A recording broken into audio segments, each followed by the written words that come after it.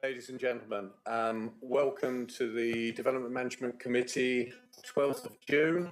Welcome to those members of the public who are here and any that are listening in today. Just some housekeeping for today. In the case of a fire alarm, please exit the doors in the building and make your way to the far end of the car park. Toilets are outside the door on the left, water is available outside the door on the right. A reminder that this is a public meeting. Members of the public are welcome to listen to the debate today, but unless registered as a speaker, you are not able to take part and speak. We are live webcast.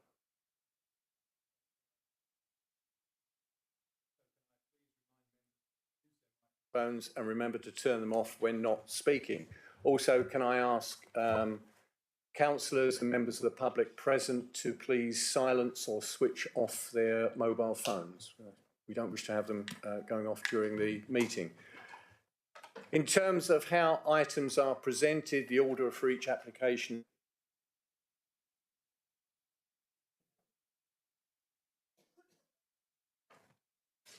will present their report. The objector will speak. Any supporter will then speak. Any parish council representative will speak, and then a ward member or ward members will speak.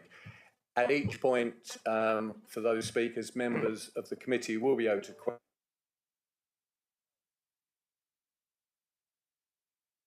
My microphone seems to keep going in and out. I would now like to ask the officers at the top table to introduce themselves. Firstly, I'm Councillor Mark Long. I am chairman of this committee. Thank you. Thank you, Chair. My name is Amelia Bolter, Senior Democratic Services Officer and Clerk to this committee. Thank you. Good morning. My name is Bernard Taylor. I'm Vice Chairman of this committee. Good morning, everyone. I'm David Fairbairn. I'm Head of Legal Services and the Council's Monitoring Officer.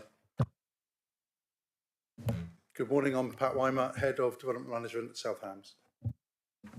Good morning, I'm Rose Dugard, Senior Planning Officer for South Hams. Thank you. We can now move on. Are there any apologies for absence? Thank you, Chair. We've received apologies for absence from Councillors Pannell, Hodgson and Oram. Thank you. Thank you.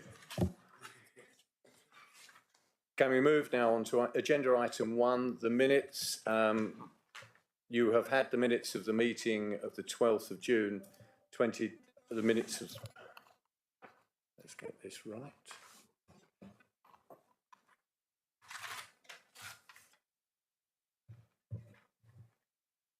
The minutes of the meeting of the 12th of June. Can I have a show of hands as to whether they are correct or any changes to those minutes? So move. So move. Thank you.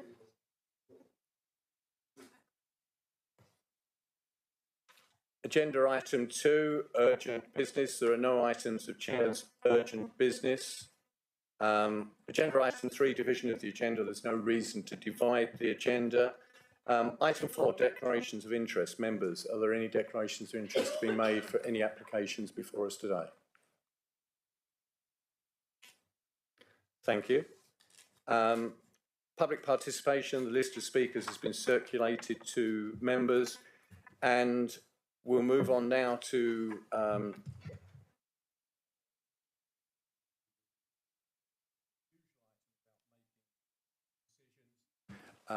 if Mr. Fairbairn, if you can take it, please. Thank you, Chairman. I can see we've got a large number of members of the public in the gallery today, so it's probably appropriate just to run through and explain how the committee will approach making decisions on planning applications today.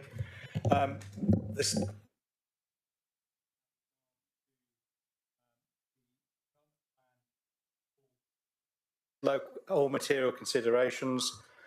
The development plan is the joint local plan and any made neighbourhood plan. Material considerations are those that relate to the use and development of land in the public interest. In making the decision, members have to have regard to the development plan.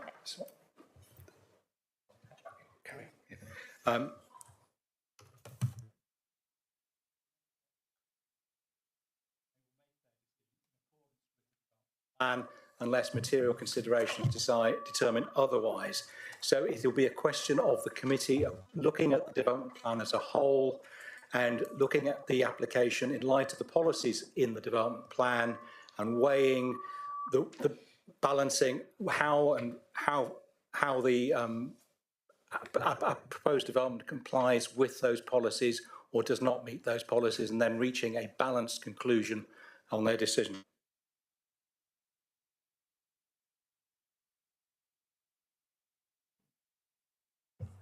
Thank you, Mr. Verboom. We seem to be having a sort of glitch sometimes with the microphone, so I think bear with us on this. Just a small sort of bit of housekeeping. I note some members of the committee are not wearing jackets. I'm quite happy for those who, because it likely is to get warm, even though we've got air conditioning here, if members do wish to remove their jackets. Thank you. Can we now move on to agenda item 6, the planning applications, and we move on first to the first application, which is 058325 FUL, Higher Swannerton Farm, Dartmouth. The case officer is Rose Dugard. The recommendation is refusal. We have a number of other officers available at this point. We have Lucy Hall, Principal Planning Officer. Rose, we have Belle Richer-Hill, the Heritage Officer, and we have Phil Baker, Strategic Planning Officer as well, available to support this presentation. So if I can ask Ms. Dugard to commence your presentation. Thank you. Thank you, Chair. Good morning, councillors. Have before us... Closer. Application at Higher Swannerton Farm. Conversion of stone barn to dwelling, demolition of existing metal frame storage barn and former dairy. Erection of garage. Sorry, let me just minimise my screen. Thank you. Revised access and parking area and formation of garden.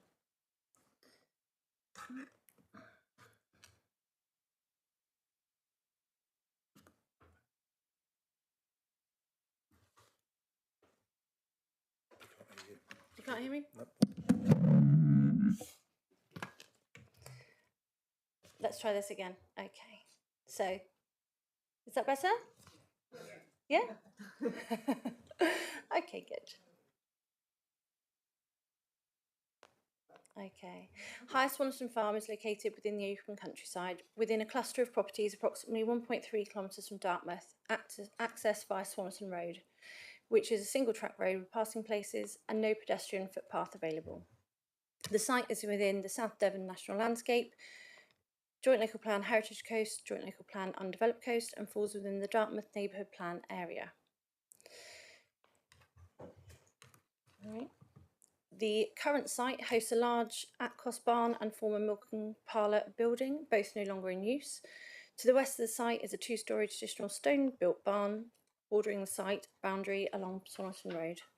A former linhay is located south of the barn. The Shippen Barn and linhay are both non-designated heritage assets. I'm just going to go over the previous history of the site for everybody. There is full detail in my report. A pre-application was undertaken in 2022, which involved the conversion of the barn to a 3-bed dwelling, removal of the at-cost and milking parlour building. The linhay was proposed to be a potential workshop. The materials proposed were timber doors and windows and slate roofs. Advice was given by my colleague Lucy Hall within the response regarding the extremely high bar for sympathetic conversion, keeping curtilage to a minimum, and given the location within the undeveloped coast, the occupation would be likely restricted to those with local connection to the area. Based on the information submitted within the pre-app, the scheme would not receive officer support.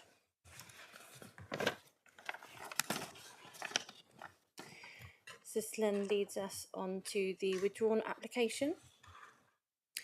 This again was very similar to the pre-app application: conversion to a 3-bed dwelling, demolition of the former agricultural buildings, construction of a timber lean-to in the yard. The linhay was proposed to be a studio workshop, landscaping, reopen or infilled openings, alteration to access. This application proceeded to the stage where an officer report had been drafted recommending approval and a Section 106 agreement was being drafted. This then was withdrawn by the applicants at that stage.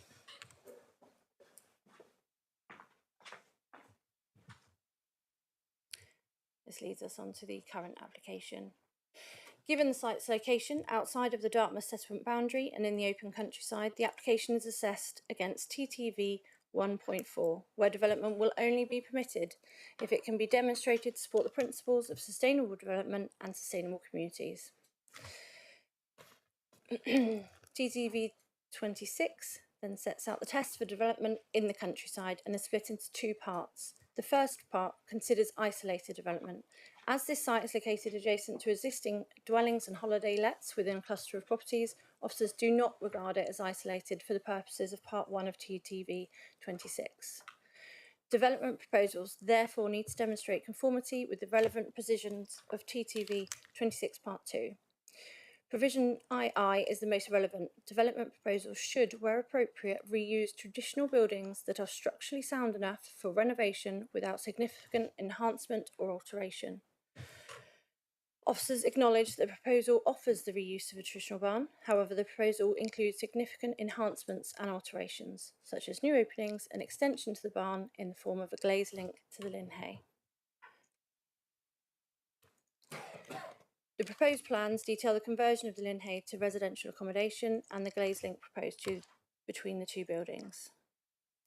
Sorry, I'll just go to that slide. No structural report was provided as detailed within the planning statement. The architect has advised, notwithstanding the localised failures, it can be seen from photographs that the building overall is generally sound without the requirement for any structural report. I did not request a structural report or condition survey, as this application was going to be recommended to refusal, and this would have been further cost to the applicant.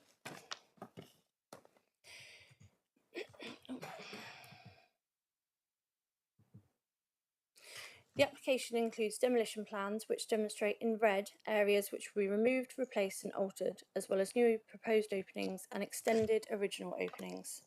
From the site visit, the condition of the exterior walls and amount of demolition required and the need for the barn to be extended, officer was questioned if the building was sound enough for conversion.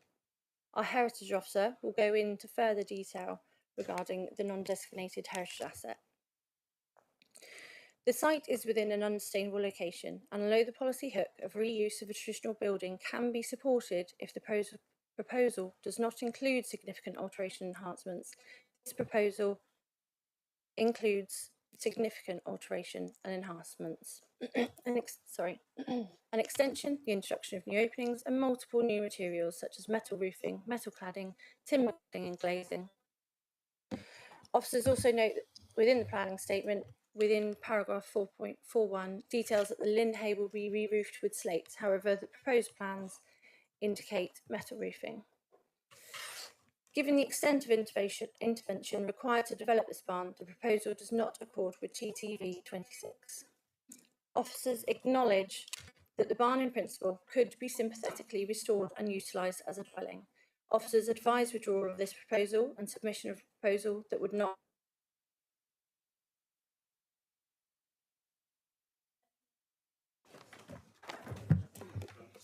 me this time. Oh, it's come back. Okay. Yep. I'll start that sentence again. Officers advise withdrawal of this proposal and submission of a proposal that would not have a detrimental impact on the non-designated heritage assets. Hold on. In regard to other provisions of TTV 26, the proposal is not associated with any agricultural operations, nor has it been evidence that there is an occupational need for a countryside location, such as a rural worker. Officers would like to clarify from the officer report that whilst the removal of the Aquos barn and former milking parlour would not negatively impact on the national landscape in its setting, that does not automatically mean that the impact is positive. Although there are two large buildings set within the landscape, they are agricultural buildings set within an agricultural setting, which is not inappropriate. In place of the Aquos barn would be a double garage, which is 1.3 metres in height lower than the previous barn. Okay. The following slides will be a brief overview. The Head of Strategic Planning, Phil Baker, will go into greater depth in regard to these policies. Housing need and mix. Dartmouth Parish have a high number of 1 and 2 person households. The ONS data demonstrates that there is an under-occupancy of dwellings with 2 or more bedrooms empty. Across the plan area, there's a shortage of smaller and by implication more affordable properties. This proposal is for open market housing set in a large plot, creating a 4-bedroom dwelling with study and snug. The proposed floor space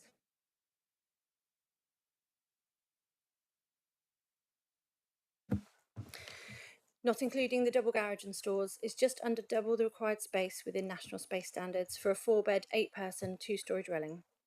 The proposal further exacerbates the imbalance in housing stock. Within the application, a carbon reduction statement is submitted detailing carbon reduction measures for the proposal, such as solar panels, an air source heat pump and high levels of insulation. Officers note that the demolition and removal of the Aquos barn and former milking parlour have not been mentioned within this, and how those potential harmful materials, such as the asbestos roofing, will be disposed of. No embodied carbon exercise has been undertaken to calculate the benefits of the proposal. Given the site's location within the undeveloped coast as detailed within the SPD, housing proposal for open market dwellings may be considered acceptable alongside other policy considerations if they can demonstrate that the proposal will result in tangible local benefit. This site's location is 4th tier, small villages, hamlets and the countryside of the settlement hierarchy. It should be expected to meet local needs by restricting ownership or occupation to people with a demonstrable local connection. These restrictions will be written into a Section 106 agreement attached to the relevant planning permission. The planning statement makes reference to inspectors' comments regarding previous appeals with principal residency conditions without Section 106 agreements. However, neither of these appeal sites, Brewery Quay, Salcombe and former Gasworks Dartmouth, are located in the undeveloped coast area. Within the planning statement, Section 6, there is a summary that the applicants would accept a principal occupancy condition that would accord with Dartmouth Neighbourhood Plan H4. However, a Section 106 agreement would need to be in place to restrict ownership or occupation to people who can demonstrate such a local connection, which the applicants do not agree with. As stated within my report, this appears to be the reason the previous application 252522 was withdrawn when the Section 106 could not be agreed. The proposal therefore does not accord with Policy Dev 24. The application of only a primary residence restriction does not mean that the dwelling will meet an identified existing local need, as it could be purchased as a main residence for someone who has no connection to the local area. Officers have assessed the proposal as a whole, and these key issues that are on the screen now were deemed acceptable with appropriate conditions. They have been detailed within my officer report. I advised withdrawal of the proposal and submission of a sympathetic conversion, which took into consideration the consultation responses. Following this discussion, revised elevation drawings with the main barn were submitted. However, as per our planning customer charter, applications will be determined when validated with the information when validated. Any amendment to this proposal to overcome the reasons for refusal would require reconsultation, re-advertisement and revised supporting documents. To note, the revised elevation drawings that were submitted were the same as the withdrawn application. I'd like to verbally update councillors. At the time of my report of issuing, no letters of representation have been received. Since then, I've received approximately 6 and counting letters of support. They generally support the scheme, the traditional barn being restored and the removal of the agricultural barns. We also received a letter that the agent stated there were errors and inaccuracies within my report. David Fairburn has checked and we've gone through it, and I hope that in this presentation I've responded to those points and have included as much as possible. Last night we also received an email from the chairman of the Dartmouth Neighbourhood Plan Steering Group, who states that policy GEE1 was being misapplied in this application. I'm satisfied that the policy has been applied correctly and the application has been assessed under the neighbourhood plan policy, local and national policies as a whole. Within the planning balance, as you see, sorry, you've had that on the screen for a while, the application adverse impacts outweigh the benefits and therefore the application is recommended for refusal. Oh, sorry, I've gone the wrong way. And refusal. And I will now hand of leave to Belle.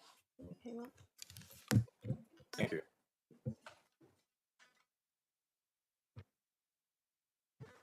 Thank you, Chair. So to introduce myself, I am Belle Richard-Hill. I am one of the 3 senior heritage officers here at the South Hams. And what a rich rural heritage we have. We have got thousands of barns across our area. And although they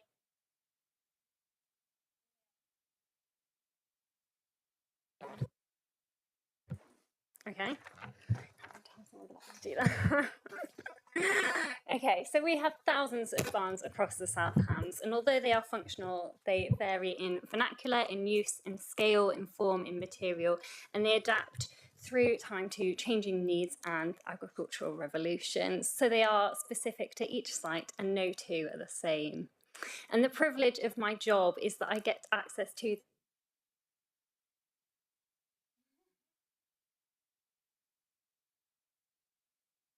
Come on back. Come back. Going for tea, or is that going to upset the system? No, it's okay. It's okay. Yeah. Okay, so the privilege of my job is I get access to these barns pre and post conversion, and they are challenging buildings to convert because they were never meant for domestic occupation. But we do have some talented architects and craftspeople working in our area who really, really care, and that is often a collaborative process, and we get invited back and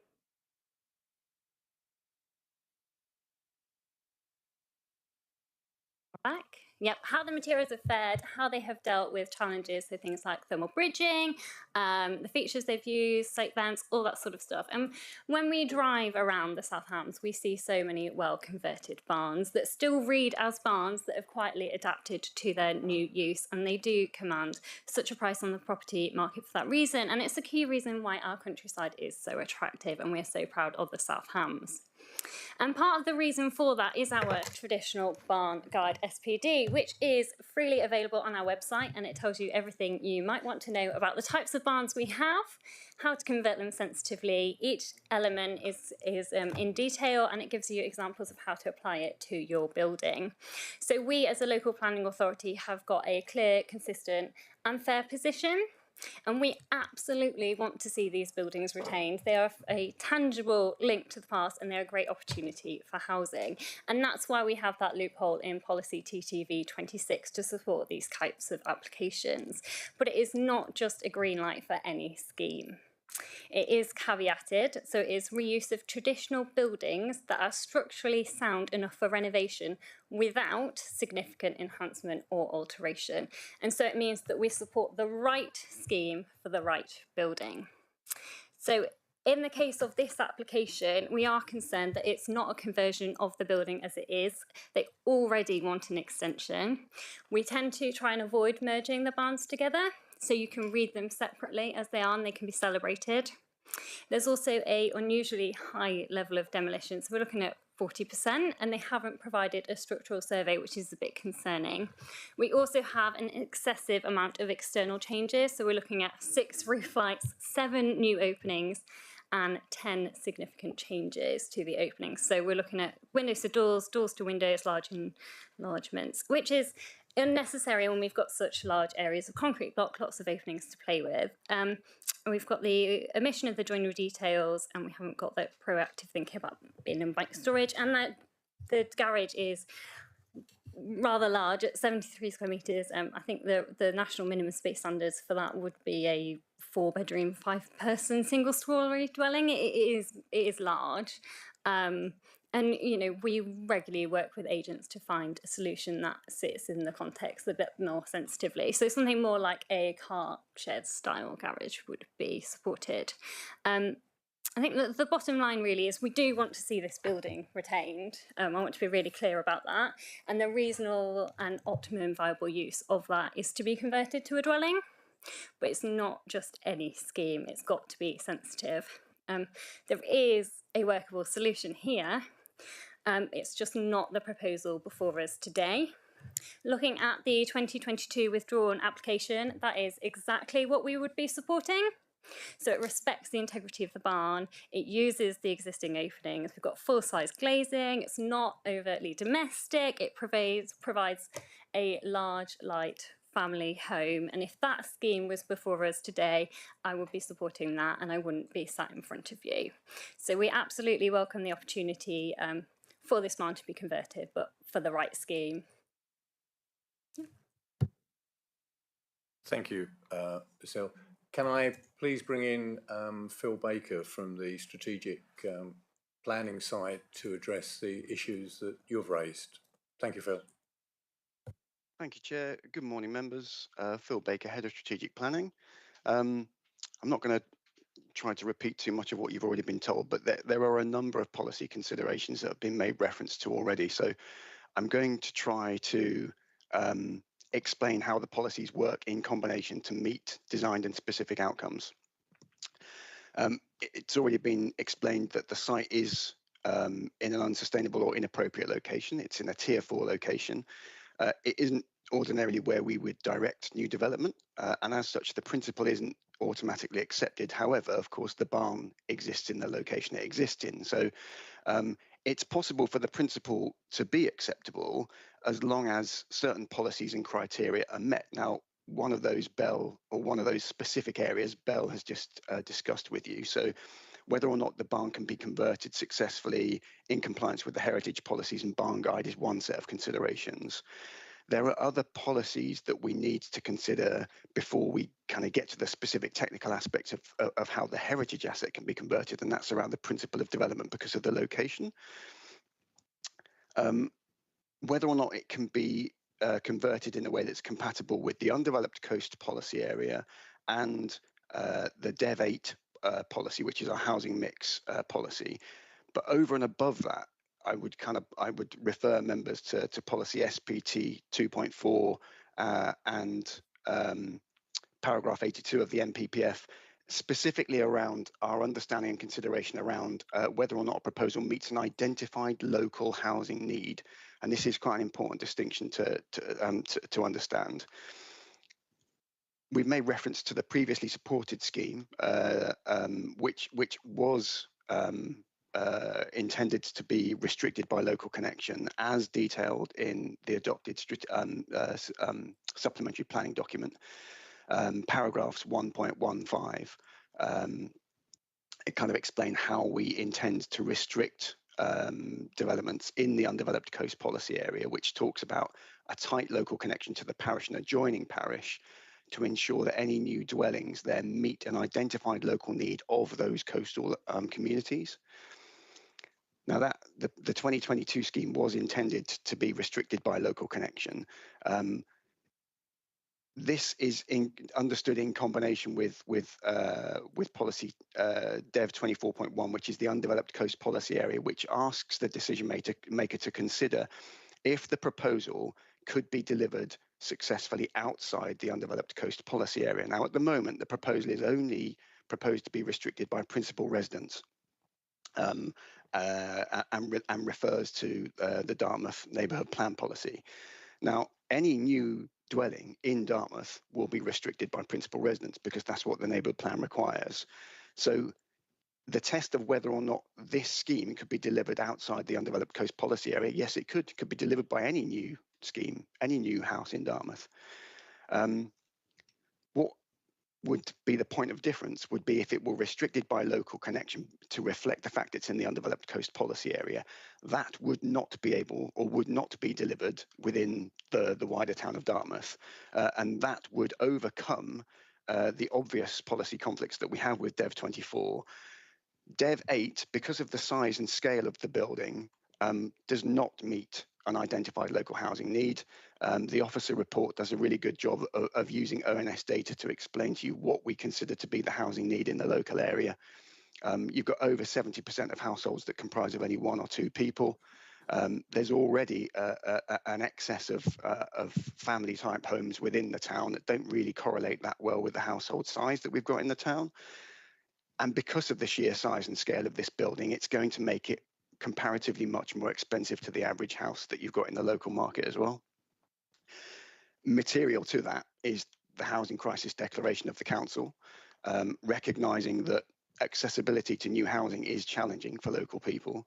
And the local connection restriction, again, is another appropriate tool to ensure that if this new dwelling were permitted, it would ensure that access to this dwelling is much more preferable or favourable for local people.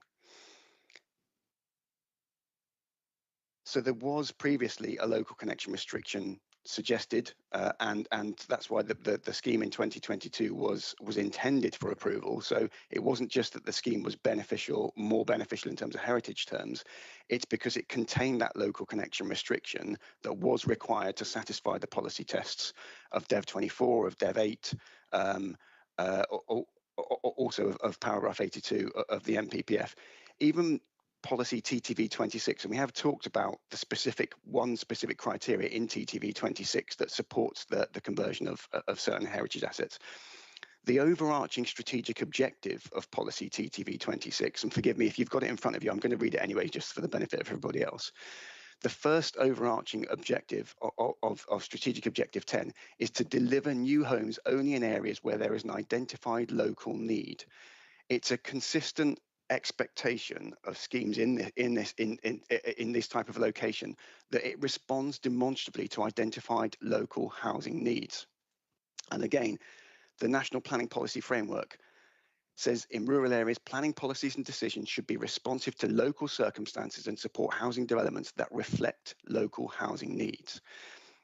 Without the local connection restriction, it's not considered to do that. A principal residence restriction only controls how a house is used from the point of purchase or occupation. So anyone could buy that.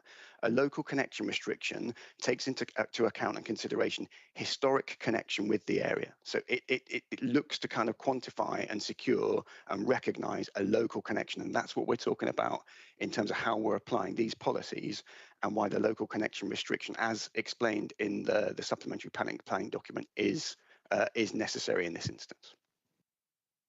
Thank you. Thank you, Phil. Members, you've had a lot to take in. Do we have any questions of any of the officers? Councillor Hodgson. Thank you, Chair. Yeah, I know it's maybe a bit of a random question, but this has been an agricultural building. Does an agricultural tie remain on this building or not? Does that automatically cease once it becomes a residential application? It's accepted. The existing barn isn't a dwelling. It's not a dwelling. Okay, so agricultural tie doesn't exist on buildings as such. Okay, because the address is farm. That's why I just wondered.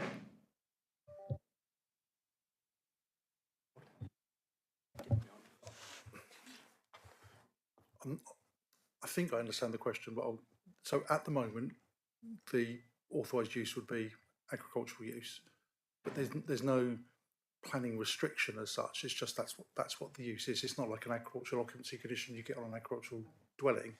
So if any agricultural building had either a planning permission or through permitted development that changed to another use, that would then become the use, and the agricultural use would fall away. But there's no restriction in the same terms as an occupancy restriction that would be on an agricultural dwelling.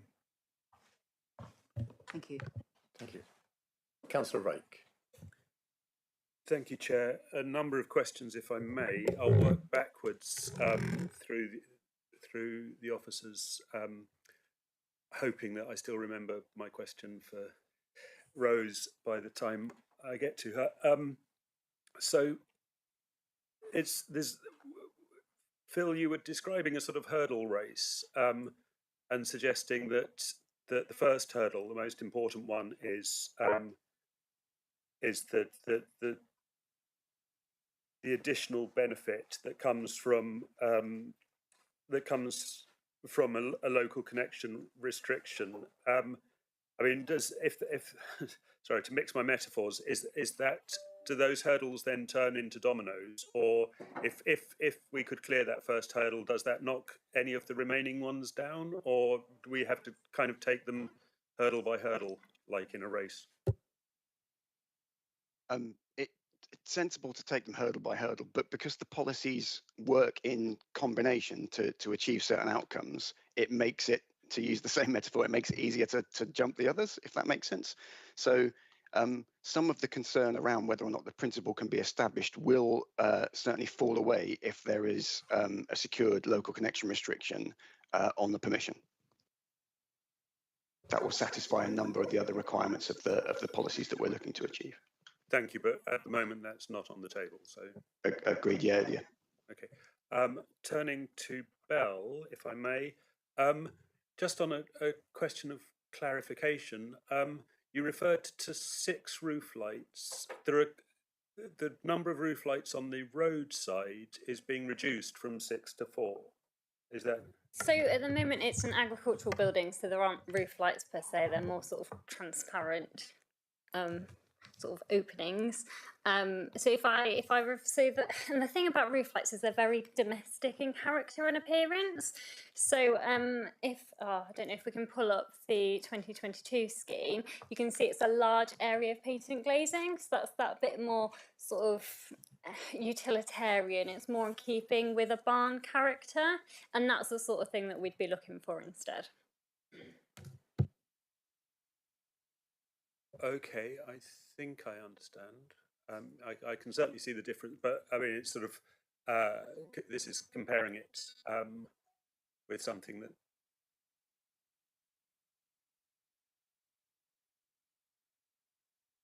or has only existed in the mind of an architect, which is a dark place.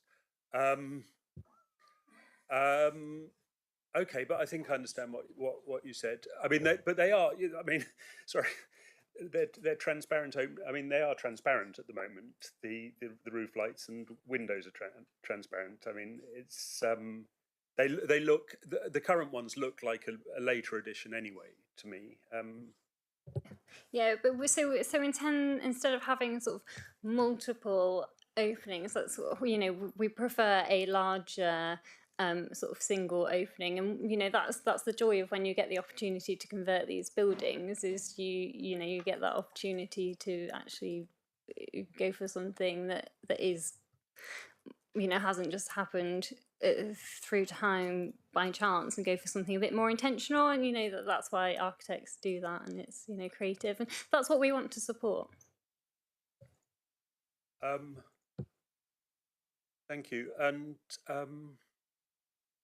Rose, just on the new roofing material you mentioned, it's currently slate on the one and metal on t'other.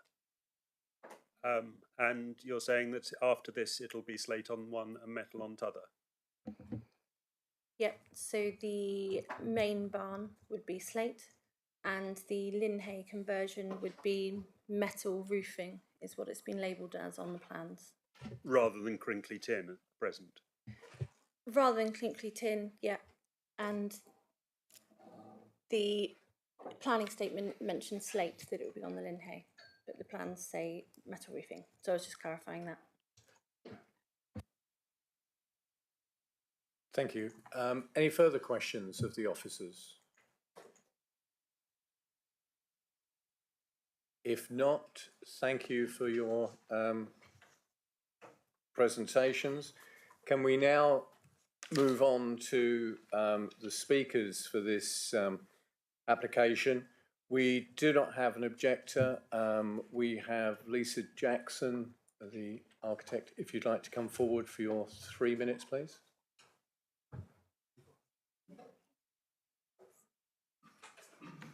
Thank you, Chairman. Thank you. I'm not the architect, I'm the planning agent. Sorry, my apologies. Thank you, members, Chairman. I want to explain today that you can approve this application. There is policy support for saving this heritage asset on this site and conversion to a dwelling, and you've heard that from your officers. But they have given insufficient benefit to the positive elements of this proposal and chosen to focus on the negative aspects, incorrectly claiming policy support from the neighbourhood plan and not giving the correct weight to the material considerations that support this sustainable scheme. So this first slide shows you the location, and you can see from the red dot the distance from the town centre. It is no further than the strategic expansion of Little Cotton Farm. If you need the library or the dentist in town, you have to travel further from the new development than this site. The access is very quiet and supports walking and cycling. Whilst it is located in the countryside, it is not remote from services. Second slide, please. This slide shows the buildings affected by this proposal. The scale of the buildings to be removed can be fully appreciated from this view, showing how significant an improvement to the area this demolition would bring to the undeveloped coast. The proximity to the neighbouring buildings is apparent too. No consideration has been given to the benefit to local amenity in restoring the demand and removing the unsightly buildings. This also shows the mix of dwellings here. The farm already has a 1-bed and 2-bed cottage, and the neighbour is a 3-bed dwelling, and you can see the 12 roof lights that exist on the barn today. Third slide, please. The applicants already have significantly improved and invested in the farmstead and are now employing 7 local people, winning awards for their goat cheese. This application would complete the amazing restoration project they have completed so far. Fourth slide, please. These are the 2 buildings to be demolished. The members visiting the site could see for themselves the decay and damage these are creating in the area. The officers reports them as describes removal not negatively impacting the South Devon national landscape in its setting. I believe a full and objective assessment would describe their removal, in fact, as beneficial on 7 counts. Firstly, to the setting of the heritage asset. Secondly, to the national landscape. Thirdly, to the undeveloped coast. Fourthly, to the local residents and their amenity. Fifthly, to the environment, as the polluting materials are removed from the site under separate legislation, not under planning legislation.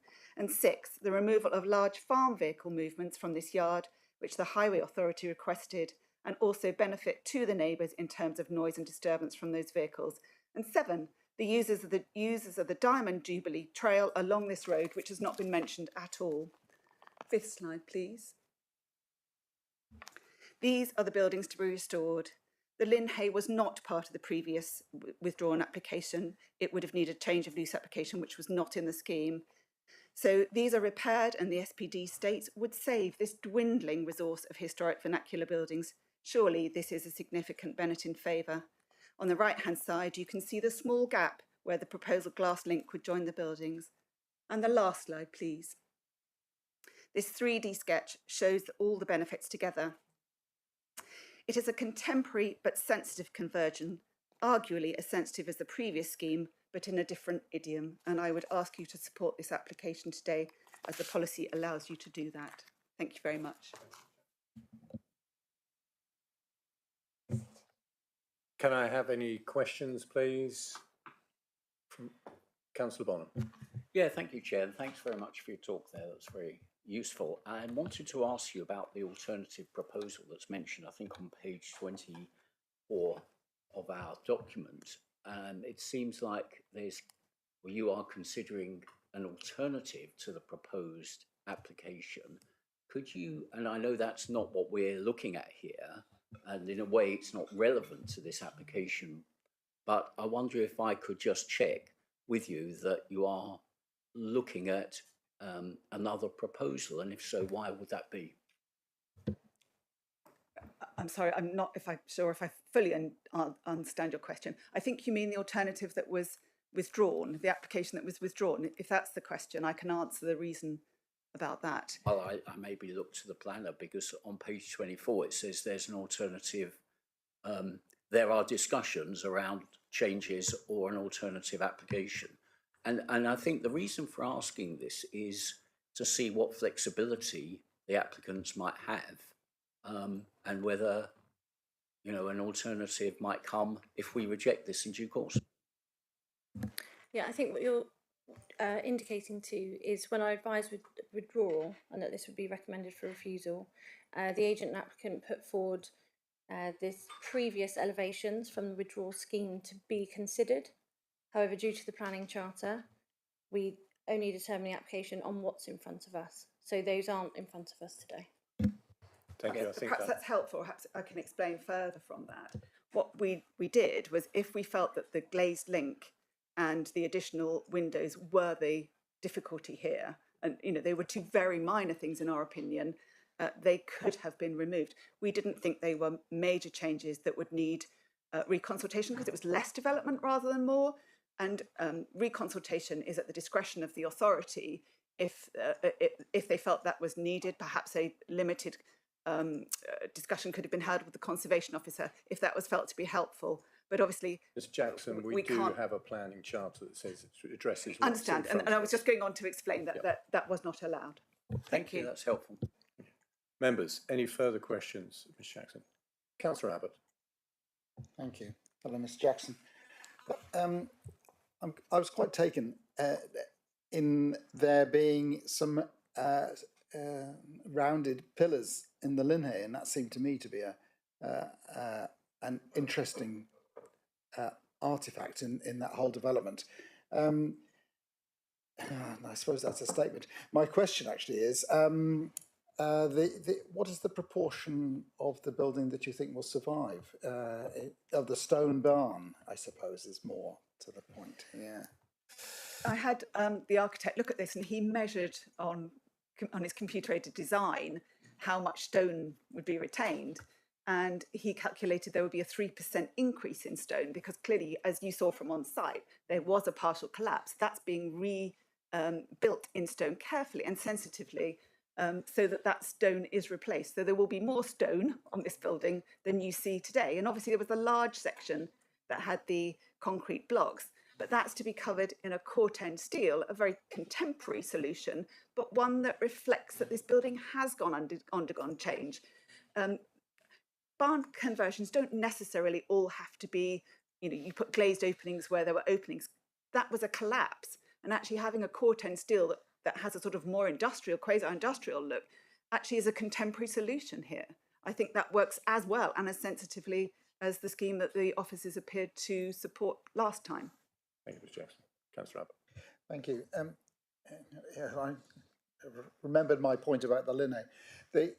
Currently there's corrugated iron, and the reports from the officers are that there is a bit of confusion about the roofing, that it's mentioned in two different types. But would you like to comment on the proposed roof for the linhay? Yes, and my apologies, it shouldn't have said slate in the report.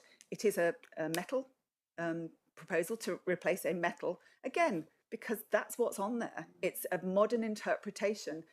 As you say, the really lovely thing about the linhay is those beautiful rounded stone pillars, which will be retained. They're the best feature of this building, and it's identified as a designated heritage asset. It wasn't saved in the previous proposal. It wasn't part of the previous proposal because there was no change of use on it. Although there was a mention of using as a workshop, it wasn't granted. It wouldn't have been granted consent because it wasn't part of the previous scheme. This is an additional benefit of this scheme over the previous one. Thank you. Members, any further questions? Councillor Rake. Thank you, Chair. Good morning. And thank you for your presentation. We heard, I might need to check something with our Head of Development Management during this question, but we heard from Mr. Baker that and in my question to him that obviously the first hurdle is the one of whether it would be possible to I believe we could include a condition that's subject to an S106 agreement establishing a local connection, so that I'm not straying from the what's in front of us part of the rules, am I? If I would to ask the agent if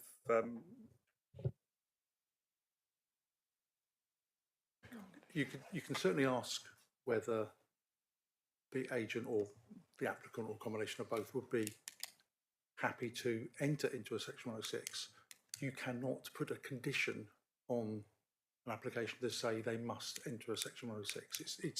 It's two separate things. You can't do it as a condition. Or there's certain things you can condition or have in an 106, but if you're looking at a local connection, in my opinion, it has to be a Section 106, and you can't deal with it by condition, which is why it wasn't dealt with by condition in the previous withdrawn application, quite rightly, in my opinion. But it is something, my concern was that we get told off if we're for not talking about the application in front of us, but this doesn't stray too far from that. Okay. I think the difficulty would be, and I think that it might have to be a short break to have a conversation with the applicant agent, because if you're heading down that line, I would strongly advise against approving subject to 106 if it's something that the applicants would not be willing to sign, because I think that you would then, if that's the case, then I think it would have to be a refusal for the lack of a section 106 that then gives them an opportunity to appeal against that reason. Whereas if you approve it subject to 106, because it's not a condition, it becomes really difficult to lodge an appeal and deal with it from an applicant's perspective if they don't want to sign it. Thank you. You've probably guessed what my question is going to be. And I can answer it easily. No, the applicants will not enter a section 106 for local connection. The reason being, this is a really high risk project. Look at it. It's a barn that needs significant investment. To limit your market would be foolhardy, and they can't do that.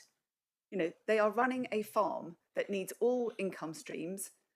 If they limit their market because it's an expensive barn, it's going to, be an expensive conversion, and you would need to reflect that in any market price for rental. It becomes a project they cannot fulfil. If you want to save this building, you have to understand that that sort of restriction is not necessary in this case, because it is a non-designated heritage asset, and the balance allows you in the National Planning Framework to make those considered balances because of the difficulties of saving a building against the restrictions that you might otherwise apply. Thank you. And a second, probably also just so the two redundant buildings. Nevertheless, so then they're only partially redundant because they attract agricultural vehicle movements. They don't at the moment. Only small, in a small way. Yes, they're used for storage. The Atcos barn is used for storage, but it's the fallback position you have to consider, and fallback is a relevant material consideration in any planning consent. If they can't proceed on a residential conversion here, they could do up the barn and start using it with farm vehicles tomorrow. Thank you. Thank you, members. Any further questions? Ms Jackson, I have a couple of them. We've obviously focused on the stone barn, the Linhay. One of my questions is, the garage proposed is quite a substantial structure. Why, can you explain why it is that way? Yes, I can. It's because it contains a bat loft. The barn has a summer roosting colony, and so you need a rather large building in order to contain the bat loft. I would point out, although the officer said it's 1.3 metres lower from the ridge height, which the question was asked on site, it's 3.3 metres at the eaves. So from the roadside, and your appreciation of it from the road is a much lower building than the current building. So in terms of bulk and massing, it's entirely appropriate because it's pointed, it goes to a point because it's a apex building, which is an appropriate solution. That's why it's tall, but actually it's not over large for a building in a rural location like this at all. My second question is, obviously you use the term high risk because of the cost, but on site we did see some collapsed areas, quite understandably because of the age of the building. I'm just wondering why no structural survey was provided to the officers because obviously there's a lot of change within the building, looking at the plans, the interior, and I think we've all experienced and seen buildings where issues come up because they haven't been identified. So I'm just wondering why no structural survey was provided. It was not requested, but equally a condition could be applied that to ensure that a structural methodology ensured that this was a conversion. It's quite normal in cases like this. It's a stone building. It's been there since 1830. It's going to stay. Yes, there are some interventions, and barn conversions will have interventions, but it's not a rebuild. And I explained in detail to the officer, there was a question about the lintels, for example, on the roadside, and I gave some answers from the architect who said, well, they're there because they're supporting the stone above it, but to have the opening behind. It's entirely possible to convert this And the architect has experience of this and said it's sound. Had we been requested it, we would have provided it. Thank you, Ms Jackson. Any final questions, Ms Jackson? If not, thank you very much. Thank you. We will now move on to Councillor Webb, Dartmouth Town Council. Your 3 minutes. Thank you.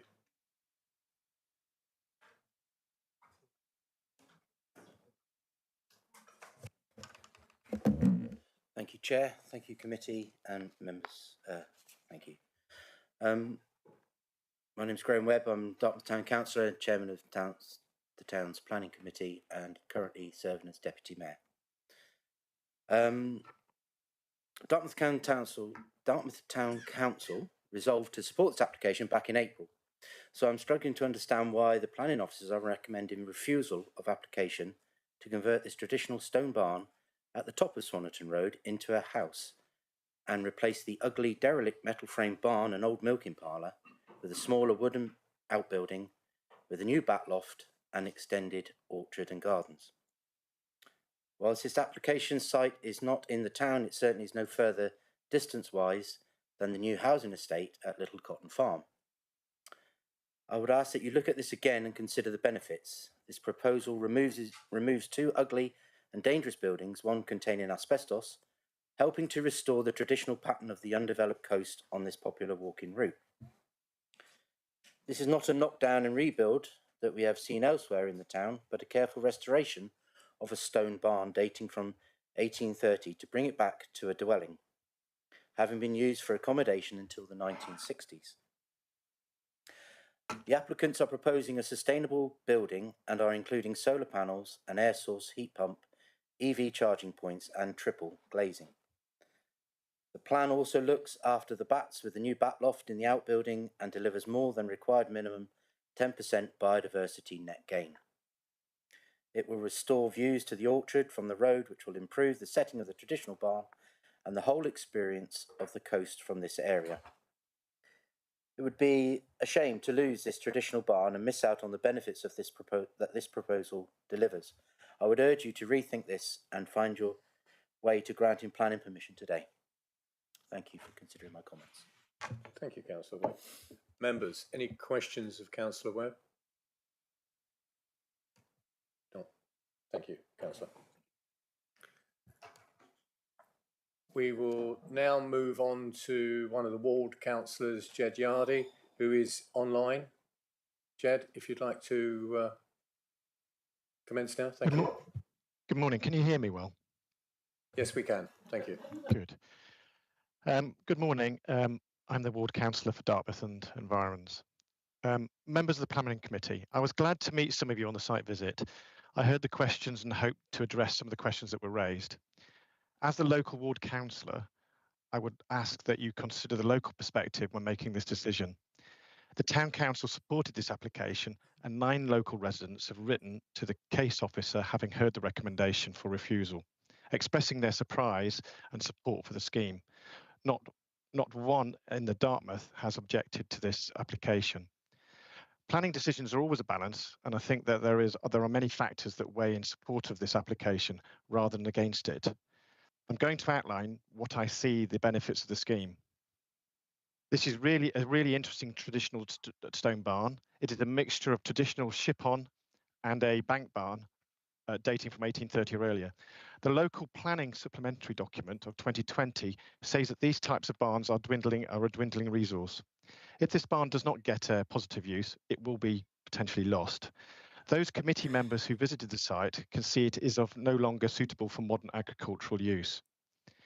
As it is a non-designated heritage asset, the local policy in the local plan SPD advises that and I quote, appropriate weight must be given to the asset in consideration of the planning balance. Non-designated heritage assets should not be seen as a restriction on development in itself, but an opportunity to enhance proposals by proper consideration of the features deemed to be of local significance. End quote. National policy reflects this too by saying a balanced judgment will be required having regard to the scale of any harm or loss and the significance of the heritage asset. This is just such an opportunity. The two heritage assets on this site can be enhanced by positive reuse and would create a dramatic improvement to the setting of the buildings. Removing the two largest buildings on the site would also give a significant improvement to the undeveloped coast and the national landscape. Removing asbestos and degrading concrete are also in its favour, not to mention the immediate improvement for neighbours. Officers have previously supported the conversion of the main barn to a dwelling with the previous application, but the difference this time is that the two heritage buildings will be saved rather than just one. The linhay is significant too and dates from around 1840. The only addition is the glazed link between the two existing buildings. This represents less than 2.9% of additional volume. I would suggest that this is a very minor modern addition to make to the buildings and functions well. The owners have transformed this farm from a breeding goat, creating a new dairy, making award-winning cheeses and employing 7 local residents. They already have a mix of dwellings on the farm with 1-bed and 2-bed cottages and with 4-bed farmhouse. This barn conversion would complete a physical restoration of the farmstead. Turning to the questions the members asked on site, firstly in relation to the concerns as whether this is a true conversion, I'm assured by the applicant, the architect and the planning agent that this is a conversion. Whilst the building needs significant repair, conversion is possible, and the temporary concrete blocks and modern brickwork additions will be removed and sensitively restored with existing stone, actually increasing the stone on the elevations from 83 square metres to 189 square metres, approximately 3.5% increase, and some sympathetic contemporary detailing. This cannot be controlled by planning conditions to ensure the details are appropriate to the heritage significance of these buildings. These can be controlled. There was a question from the member, from committee members about the roof. The roof is in good repair and will be utilised as existing, with making good around the installation of heritage roof lights. There were questions about the lintels added on the roadside elevation. These have been added to support the stone insertions above, and the window openings relate to the floor only. This is sensitive use of traditional openings as recommended in the Council's Barn Guide. The historic stone flat arch lintel is retained. The committee members asked about the height and size of the garage. This will be 1.3 metres lower than the existing barn ridge and a 65% reduction in volume. The reason for the garage is to accommodate, in part, the back loft of a sufficient size to relocate the summer roost that occupies the stone barn. This will be carried out by a professional ecologist using European protected species licence. Turning to other matters, and I'm nearly complete, there are other benefits of the biodiversity net gain with planting to enhance the orchard. In addition, the surface water will be controlled, assisting the site flows, slowing flows from the site, a betterment over the existing use we have, what's presently there. There are also positive aspects of the construction work to support jobs and local economy. In terms of this sustainability, this site is no further from Little Cotton Farm, from the town, and the road is very quiet, so cycling and walking is an option. The buildings are to be reused. The third approach is for sustainable construction. The proposal will be all electric, including solar panels. An air source pump, 2 EV charging points, triple glazing and high levels of insulation are proposed. In addition, we as the council cannot demonstrate a 5-year land supply for the housing, so there is a requirement to apply a double presumption for sustainable development. Even one dwelling helps with this, and given the site must be developed where the barn exists, as it is a heritage building, I believe that this should be considered a sustainable proposal. The applicants did offer to revise the design to overcome concerns about the link and additional windows in the east elevation, but the officers would not accept the revised plans on the basis that it was a completely different proposal. I have not seen those revisions. And taking out of this part of the proposal is a reduction in impact. I cannot see why in this case, the officers would not work with the applicants and accept their very minor change. Notwithstanding this, I believe that the design as it stands is perfectly acceptable. I understand the applicants have offered to accept the principal residence condition required by the Dartmouth Neighbourhood Plan, and again, hopefully this will make the proposal more acceptable to you. So in conclusion, can I ask that you look carefully at the balance of this application and conclude, as I do, that in my ward, in Dartmouth, this project brings significantly more benefits than it does harm. Thank you. Thank you, Councillor Yardy. Any questions of Councillor Yardy from members? I have one, Councillor Yardy. You covered a lot of ground there, and you addressed some of the points that I had questions of you. One that you didn't address or question was the local connection issue, which has been raised previously, which the applicants would not agree to a 106, but obviously it is a policy question. I just wondered whether you'd had an opportunity to consider that.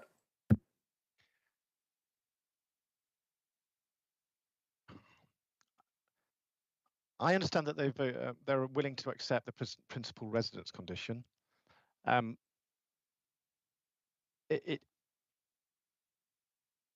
my consideration, because of the nature of the site and the size of the proposal, it is going to be very difficult to ensure that it is purchased or potentially purchased by a local person. I do believe that a principal residence condition could be applied. Thank you, Councillor Yardy. I say that. Yeah, go ahead. No, please.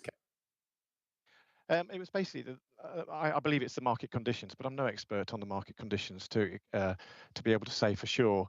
But I can't see how a building of that size and nature would be able to realise the value that's required to recover, make the project viable, could be undertaken with a local connection only condition. Thank you, Councillor Yardy. Councillor Dommett, you have a question of Councillor Yardy? Yeah, I guess it follows on from that question. As a local ward member and knowing the housing need in your area, how do you feel about this very large plan that could potentially be 3 different housing options coming forward as one?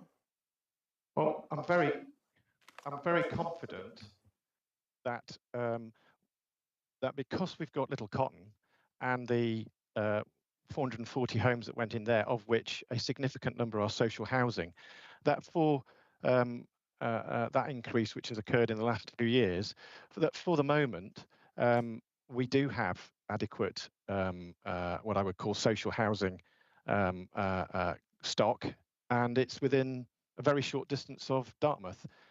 So I don't have an issue with the need for it to be, let's call it, single residence or a smaller structure, a smaller.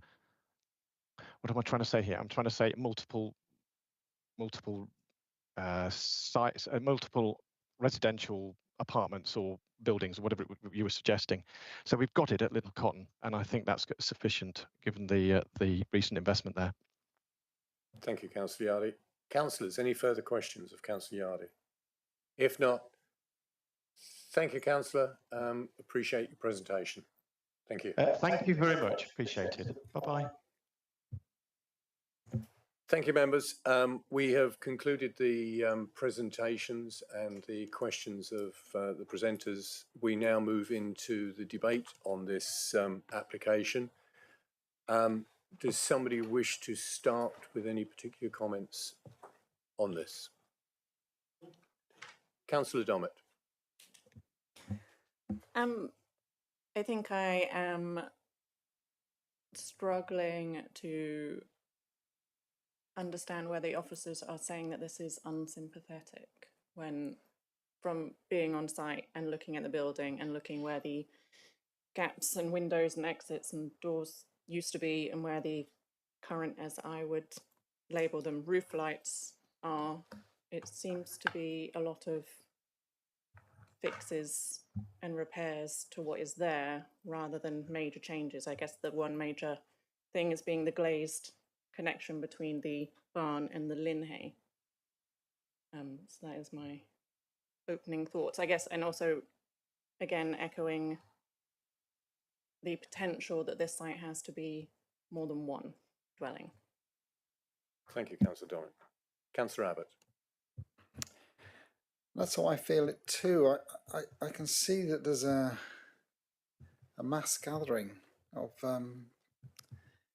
defences of the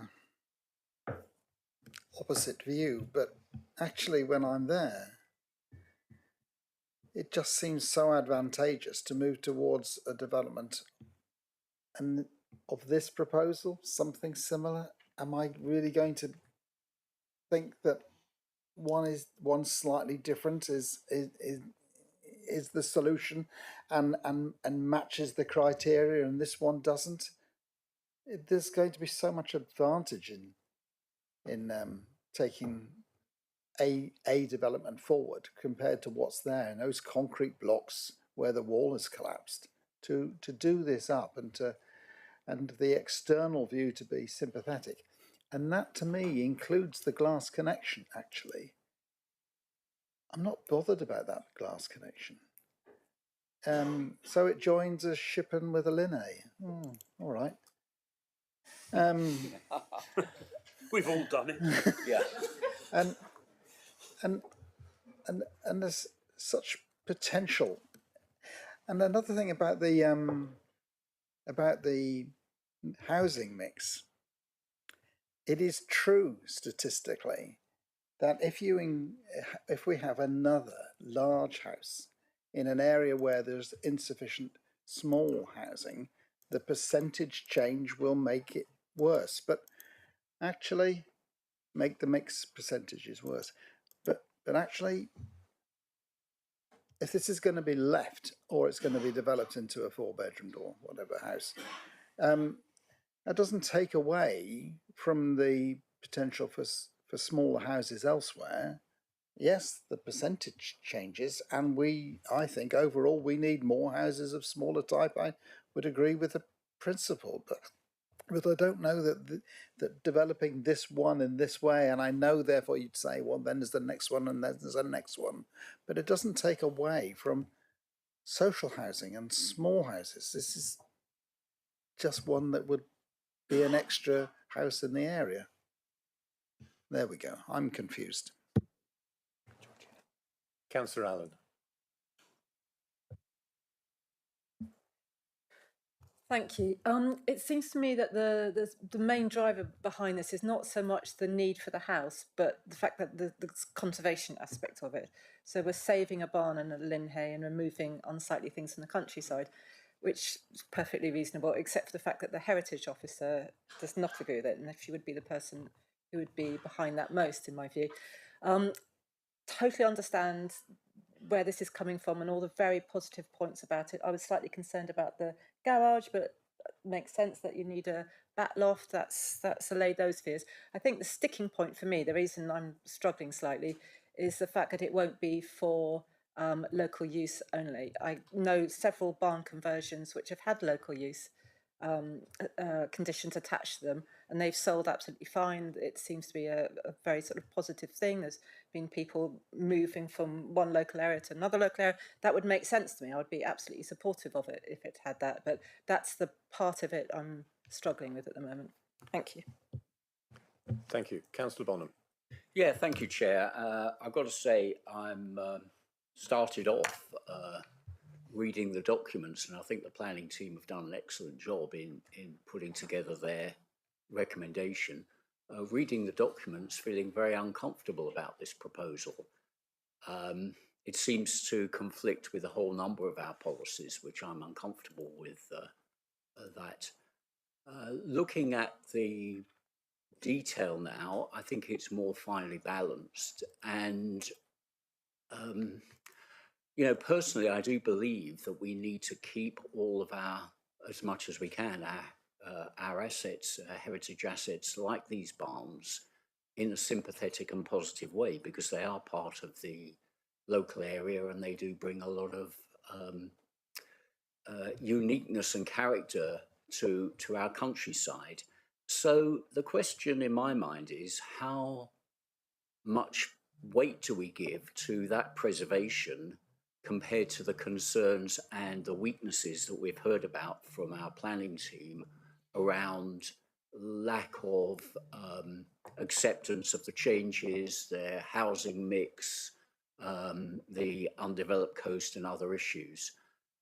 And that's become a bit more of a difficult question. I think perhaps I could ask on the screen that we take a look at the point that my colleague councillor has asked about, which is the comparison between what it is now and what the proposal is. There was a slide, I think, further back in the pack that looked at the looked at the comparison, because it is the change in the openings and the design. Is that the best one? The existing. Yeah, the existing versus The existing versus. One with red on it. Yeah. That one. Well, I can't remember exactly which one it was. Had red on it. Let's go for the red one. Not that red one. Yeah, the extent of the. So you have the existing on the left and the proposed on the right. Yeah, I think what we need to do if we are going to approve this is feel comfortable that the changes made to the heritage asset are minimal. I mean, look, listening to the heritage officer, and I totally respect the recommendation, we shouldn't be supporting something that makes significant changes. But if those significant changes are essential to preserve the building, then I'm a bit more open-minded to accept that. I think what I'm seeing here is a number of changes that maybe are optional, and there's some things here which don't need to be done, and I can see the heritage officer's point of view. So I'm still a little bit undecided. My feeling is that we need to get the proposal right if we're going to change this building for development and for domestic use, and I need to have a closer look at this diagram to really think about and decide on that point. Thank you. Thank you, Councillor Bonham. Councillor Nix. Yes, thank you, Chair. Whilst I absolutely understand and appreciate the work that the applicants and planning has put in, and also the hard work that our planning team have put into this, I'm very torn. I want to keep heritage buildings. We've done quite a few in our ward, which have been really successful. However, I do understand the heritage concerns, and I do understand that, whilst we say that road's quiet, it's still a long walk to the nearest shop or school or wherever. And my main concern is this local connection. Really, we need to look at the young people, particularly in the areas that need housing. And if people aren't willing to give that local connection, that for me is a problem. Thank you, Councillor Nix. Councillor Rake. Thank you, Chair. It's rare that I can boast to this committee that I've got experience in something, but I've got 30 years experience living next to a pretty hideous barn conversion. I hope my neighbours aren't watching this, but so I have formed over those 30 years of having to go out and look at it actually two fairly hideous barn conversions, one opposite, one next. Anyway, and I think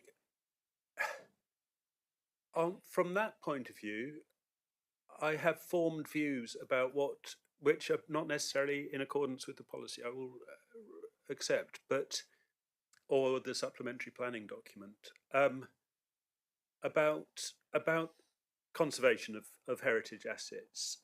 And I think and I look at them closely as I walk around the place where I see one and think, how's that been done? And I think the ones that work best are where the past talks to the present and vice versa. I think if we try and ape the past and fit in too much, then that is the barn conversion next door to me. So I like aspects of this because we get I think it's also important to remember. Sorry, I'll get to a coherent thought in a moment. It's important to remember that when they were built, the round pillars whose praises have been sung weren't an architectural feature. They were just a pragmatic thing, and now we have the chance to promote them as an architectural feature and to celebrate the. So on that front, I find So I'm sort of Mr. Baker said that you know the first hurdle was the local connection issue, and it didn't pass that. I'm still struggling with that one. I take the applicant's or the agent's point that this would be a high risk project, but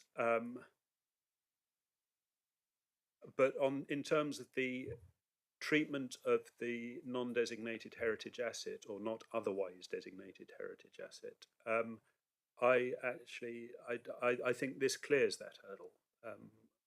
So yeah, there's me. Thank you. Councillor Donnet. I just wanted to mention when it comes to walking to Dartmouth or the surrounds, it is on the Diamond Jubilee Way. That road does connect to a walking trail. So just worth noting. Councillor Allen. Yes, it's just a small point. A few people have mentioned the fact that Little Cotton Farm, this is no further away from Dartmouth Centre and Little Cotton Farm, but the council, as far as I know, objected to Little Cotton Farm, so you can't really use that as a rationale. Thank you. Councillor Abbott. Okay.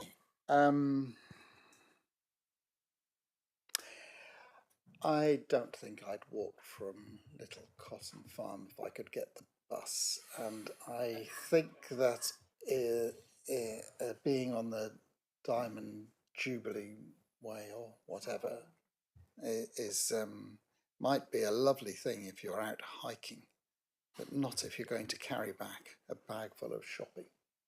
So actually the officers are not against change. They have said that they were happy with a previous change and they're not happy with this change. And I'm going to test the waters. I propose that we go along with the officers in rejection. Thank you, Councillor Abbott. Before anybody jumps in, I don't normally pass comment, but you've sort of, there is a scheme to be delivered, and I think the officers have indicated that, and there's been previous schemes, there's elements, and I think that, like you said, they're not afraid of change or sort of reflecting some modernity to it. There is a scheme to be delivered, but you know, from my point of view, I don't think this is it at the moment, and it does conflict with policies which have to be considered, and we have to be very careful where we step away from those policies. And there is a clear policy in the undeveloped coast for a local connection.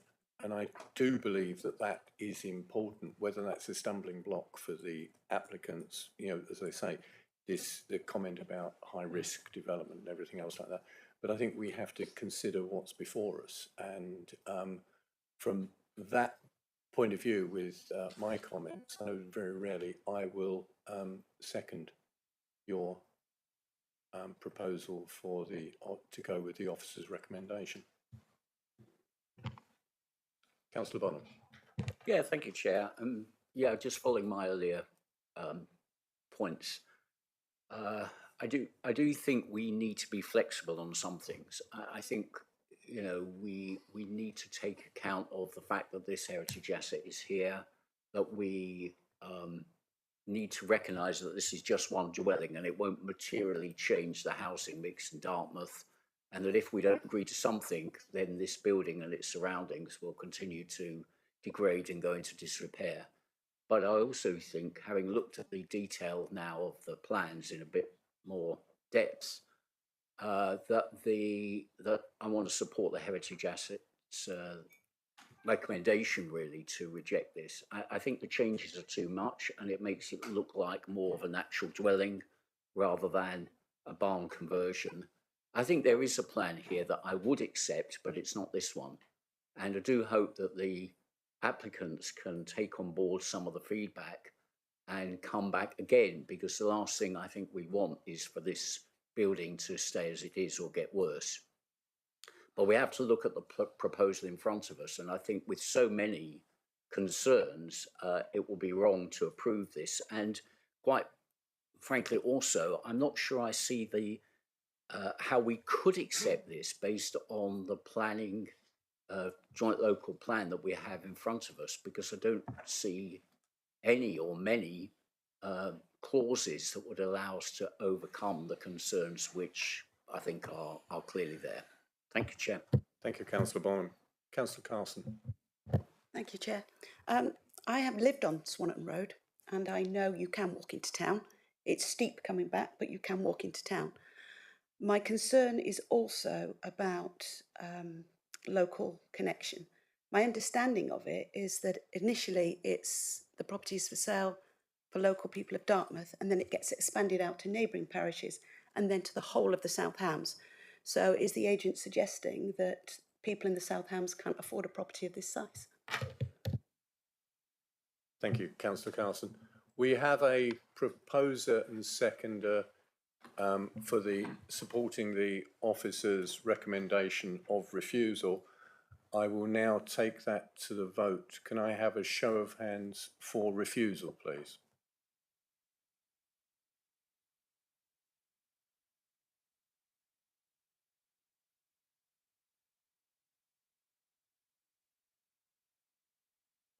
Thank you. Those against?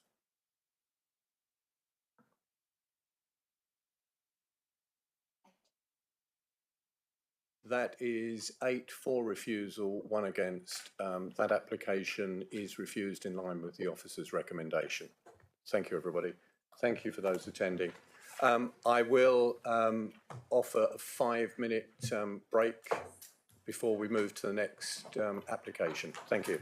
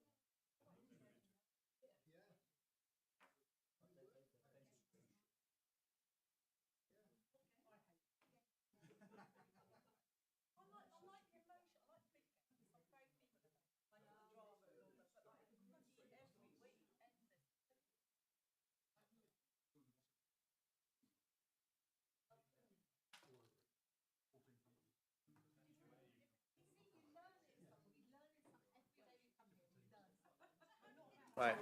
Thank you, members. Members, we'll recommence the committee with agenda item B, which is 231624 FUL land at Holland Road, Plimpton. The case officer is Tom French and Ian Sosnowski, who Ian is presenting today, and the recommendation is conditional approval. Ian, if you can run through your report, please. Thank you, Chair. Apologies from Tom, who's away at the moment, so left me doing this on his behalf. Just before we get into the main presentation, just a way of clarification, because some of the plan that's shown on the beginning of the committee paper has the site shown as that, but actually, just clarification, we're going too far. The red line does include the site access. So just point just for any points clarity. Yes. Is it all right to ask so early, or is it, so the footpath is that the black line or the triple red line? No, the red line is the one that goes down the middle, and then the two red lines sort of that go through the site are the overhead power lines. So I'll show you those on a later plan.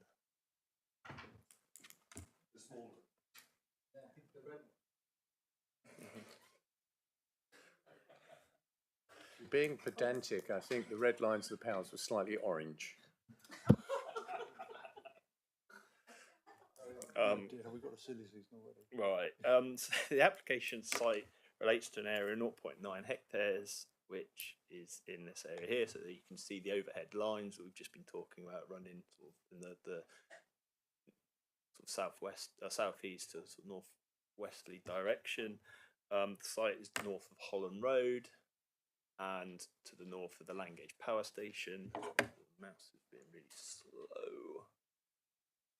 And we've got the sort of existing Langage Business Park to the west, and the Western Wood Road and Beechwood Way development to the immediate west. And there is a public right-of-way that runs between the two sites that's referred to in the papers, that runs north to south through the site, like so. Just context, in case anyone is going to ask that question, the site sits outside the Freeport, so the Freeport boundary runs in and around here, and all of the remaining Langage site. For members who weren't on the site visit, sorry, there's a bit of delay on my screen and what's being presented. That is the site access. So there we go. The main feature is the overhead line. You can see landscape, significant levels of landscaping that's to the north of the site, which was planted as part of the power station mitigation back in 2000, sort of between 2006 and 2008. Our application site is in this parcel here. So just for clarity, members, the site we're talking about is everything to the left of these power lines. Plot 2, which comes up in reference in sort of later on, is everything into the right of the field. So as part of the proposal, a new hedgerow is going sort of between plots 1 and 2. But context and clarity, the planning application before you today is plot 1 and plot 1 only, and that is the field, or the half of the field that sits to the left of the power lines. The site is about 82 metres deep, so from the Holland Road or the front of the site to the rear of the site, and there's about a 3 metre land change rising from the south towards the north. That is the application in front of us. It is a full application, and there's no previous planning history on this part of the site, save for the landscaping that was planted as part of the power station, which is to the north of the site. What I'm going to do, and what we can see here, is the red line denote, or that red hatching, the orange hatching, is the line of the overhead lines. So there is an easement or a way leave that means that structures and buildings cannot be situated under it. There is another sort of lower voltage overhead line that runs north to south that follows the western edge of the application site. So the buildings sit between the two overhead, or between the two lots of cables. What I'm going to do is just jump to a slightly different plan, because this one's probably easier to read or see on screen. But what we've got today is a planning application for 30,000 square feet, or that's 2,787 square metres of flexible industrial use. So that's Class EG 2, 3, B2 and B8 that will serve as starter units. So the intention is that these are small premises that are suited for new businesses looking for places, looking for industrial units to use in the early days of the business. The application is before committee because there's a council interest in the land, and there's a sort of history relating to a Section 106 obligation towards the power station and the larger employment site to the south, where the landowner is required to deliver or provide 30,000 square metres of employment units in and around the Langage site. And once constructed, the buildings will be leased to the council for 21 years, who will then oversee the tenancies of these units. And so naturally there have been non-planning conversations with the council's assets team around this proposal. The application is for two separate blocks, so Block A and Block B. Block A will contain units of 1,600 square foot or 140 square metres of individual space. So you've got 5 there, 10. 1, 2, 3, 4, 5 along the front, and then there's 10 to the back. Sorry, my little cursor is got quite a lag on it, but hopefully you can see. Just try and zoom in a bit. So we've got 10 units there, and Block A is 70 metres in length and 70 metres in depth. And what we have here is Block B. These are slightly larger units of 260 square metres. There's 5 of those, and that building will be 45 metres in length and 21 metres in depth. Both buildings are 7 metres in height to the apex of the roof, and there's a shallow pitched roof on both the buildings. Just go back to the previous slide. Part of the proposal, as I've said, is amenity landscaping. Both buildings are centred around the courtyard. We can just see the parking spaces and loading docks delineated on this plan. A new hedgerow, as I said, is proposed down the eastern side of the site.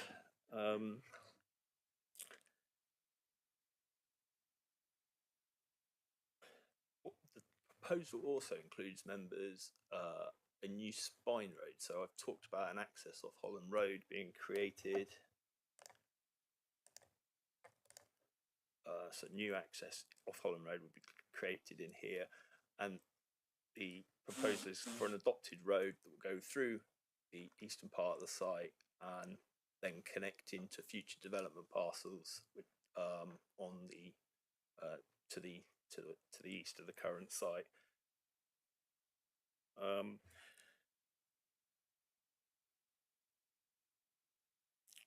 Appearance-wise, the buildings are of a similar ilk to those types of buildings situated around Langage. I appreciate that these plans are quite large, so we have a scaled-in version here, but essentially the building has a sort of short brick plinth and 2 tones of composite metal render. We've got roof lights and PV panels sort of situated along all of the roofs.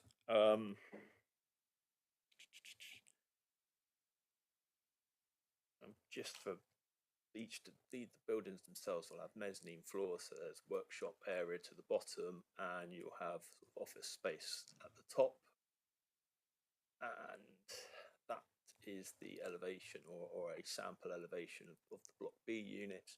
And for context, now these aren't exactly the same, but these are the buildings on Beechwood Way, which is the site to the immediate west of the application site. So I've got some photographs there to show what type of development would be a similar form of development, to give you an idea of what the buildings might look like.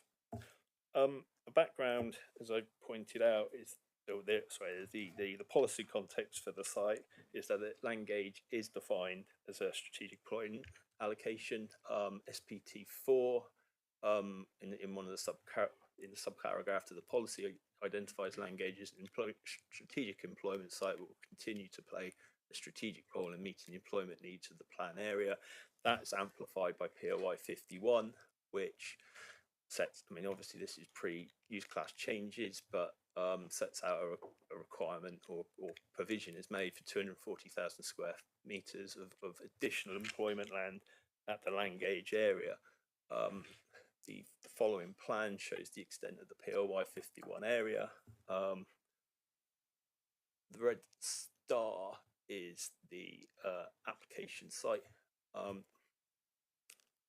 And for context, members, and I say this is for context because none of this has any status, but this is a plan showing sort of the wider land gauge site where and how different parcels are referred to in the report and elsewhere. We're looking at CP1, which is plot 1, power station situated here. But that plan is really just for context to show you the wider how the wider POI 51 site could come forward.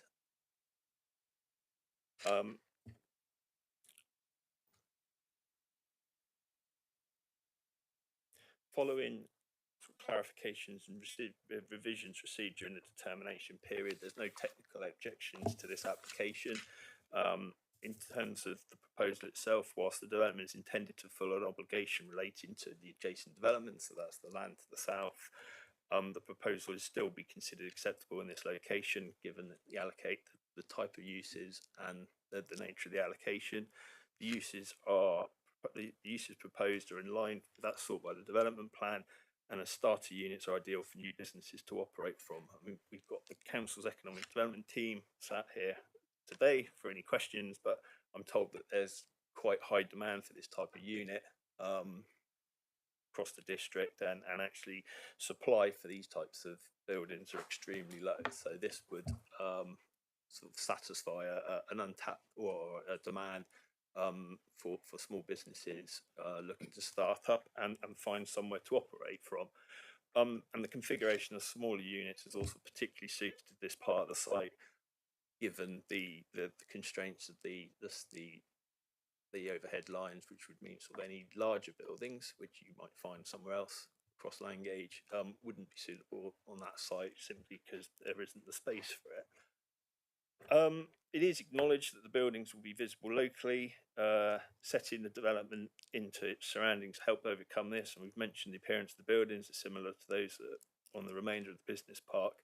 And as I said, the perimeter, with the exception of the access, the perimeter landscaping is being retained. So much like the rest of the land gauge, that planting will help break up the massing of the buildings when viewed from further afield. The application did come in with a zone of theoretical visibility plan, which shows the, I'll try and zoom in, our site is here, if you can see my little hand. And I say it's a zone of theoretical visibility because the building heights assumed for this exercise was 9 meters. These buildings are 7 meters. And what you also get is a lot of obscured view from further afield because of roads and hedges. And so this is a very theoretical map if there wasn't any obscure visibility, any obscurity through the visibility of the area.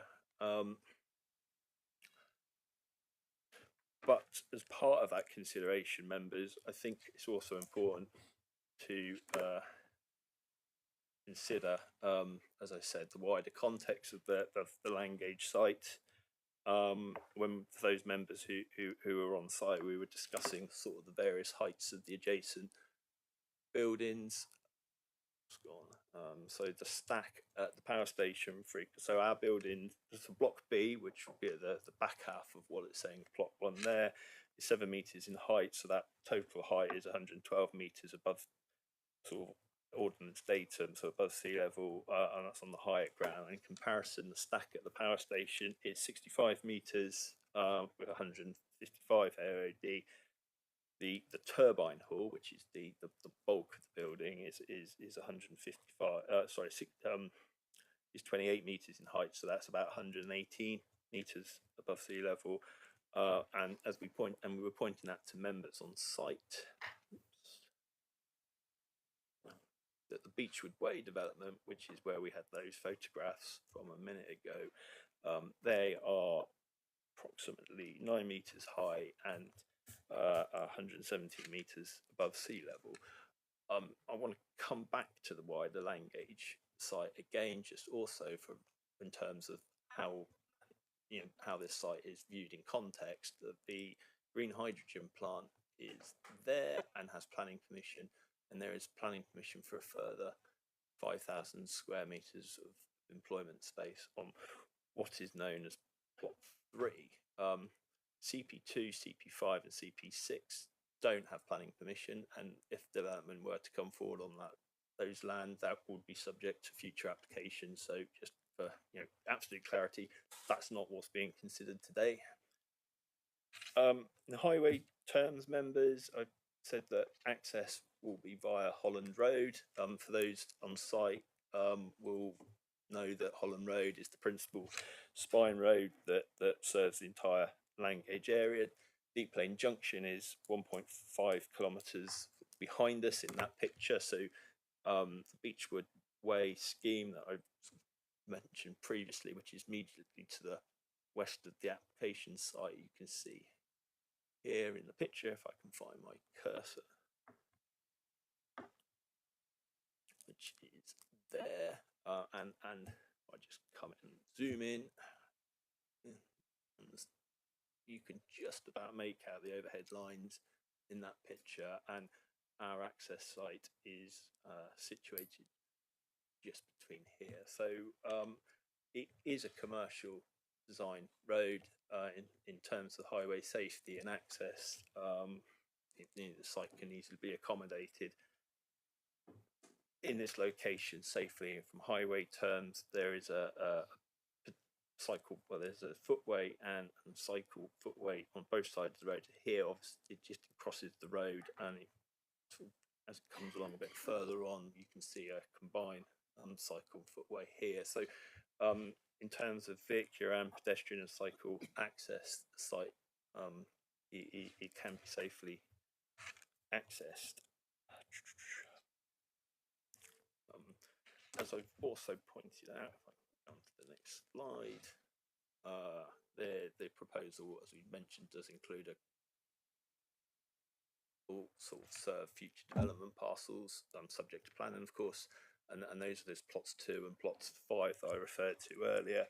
This element does overcome some of the concerns that have been raised by the parish council, who were concerned about incremental development further east along Holland Road, and concerns about loss of existing hedgerows and further loss of existing hedgerows. So the creation of that road will mean that further development that does eventually come forward can be accessed off a single road, rather than having different points created further along the road where it might not be so suitable.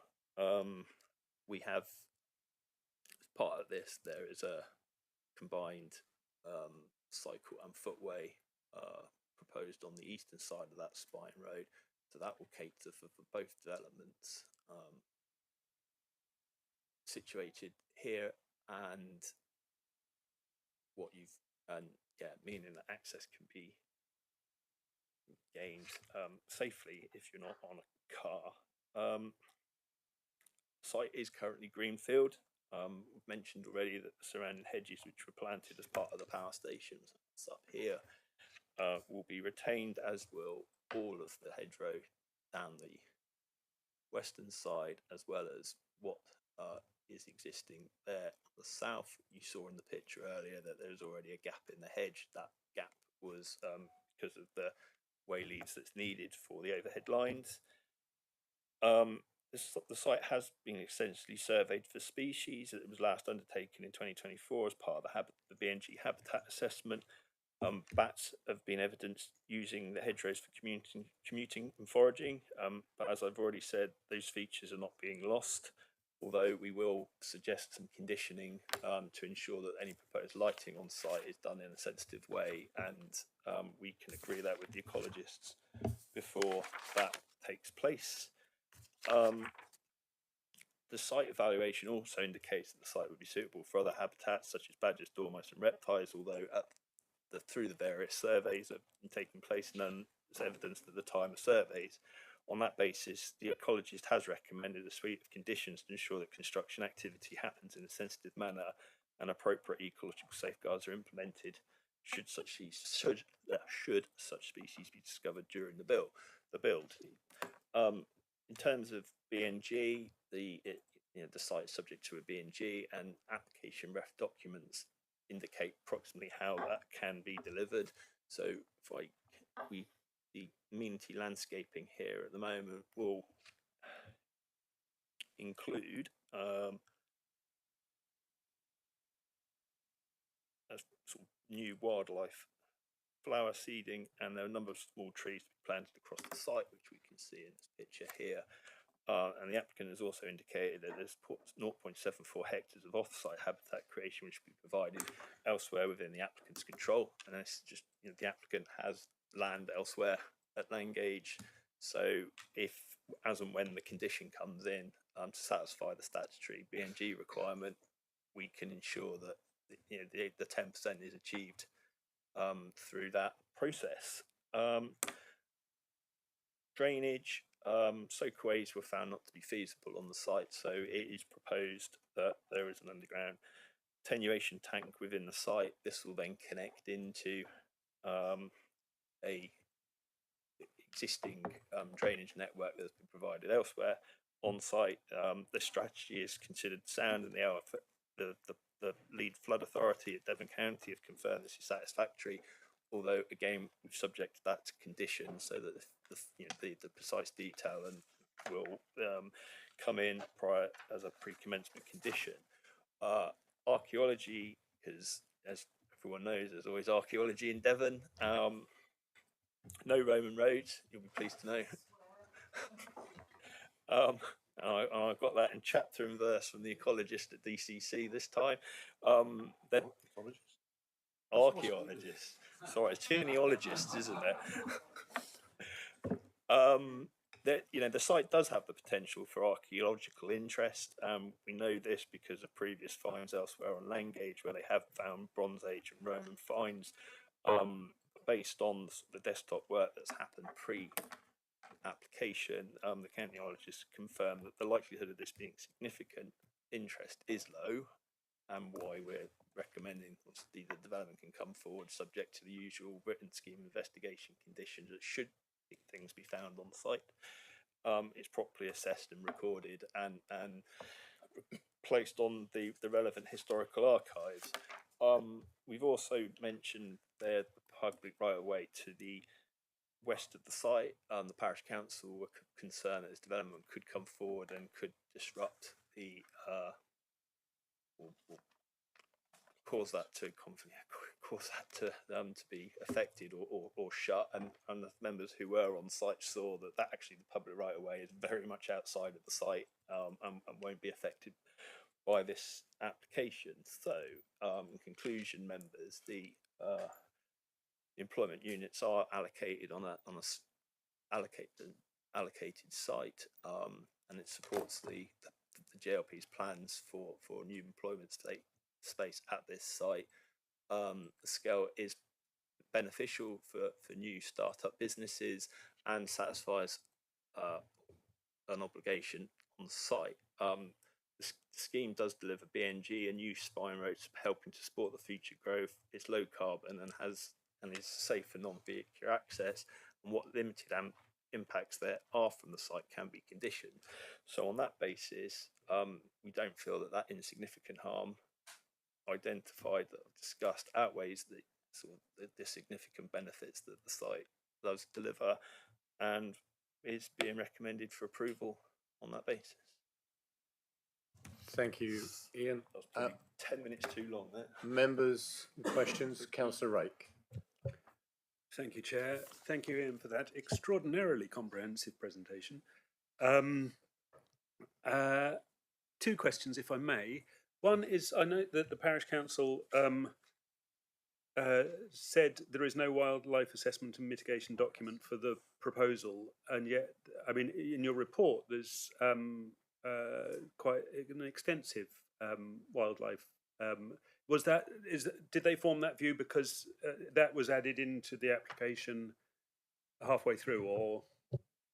I can't comment on that one, I'm afraid, Simon, because I wasn't the case officer. But as far as I'm aware, there have been ecological submissions from day one on this. Yes, it's been clarified and enhanced as the application's gone forward, but as far as I was aware, that there were some assessment documents included from day one.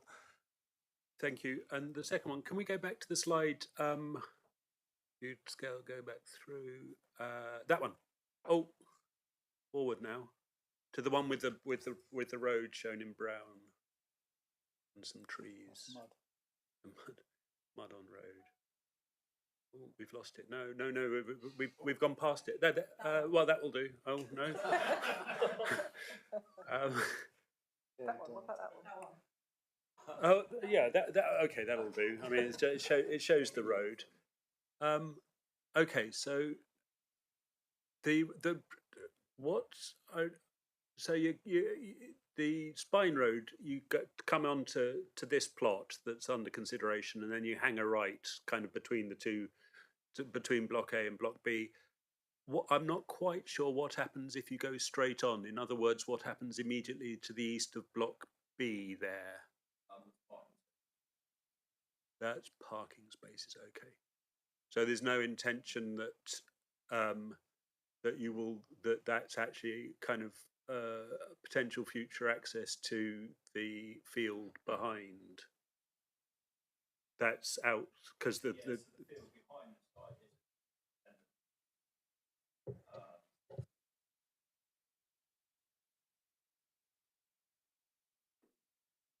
is Microphone. Sorry. I think you're talking about this space here. Yeah. Future potential development. I mean, this is the application that's in front of us. The agent, the applicant, it might be a question for the applicant when he comes up in a second. But that if that site does come forward for development, potentially it will have to come through plot 2. Or this plan needs to be revised at a future date to accommodate future access into that area. Thank you. But this is the application that we've got, and I've got today. Thank you, Councillor Allen. Thank you.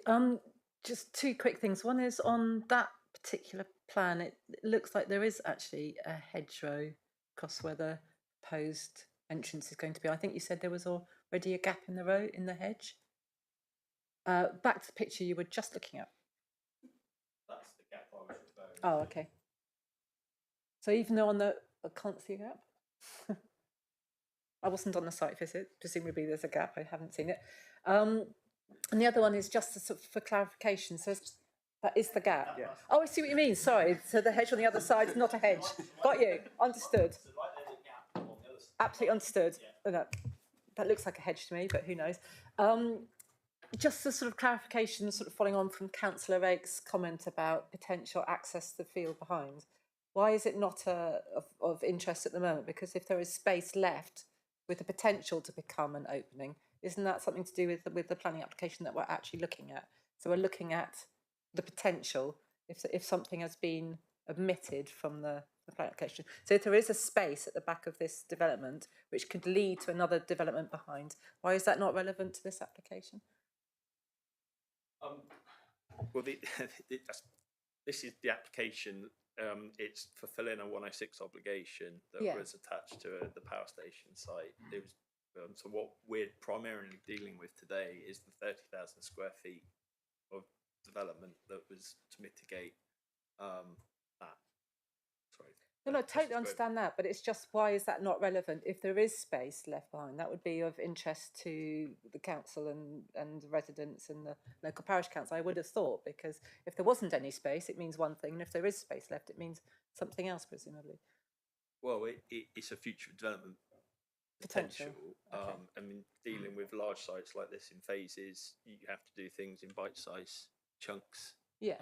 This was, I suppose, this application has been assembled in a sort of, because that land and the application will come over to the council at some point potentially to run the site, and I suspect that why it's been put together like this is so that the applicant can deal with that, bring forward their own commercial element off their own back at a future time through a subsequent application.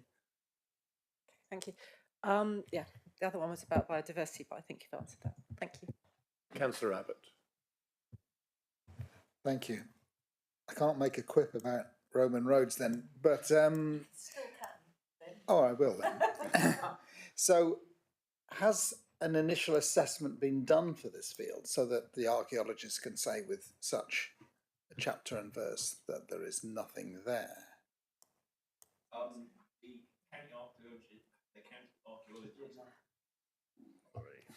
The county archaeologist has data that was undertaken, or has assessment data from 2008 when the land from the power station was being built, and the trees that we see up in the back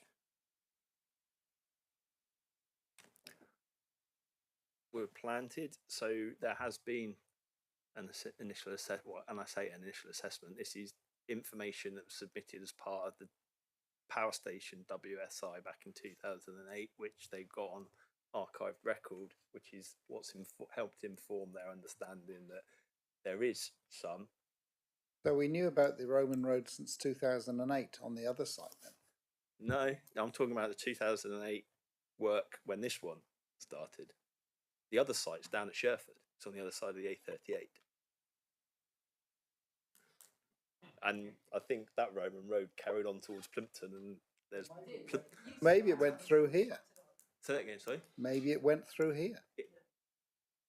Well, I'm going by the technical evidence, Vic, that Councillor Abbott, but apologies, I'm going by the expert advice on this one that says that whilst they have found some stuff in and around the wider Langage site, this is relatively archaeologically free. And okay, I'll move on. My second point, taking up Councillor Allen's point, that we're about to approve or not an access through this and with parking up on the right. But our point is that if we're going to be going through to land further on, then we'll be approving parking, but then it may not be parking in the future because it might become the access road.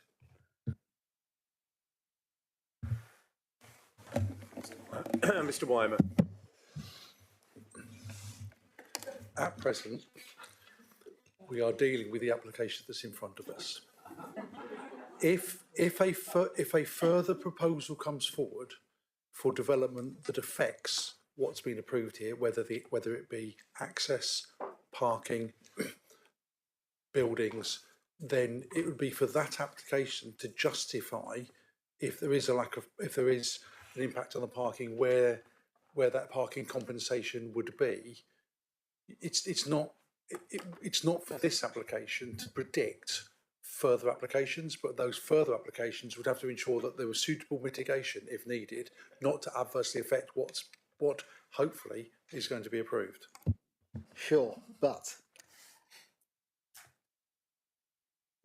in other places we might call that then a ransom strip, that that the inability to move forward on a road which looks as though it would be a sensible way forward, now designated as parking, becomes so valuable to the new tenants that they wouldn't permit access through because we're not planning for that access now.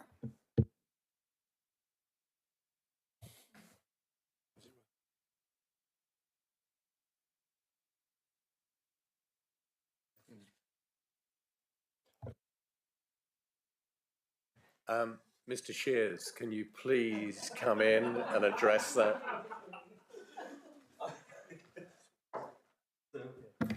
Chris Shears, Head of Place and Economy. So the parcel of land that you're now discussing, which, what was the line outside of the scope of this planning application? But we're talking about a tiny parcel of land that's enclosed with 2 sets of power lines going through it. So the level of development you'd be talking about, like if it ever came forward, you'd be adding another couple of thousand square foot of development.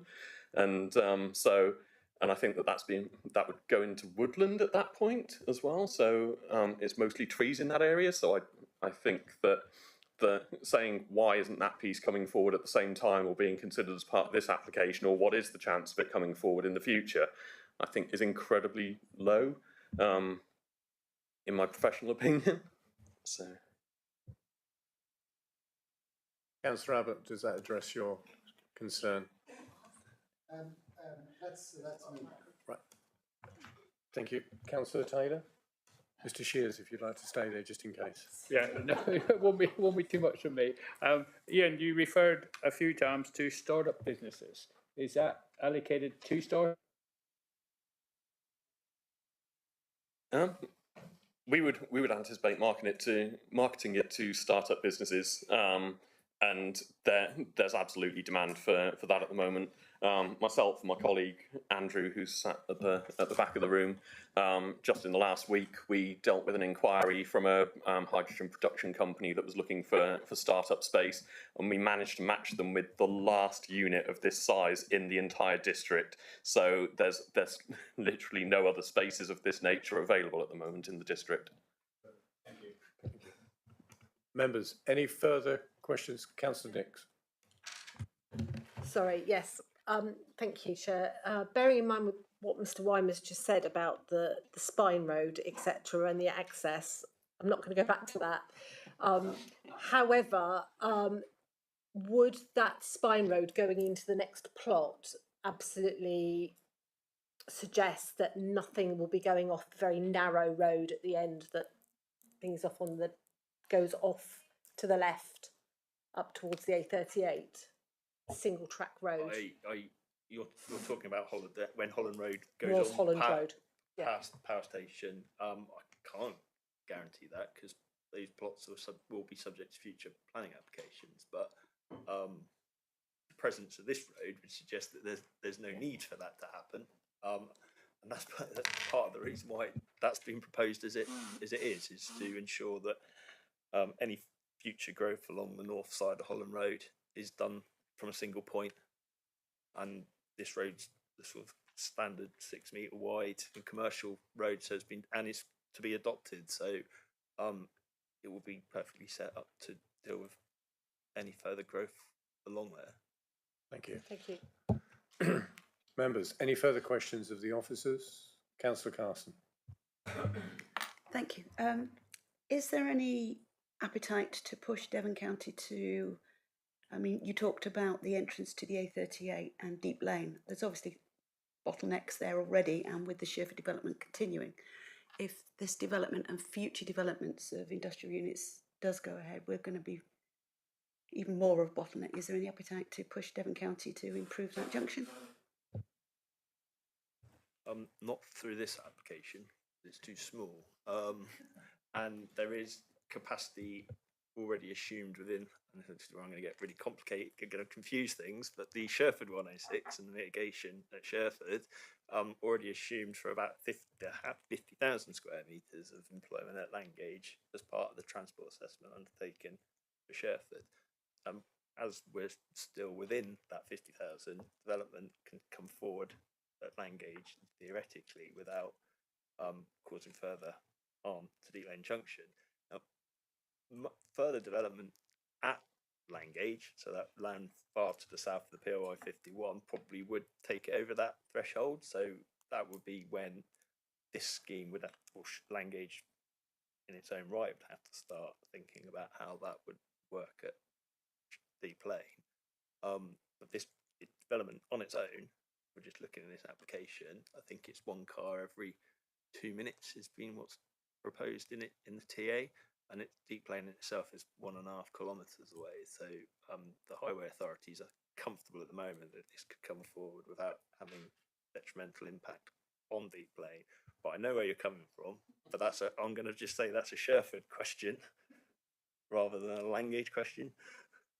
Councillor Nix, I'll bring you in, but we're Just addressing this. Okay. Just very quickly, just to say that this is a Langage problem, because if you drive over there first thing in the morning or last thing at night, the queues are up through Holland Road, almost to the Triumph garage, and they're queued there for over an hour. So there's already a real problem.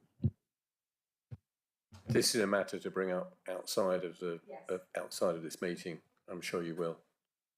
Thank you. Members, any other questions of officers? If not, we'll move on. We only have one speaker. This is Chris Leach for this application.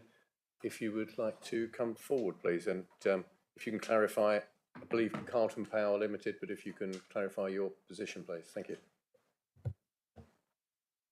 Check this is working. Yeah, all right, good.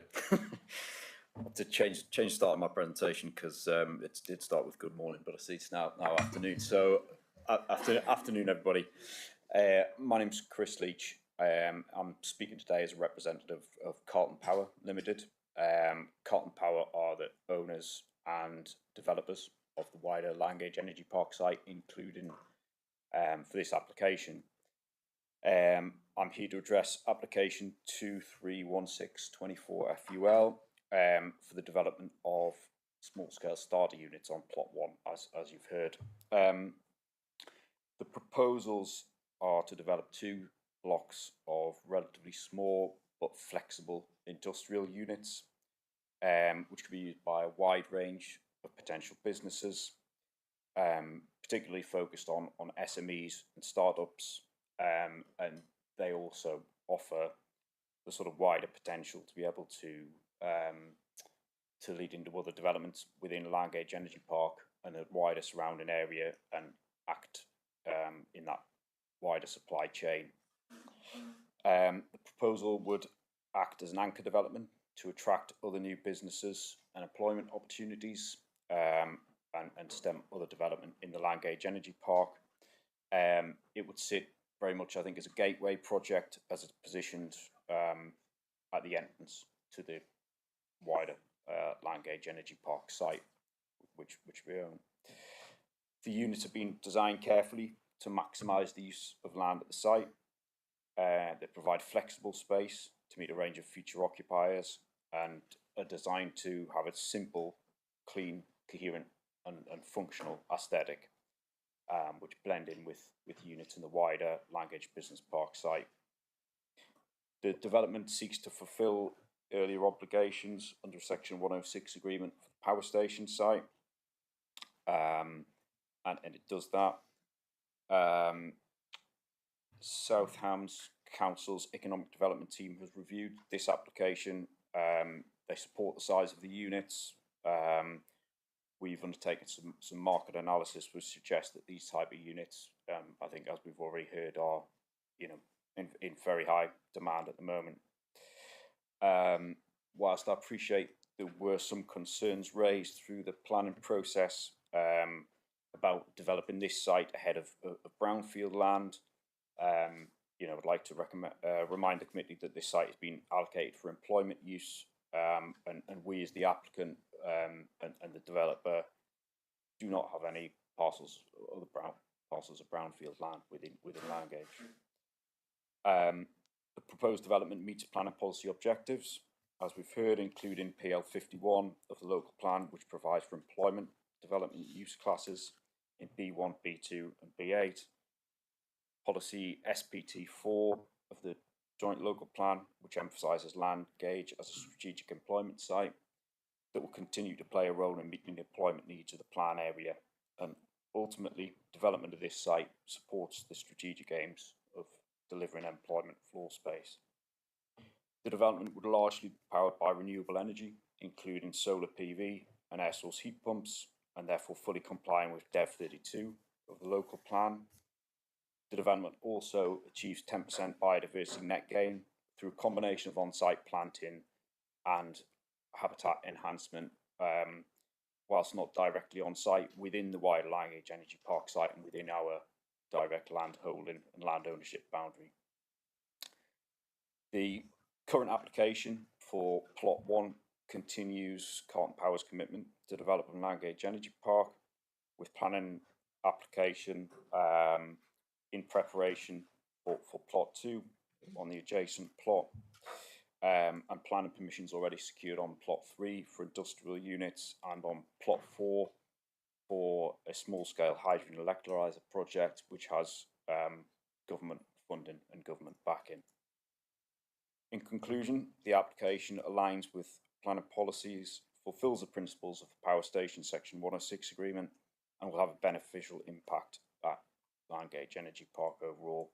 And I urge the committee to approve the application in line with the officer recommendations. Thank you very much. Thank you, Mr. Leach. Members, any questions of Mr. Leach? Councillor Taylor. Thank you very much for that. Just a question on if you get your planning permission, when would we expect to get this built out?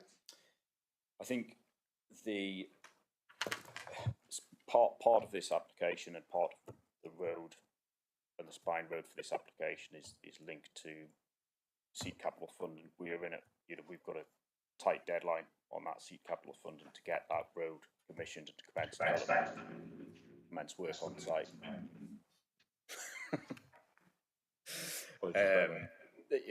As soon as we can.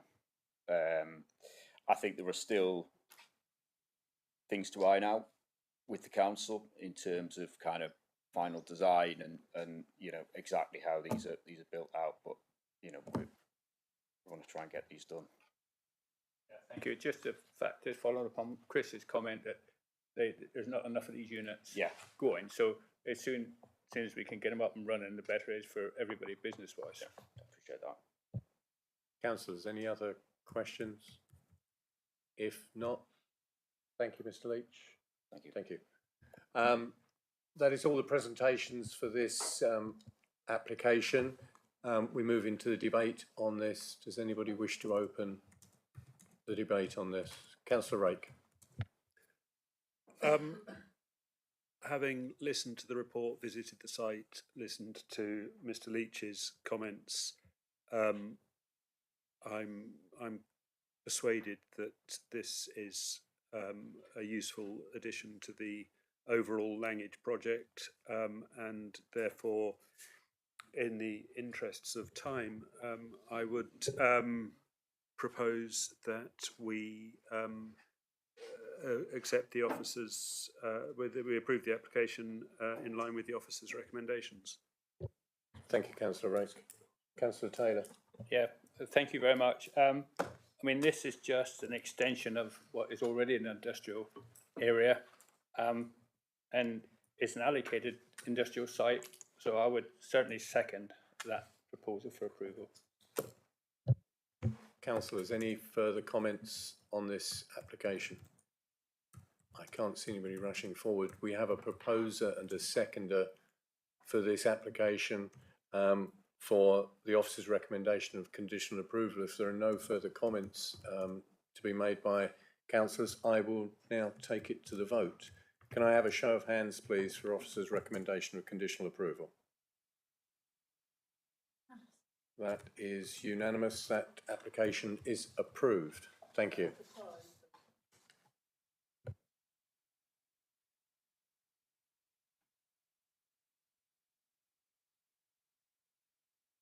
We have a changeover of officers to the next application. Officers.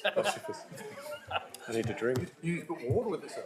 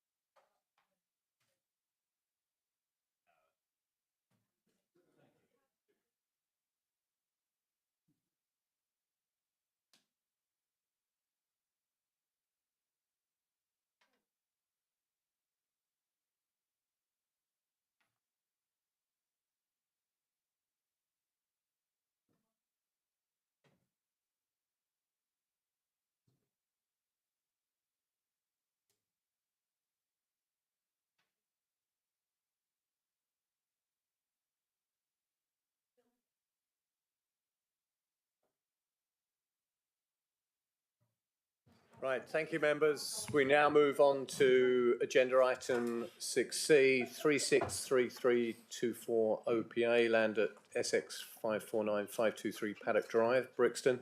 Case officer is Charlotte Harrahane, and the recommendation is conditional approval subject to completion of the section 106. Ms Harrahane, could you please come in? Thank you, Chair. This is an outline application for a single dwelling. All matters are reserved except for access, so we are considering the access, but no other details at this stage. So the proposal is for a single self-build affordable dwelling on the northern edge of Brixton, just as you go out of Lodge Lane. Just to clarify, there's a difference between the aerial view and the location plan because this property here has been built. Move my mouse across. This property here has been built since the OS map has been updated, so there are actually two plots here.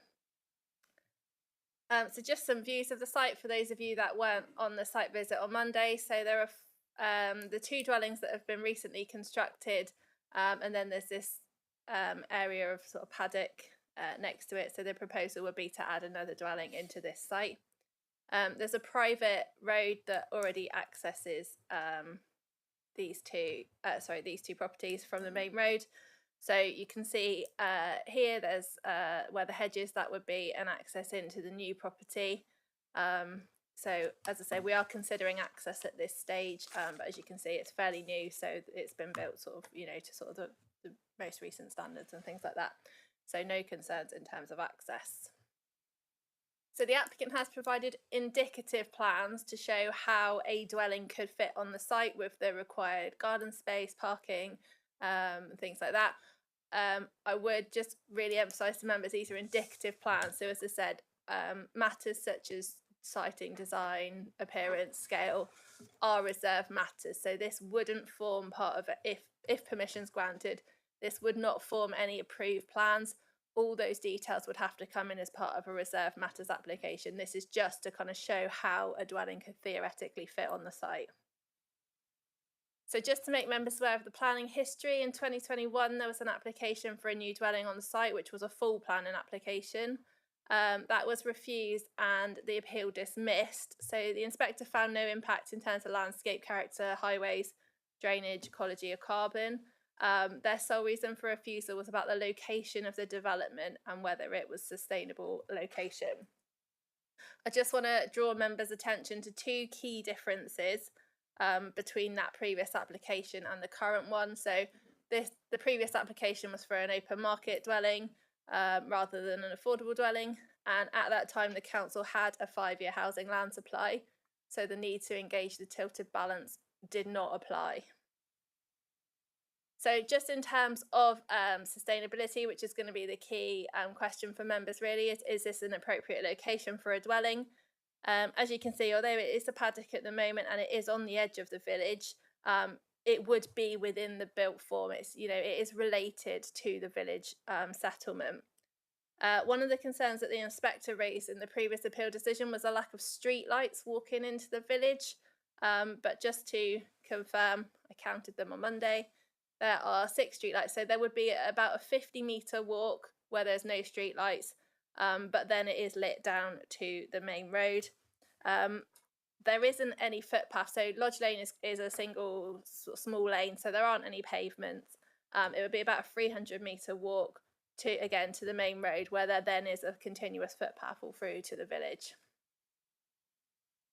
So in the JLP, we have some sort of indicative measures of sustainability to assess, whether sites are sustainable. These are not sort of set in stone, and again, the weight to be given to these is up to members, and it's always a balance with these things. So with this site, it meets some of the sustainability measures, the ones in green. It doesn't meet others in red. That's really going to be a decision for members as to whether they think that this is a sustainable location. So the site is within the Brixton Open Gap Policy Area. So last year the Brixton Neighbourhood Plan was modified to add this open gap area. So you can see the kind of the light green with the purple outline is the policy area that we're talking about. The site is roughly here where this yellow star is. The aim of the policy really is to stop any kind of, merging of Brixton with Sherford. So it's to maintain that distinct gap. So as you can see, the site's here is quite sort of on the edge of the gap, and as we saw on the aerial view, it is sort of within the built form of the village. So with the introduction of the policy area for the open gap, there was a policy in the neighbourhood plan. There is a policy in the neighbourhood plan which states that proposals will not be supported in the open gap other than for development in accordance with policies TTV6, TTV27. And then I've underlined here the key bit, so development which identifies the need for essential, affordable local housing for Brixton community. So essentially what the policy is saying is that development can be supported there if it's affordable and addressing a local need. So in association with that, as I say, it refers to TTV27, which is our rural exceptions policy. There's 4 criteria for development to be supported in that instance: meeting an identified need for affordable housing for local people, minimum of 60% of dwellings within the scheme to be affordable, the affordable provision secured in perpetuity, and then meeting the other relevant development plan policies. So in this case, the application is supported by our affordable housing team. They have given comments which are detailed in the officer report, which state that they do believe it addresses a local need. Obviously, it's only one dwelling, so it's 100% if we're looking at point 2. There is a section 106 which is currently being completed, which would secure the affordable tenure of the dwelling in perpetuity. And for the reasons that are detailed in the report, officers do consider it to comply with the development plan when read as a whole. So just to clarify the definitions of affordable housing, I know sometimes there's concern. So this property would be a discount market sales housing, a house. So what that means is that the value of the property would be restricted to 70% of its open market value in perpetuity. So what the applicant would have to do is when their dwelling is built, they would get it valued by at least 2 valuers to kind of get the open market value. That would be then submitted to us to agree, or it would go to our affordable housing team. It wouldn't be to the planners. So our affordable housing team would agree that hopefully that is the value, and then the price that it could be sold for would be restricted to 70% of that value. So that is a valid tenure of affordable housing. As you can see, the NPPF defines 4 different sort of ways in which you can provide affordable housing. So this proposal would be type 3. So in terms of the planning balance, so the positives of the application, as I said, we don't have a 5-year housing land supply. The tilted balance is engaged, the presumption in favour of sustainable development. So it's only one dwelling, but one dwelling is an extra dwelling within the housing stock.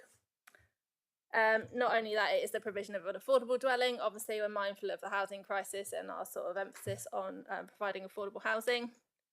It meets the neighbourhood plan policy requirement for development in the open gap area by virtue of its affordable tenure.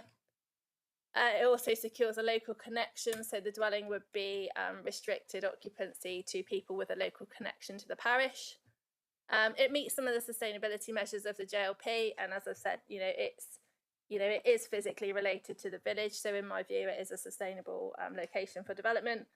And previously by the inspector, no concerns were raised about drainage, carbon, landscape character, ecology of having a dwelling here, although I would remind members that those details in this case would be reserved for a subsequent application for reserve matters, because we're only considering the principle here.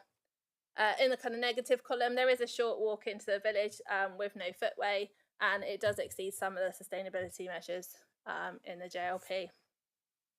So just to summarise, as I said, this is an outline application only, so we are just considering whether the principle of a house in this location is acceptable, along with the access, which, as I've explained, because of the previous development, I think is fine. The principle of development within the open gap policy area is considered acceptable if it's affordable housing. We can secure that tenure and the local connection in perpetuity through the Section 106 agreement. And officers' view is that there are enough kind of principal differences between the current application and the appeal that was dismissed to allow us to now come to a different recommendation. So the recommendation is conditional approval subject to the completion of the Section 106. That 106 would secure the open market discount in perpetuity at 70%, a local connection occupancy restriction, and financial mitigation towards the Tamar European Marine site. Thank you. Thank you, Ms Harrahane. I was going to say, questions? Councillor Rake. I thought I should get in early, Chair. A couple of questions. I'm slightly.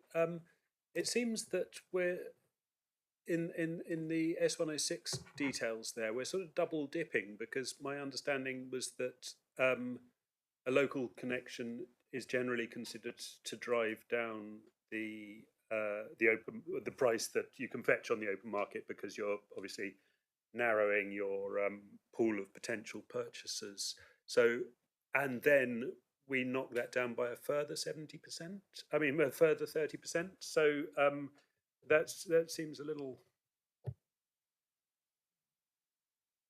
Mr. Weimer. I don't read that as 70%, and then it will go below 70%. It's possible. It's possibly a question for the agent, but I would suggest that a 30% reduction for the affordable would be probably a greater reduction than you would get for the local connection. I don't see it as double dipping. So, but sorry, my question therefore is that this is a 70 in that first one. This is a 70% discount to the open market price of that house, were it not to have a local connection restriction. Yes. Okay, thank you for clearing that up. And then at the beginning of your presentation, which was splendid, thank you.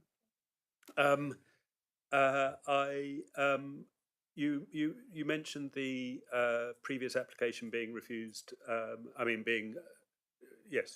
Dismissed. The appeal on the previous application being dismissed.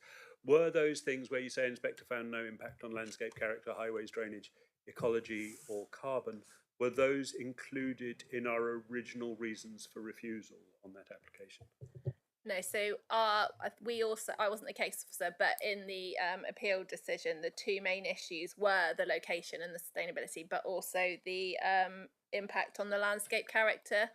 So we had concerns about it, but the inspector found it to be acceptable because of the development around it.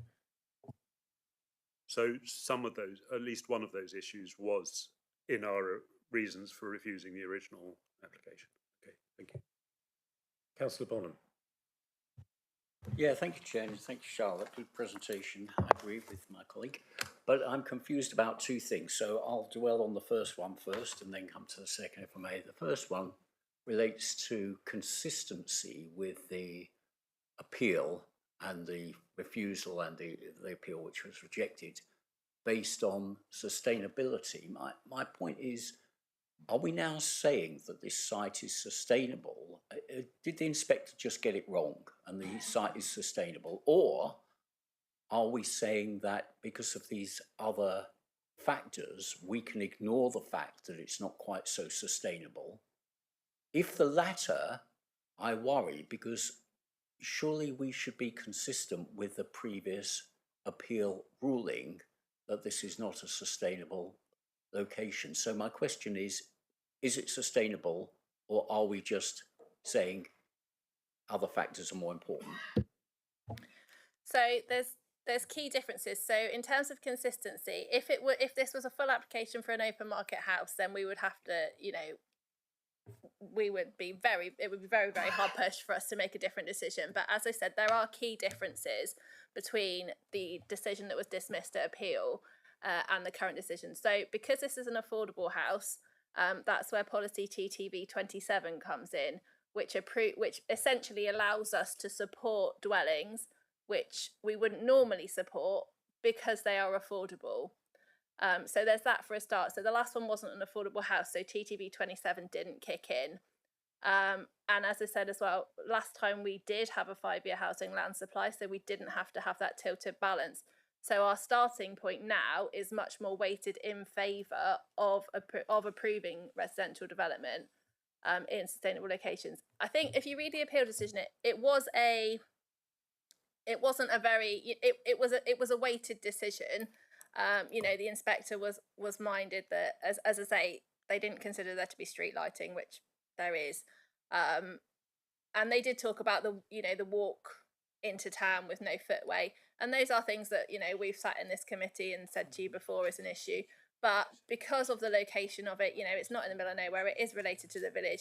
My view is it's sustainable. When we're applying that tilted balance, it just means that we have to give more weight to the provision of housing than we would have previously when we were considering this application and when the inspector was considering the previous appeal. So the circumstances are different. So I don't think there's not an issue in terms of consistency there because of the change in policy and the change in the type of application that's come forward. Okay, thank you. Thank you, that's reasonably clear. I think I can conclude that it's, yeah, well, it's sort of not really more sustainable, but the inspector got it a bit wrong, but there's other factors that are coming into play. That's my reading of your answer. I think Charlotte's absolutely right. The fundamental difference here is that when you're dealing with an affordable dwelling, TTV 27 kicks in, and TTV 27 allows, I think I can put it this way, allows development on slightly less sustainable sites than you would allow in TTV 26 because of its an affordable dwelling. If you think about what we previously know, you'd previously come across as exception sites on the edge of villages where you wouldn't accept open market dwelling because you will accept affordable. So there is absolutely a different bar to get over when you're dealing with a lower bar to get over when you're dealing with affordable dwellings. Okay, thank you. That is reasonably clear. Thank you. The second question or area for questioning relates to this gap. I didn't really see the map very clearly, but I think, yeah, thank you. So I think what we're saying is that is in the open gap policy area, there's quite a lot of discussion in your report about whether this gap applies. So I'm understanding from what's said that the gap definitely applies, even though the local plan, a local neighbourhood plan may or may not apply. That's irrelevant because the gap provision definitely applies in our understanding. And so my conclusion from that is that TTV 26 and 27 need to be both acceptable. Have I interpreted that correctly? So I definitely didn't say that the neighbourhood plan doesn't apply. It absolutely does. It's part of the development plan. It's given full weight in decisions. The policy gap, the open gap policy, does provide sort of circumstances where you can support development, and as I say, and as underlined, it's where it would meet an essential affordable local housing need. In terms of TTV 6 and TTV 27, the policy says both, but I think I mentioned in my report that because of the nature of the development, we are giving more weight to TTV 27 than TTV 26, not only because of the location, which is, it's technically in the countryside, but, physically it's more related to the village than it is the countryside, but also because it is about an affordable dwelling on what we would call an exception site, we're giving more weight to TTV 27. Okay, well, let's not quibble about the neighbourhood plan because my understanding is that it's more than 5 years old and there's a doubt over it, but it doesn't seem to be that important. It's the gap that's important. And from what you said before, TTV 26 should apply. And so is it relevant, or are we sort of overruling that because TTV, even though it does say and, we're sort of thinking that it's sort of an and an or, and therefore we're not quibbling with TTV 26 quite so much. I just want to make sure that we are clean in this application and that we're not, I dare resist using this word, but we're not sort of bending the rules a tiny bit to accommodate the application. No, so TTV 26 is referred to in my report and the development is assessed against TTV 26 in my report as well as TTV 27. Paragraph 2.4 onwards. Well, perhaps to help me, which part of TTV 26 does it comply with? Because I don't really see that. So what I've said is if you go through the bits of TTV 26.2, so part 1 of TTV 26 isn't relevant because the site's not isolated. So TTV 26.2. So I go through the points. Firstly, it wouldn't impact on any public rights of way, so that's not relevant. There's no traditional redundant buildings or agricultural operations on the site, so that bit's not relevant. And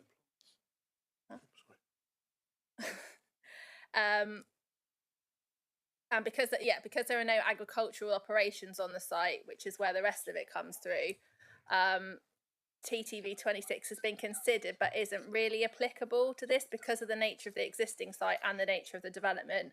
And then the final point of TTV 26.2 is about sort of landscape enhancement. But as I've said, because this is outline only, we're not considering landscape yet. That would be something that would need to be demonstrated at reserve matters. Okay, so my understanding of that is that because it doesn't clearly contravene TTV 26, we can say that it meets TTV 26. That's, I mean, there's no clause in TTV 26 that it meets, as far as I can see. But I don't mind if that's the recommendation, that's okay. Then you're saying it doesn't contradict with TTV 26. I'll bring in Mr. Fairburn here. Thank you, Chairman. The wording of the policy is development proposals should, where appropriate, and as has been pointed out, none of those are appropriate. So, but I think you can see why I'm asking, because the GAP policy said it should meet TTV 26. So I think you're, by virtue of not conflicting with it, you're suggesting it complies with it. I am indeed. We'll move on, Councillor Nix. Yeah, I just wanted to find out, because you're putting a lot of weight on this, that it's an affordable property, and we talked on Monday at the site visit, we talked about the fact that, you know, it's still quite a large property with the needs of the housing survey, etc., etc. However, you know, South Hams already holds land within Brixton for affordable housing, so why are we looking at this as well? Because those properties would be of a need identified by the housing survey. Have you taken that into consideration in the tilted balance? So we have to assess the application that comes in to us. In terms of need, I'm guided by our affordable housing team, who have commented and I've detailed in the report. They are satisfied that there is a need for further housing, particularly affordable housing in the village, and they're satisfied that this would address a need. So I think it's important, I mentioned when we were on site on Monday, is when we think of affordable housing, so as I say, we've got these 4 definitions in the NPPF, and, you know, traditionally we think of, you know, the sort of the social rent, the registered providers providing affordable housing. But what these discount market sales do is they kind of meet a bit more of a hidden need. So I totally get your point that whatever value this, you know, it's not going to be a cheap property, but there are people who will be able to afford it at 70%, who wouldn't be able to afford it at 100%. Well, yes, so what I'm saying is our affordable housing team have said that. They're basically saying that this meets a need for that group of people. They are satisfied that there is a need, and so really whatever else is going on in the village is, I don't want to say irrelevant, is maybe the wrong word. Mr. Fairbairn's going to come in, but we have to consider this as it comes in. We can't say, oh no, because there's other stuff that might be going on in the village. We can't really do that. I'll bring in Mr. Fairbairn here. Thank you very much. As I understand the point that Councillor Nix is making is that there's alternative sites in the village.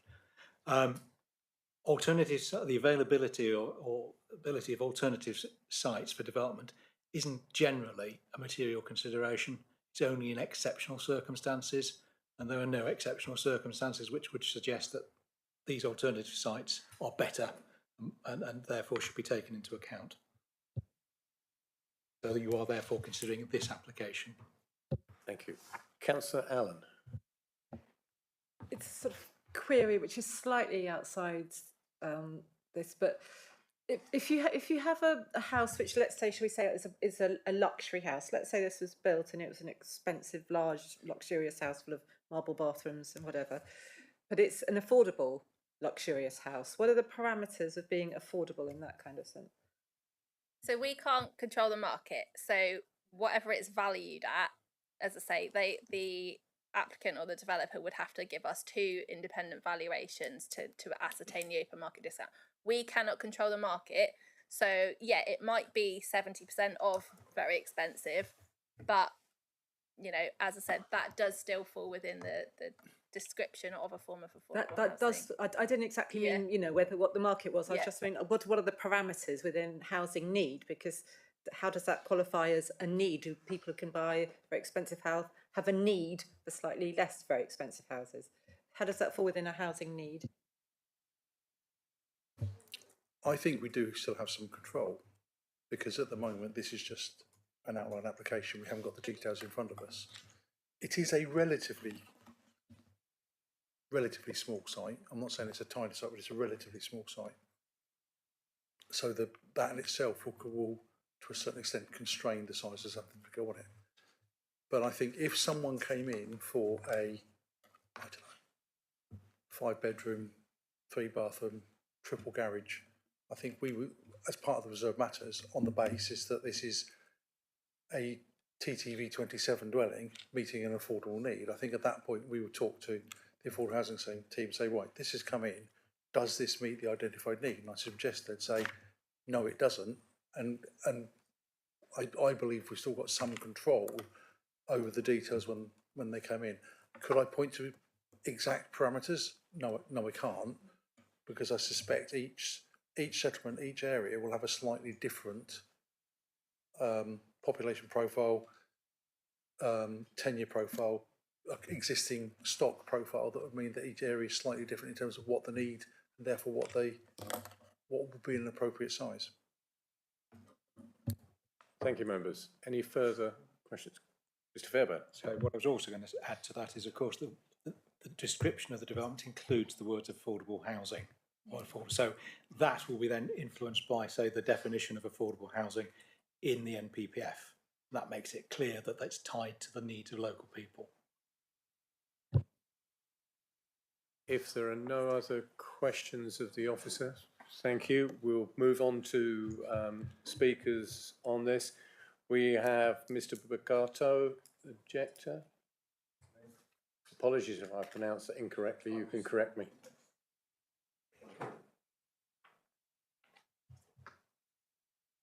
You have 3 minutes. Thank you. Thank you. Good afternoon. Section 10.1 of the key issues for considerations regarding sustainability states that Brixton has services, amenities and public transport links. However, there are no shops or any other community facilities. The proposed development is some half mile from the centre of the village, the first part being down a steep, narrow and mostly unlit lane. The top part of the lane is in total darkness and I once fell into the hedgerow. I would like to use the bus service to travel into Plymouth for the occasional evening out, but there is no evening service. Section 10.2 states that the proposal would meet affordable housing criteria, which appears to ignore whether or not it can actually be afforded by local people. The proposed property, being similar to others in Paddock Drive, would have a value of around £1 million, and with a 30% discount would be valued at around £700,000. An average new build home in the area is around £320,000. So with discount applies, the proposed unit is 2.3 times more expensive than an average home. The affordable housing team states that the proposed unit is a 3-bed house appropriate for the need identified. The proposed unit has a room labelled as playroom, in other words, a bedroom, therefore making it a 4-bed house. The title playroom has been used to position the property as a 3-bed house. The unit also benefits from a walk-in larder and large utility room. The previous applications included an additional bedroom upstairs, which has now been replaced with an open mezzanine area. This could easily be converted to a 5th bedroom, so this 3-bed property has the potential of easily becoming a 5-bed property. The affordable housing team states that the internal floor area complies with national space standards, which for a new build 3-bed property is 88 square metres. The proposed property is 188 square metres, 213% larger than the average home. It's claimed that an additional affordable home will enable those with a local connection to remain in the area and support local services, and further, that they may normally struggle to afford the average property prices of £320,000, and yet the proposed unit would be on the market for £700,000, 2.3 times more expensive than the average, which, as the affordable housing team has said, many struggle to afford. Therefore, this proposed development in no way contributes to addressing the needs for local affordable housing. So, if, as Councillor Carson has suggested, there is an alternative identified site in the village for affordable housing, then the unit in this application is unnecessary. In summary, the application is for a large, expensive, possibly 5-bed home that is pretending to be a 3-bed affordable home. It's over twice the size of an average 3-bed property. It'll cost £700,000 and therefore not be affordable in practice, and it will not address the needs for those with a local connection seeking a truly affordable home. Thank you. Thank you, Mr. Brigato. Can I ask members, do you have any questions? Councillor Dommett. I'm curious as to whether you would support building on this site if it was more than one dwelling. A normal dwelling? More than one. More so 2 smaller or 3 smaller. I think my issues are that there are many more issues which I don't have in my 3-minute presentation. No, I wouldn't. With it being right on top of the hill, there's a view 5 miles unobstructed from that plot to Plymouth, to Hemerdon and beyond. It's also up a very narrow lane. There was one delivery lorry came up this week to a house in Paddock Drive, which blocked the road. He cannot go back down the road into Brixton. He has to go further up Lodge Lane, which you can barely get a vehicle up now without it touching the wing mirrors both sides, touching the hedgerow. He then turns right into the next narrow lane, proceeds to the next crossroads, and then reverses back into the main road without a banksman to then drive down into Yelpton to get back onto the main A road to return to Plymouth. That's just one lorry. So I don't think I would give my support. I think that clarifies the situation. Any other questions, members? Councillor Rake. Sorry, I've heard different. I don't know Brixton nearly as well as I'd like to, and I've heard different things about the level of facilities available. So, does it have a pub? It does. And a fish and chip shop, we were told. Correct. Right. Okay. So, and a primary school? I believe so. And a church? It does. Okay. So between you and councillors Nix and Carson, and so it does have some facilities. I mean, but no shop, you say? Correct. Okay. But a nice place to live. Yes, absolutely. Right, okay. Yeah. Thank you. I mean, obviously, a lot of your presentation was about something that we're not actually considering today, and believe me, myself and colleagues share the frustration that comes through, because there's always a slight concern that these that outline applications can act as a Trojan horse, but there is no proposed house at the moment, just for clarity. It is only, I think the term was an indicative layout was from the agent was given. But thank you nonetheless. Thank you. Members, any further questions? If not, thank you. Thank you.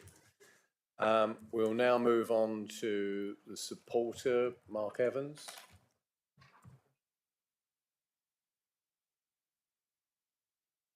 You have your 3 minutes. Thank you. Good afternoon, members. It's been a long day for you already. Thank you for giving me the opportunity to speak in favour of this application today. As you've heard from your professional officer in both her presentation to you and within the extremely robust officer report, The development before you is supported by both planning policy and the Brixton Neighbourhood Plan. It has been explained that the tilted balance in favour of housing development applies, which means that you as decision makers should be disposed to grant planning permission unless the presumption in favour of sustainable development can be displaced. Now, in respect to the neighbourhood plan, and picking up a point that you made yourself, Councillor, it is clarified that this is over 5 years old, and therefore the neighbourhood plan is technically out of date. Whilst the modified policy ENV6 relating to the Brixton Open Gap is still to be given weight in the decision-making process, it is clear at paragraph 2.11 of your planning officer's report that this policy does clearly permit, as an exception, affordable local housing, and this is exactly the proposed development that is before you today. As you'll have seen from your own site inspection, the site sits very comfortably alongside the immediately adjoining neighbouring housing development. The proposed development site is not isolated, neither is it viewed as being within an open or undeveloped landscape context that would otherwise make a meaningful contribution to the feel of open countryside within the open gap. In terms of landscape impact, the previous appeal decision makes it very clear that the landscape impact of this development is considered to be acceptable, and this was not the reason the previous appeal failed. In terms of using Lodge Lane to walk the 300-metre distance into Brixton Village, this is clearly no different to the same use by the multiple residents already living on the adjoining site and indeed all the way along this lane. There is no accident history recorded on this lane, which is likely due to the low use and slow traffic speeds which have been demonstrated within the submitted transport statement. With respect, it is not correct for the ward member and objector to state that Brixton has no community facilities. The Parish Council's own website states that it has a church, a school, a pub, a post office, a restaurant, a community allotment, community hall and a chip shop. I would say it does have community facilities. You are therefore advised by your officer that this housing development is acceptable both in principle and in relation to each aspect of the related detailed policy considerations which are applicable to your own assessment today. So members, in conclusion, I hope you agree that this is an application that you can support, as the proposals will clearly make a contribution to the local affordable housing market in a location that is proven to be sustainably located. Just 2 points I'd like to clarify on the objector's comments. The values that were reported by the objector are incorrect. There is no basis for the points that were made in terms of values, as the scale and design are still subject to reserve matters, so you can't put a value on this at that stage. This is also an outline application, as the councillor has correctly pointed out, and so the plans that are shown as indicative are exactly that. The objector's comments regarding the size of the unit are therefore not justified in my view. Thank you for your time. Thank you, Mr. Evans. Right, members, any questions of Mr. Evans? Councillor Bonham? Yeah, thank you, Chair. Thank you, Mr. Evans. So I'm a bit confused about what's meant by indicative. I mean, I don't know quite how much weight we're going to apply to this indicative application, indicative design, but what does it mean in your mind? Why have you put forward that house that potentially could be seen to be quite a large property? It's basically, indicative plans basically are given no weight in the planning process. They are not there to be decided whether they're good or bad. They're literally just an illustration of could a house sit on this site. So in terms of the planning aspect of it, I mean, obviously I'll defer to Charlotte's advice to you as well, but in my view they are literally indicative only. They're not part of the application process in terms of you going, we like that design or not, because this is an outline application with all other matters subject to reserved matters. So the design, scale, siting can all come back to you as a second application as a reserved matter, so you can then judge it, is it appropriate in terms of all the criteria we've been saying today. Councillor Rake? Thank you, Chair. Good afternoon, Mr. Evans. Sorry. I'm just puzzled. You said that it was 300 metres to the centre of Brixton Village. I was just looking on Google Maps and its measure distance tool. 350 metres gets me to the A379, but I've still got to go left. As I say, I don't know Brixton well enough, but it doesn't look like that's the centre of. It gets me to the bottom of Lodge Lane. It doesn't look like that's the centre of. You've got possibly another 300 metres to go. Just for clarity, is that correct? Or yeah, I could say that in terms of the wording, I took the 300 metres directly from the officer's report to you. That is to the nearest part of it is Brixton, sorry, and the main road. It's not necessarily the centre that I referred to. Do you want me to just clarify? The 300 metres is to the footpath, so where there is a footpath. So from the site to the bottom of Lodge Lane, it's 300 metres, and that's where there is then a pavement into the rest of the village. Wonderful, thank you. Councillor Allen? Thank you. It's my understanding that the neighbourhood plan, although 5 years old, has been recently updated. Do you have any understanding of that? I'm not aware that the council have actually formally adopted it, but I'm very happy to be corrected on that.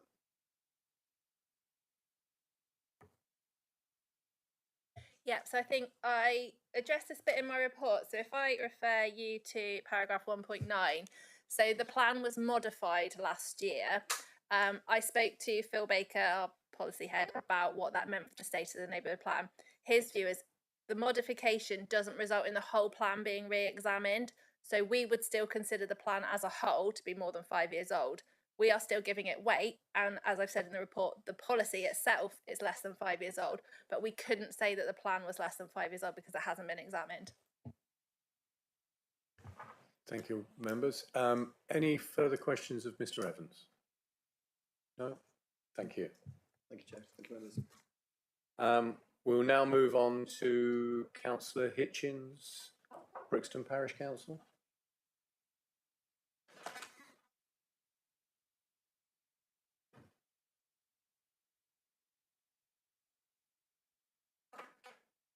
Thank you, Councillor. Thank you. Thank you. Shall I start? Yes, please. Good afternoon, Chairman and members. I would like to outline the context of the development policies in the Brixton Parish Neighbourhood Plan in relation to this application. If this morning we helicoptered above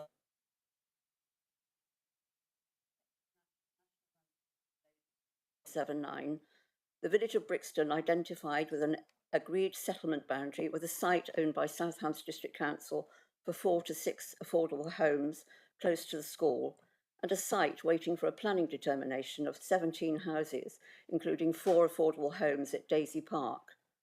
Going north, we would see the Open Gap, an area identified to protect the historic agricultural and scenic fields and hedges and lanes, and then we would see the significant impact of the new town of Sherford on the landscape, with a projected 5,500 houses, schools, shops, town hall, commercial and industrial buildings, and a park and ride. The development at Sherford stands at 1,200 homes currently, so that it is less than a quarter built with limited infrastructure. Brixton Parish Neighbourhood Plan policies set out to protect the land between the A379 and Sherford outside the settlement boundary from any development. The plan was modified in 2024 and it is the agreed adopted policy of Southampton District Council. Any application for planning permission in the Open Gap, a protected area, is seen as development in the countryside, threatening as the thin end of the wedge to have an everlasting harmful impact on the rurality of Brixton Village and its surrounding countryside, as Sherford has had. Any development outside the settlement boundary will seriously diminish the built rural character and distinctiveness of the parish. 2 sites are identified for affordable homes within the settlement boundary of Brixton Village. These homes will be affordable for local people in perpetuity. No specific need for affordable homes outside the settlement boundary has been identified. This application is for an affordable home, the value of which, even with discount, will be well beyond the price range of local people. Sustainability, services and community facilities in Brixton continue to decline. Brixton has an unreliable and irregular bus service Monday to Saturday with no service after 6:15 and a limited service on Sundays. There is no shop in the village and the post office is in the pub for 2 hours, 3 mornings a week. This too is unreliable. The restaurant closed in 2022. I urge members to refuse this application in line with policies agreed in the neighbourhood plan for the future psychological well-being and independent identity of Brixton, our residents and our community. Thank you. Thank you, Councillor Hitchins. Members, any questions of Councillor Hitchins? Councillor Rake. Thank you. Good afternoon, Councillor Hitchins. I mean, I do understand because on the site visit, we came from the previous application at Langage down. You know, and I can well understand the feeling that the barbarians are at the gates, and that you risk being feeling overwhelmed by the development at Sherford. But and congratulations. I'm a chair of a parish council, and we haven't done a neighbourhood plan because it felt like a bit too much like hard work. So congratulations on actually having done that hard work. I'm sure you and in making modifications to it. But you're just to understand or make sure we're all on the same page. The policy about the Brixton Gap does explicitly allow for local housing, for affordable housing. No, it doesn't. Okay, so it is a protected area, and unless yes, it is a protected area. That was the whole reason for the open gap. So that and for the modification last year. So that up on the screen isn't an accurate quote of the. Not as far as I'm concerned. No. Okay. That's a quote from the policy. It's not. Well, I'm not going to argue it. Right. Well, we can.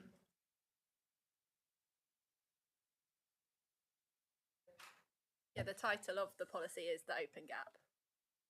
So the title's above, policy ENV6, Brixton Parish Open Gap, and then the text below is what the policy says. Yeah. Well, if it's okay, so if it's can I respond? If it's essential, then that's different. But I don't think, in terms of what I've said this morning, and in speaking about this application, then this isn't an essential affordable home. The essential affordable homes are identified in the settlement boundary area, the site owned by Southampton District Council, and there's a planning application that we're waiting for determination on, which contains another 4 affordable homes. So that's 8, possibly 8 in the village. But those are in the village, so yes. So I mean, and this, if this is, as our officer says, taken from your neighbourhood plan, this specifically covers stuff that's outside the village and in the gap. Yes. Okay, thank you. Any further questions of Councillor Hitchens? Councillor Donnet. Just the same question that I asked previously. How would you feel if it was smaller housing units on this site rather than the one luxury one? I think we would take the same position. In my presentation, I talked about the thin end of the wedge, and this is at the thin end of the wedge. If planning permission is granted for this application, then it opens the door for lots of other applications around outside the settlement boundary. And that would be of great concern to me and our community. Thank you. Councillor Bonham. Thank you, Chair, and thank you for your presentation. And I echo what my colleague said about well done in getting your neighbourhood plan ready. And this open gap policy seems very effective, or at least I can understand why you'd want it to be effective. It seems a very good idea to separate villages from other developments. So, assuming that this quote is correct, that you would accept a small number of well-designed, sensitively located housing in the gap. What's your view, and what's the view of the parish, do you think, as to whether this is well-designed and sensitively located? Councillor, well-designed doesn't come into it because there is no design. I think you're only addressing location. Well, then I'll redact that part of my question, if I could do that, and ask about whether it's sensitively located. Thank you. I don't think it is sensitively located. As I said in my presentation, as far as the neighbourhood plan policy is concerned, this is development in the countryside, so it's not sensitively located. Councillor Allen. Thank you. Echoing again the sort of greatness that you have a neighbourhood plan. I think from being involved in a neighbourhood plan myself, which is a lot of work, I agree, Councillor Ake, it was a bit of a nightmare. You do them because you expect people to observe what's inside them, the spirit of it as well. And there are enough people consulted and enough.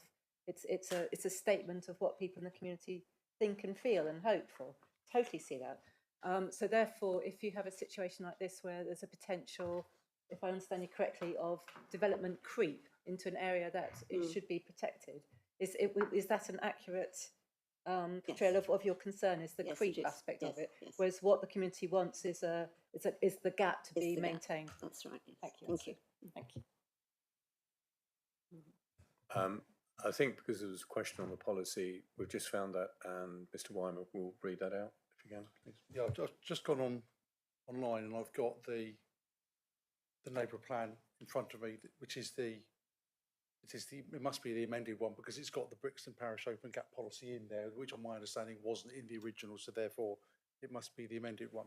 So there's 3 paragraphs, of which the paragraph on the screen is the middle paragraph. So bear with me, I'll read through all of it. So ENV6, Brixton Parish Open Gap. To protect the rural character and appearance of Brixton Village and maintain visual and physical separation with the new town of Sherford, the area identified as the Brixton Open Gap, bracket ENV Map 3, close bracket, shall be safeguarded during the plan period 2014 to 2034. Full stop. Proposals will not be supported other than for development in accordance with JLP policies TTV 26 and TTV 27, supported by a housing needs survey which identifies the needs for essential affordable housing for Brixton community where small numbers of well-designed, centrally located housing might be considered. And the final paragraph, development that adds substantially to the cumulative impact of development in the village that will adversely impact on the social well-being and character of the village will not be supported. So this, the paragraph was on the screen, absolutely is within the policy. Thank you. Councillor Allen. Thank you. So to me, it seems that the peg which all this hangs on is the word essential, and we don't know if it's essential or not because we don't know what the proposed zoning will look like. So therefore, it seems we're being asked something which it's very difficult for us to decide on. Other than this council's affordable housing team have said yes, this does meet a requirement, a need, essential. It's going to be a dwelling, isn't it? And they're saying there is a need for additional affordable dwellings within the parish. We are still in the situation of asking questions of Councillor Hitchins, unless it's a clarification.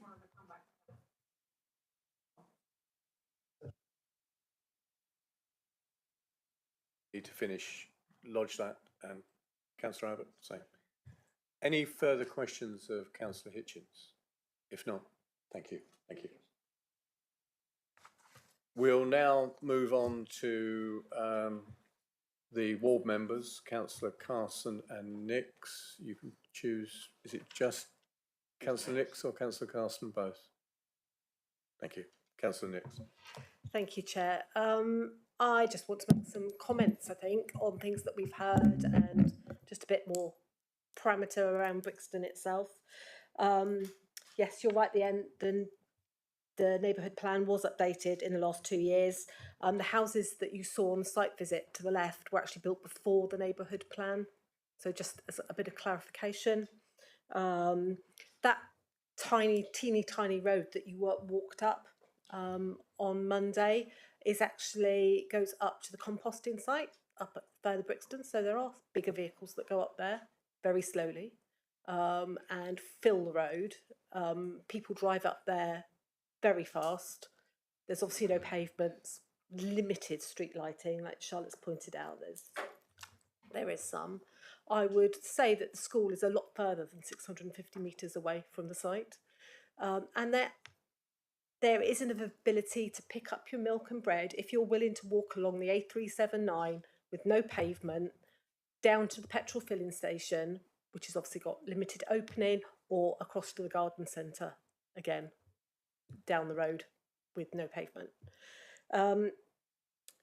So we've obviously looked recently actually at items similar to this, and I know you know, there isn't a precedent, that's the word, thank you, a precedent on these, but it seemed very similar to me over in a neighbouring parish actually to this, where a property was wanting to be built. It wasn't affordable, but it was a self-build. So actually it is quite comparable, but apparently that wasn't sustainable either, although it was next to a group of houses in a development. But this particular site, it's going to be totally out of most local people's budget. You know, affordable in that it's 70% of the value in perpetuity, but still too high for the local community.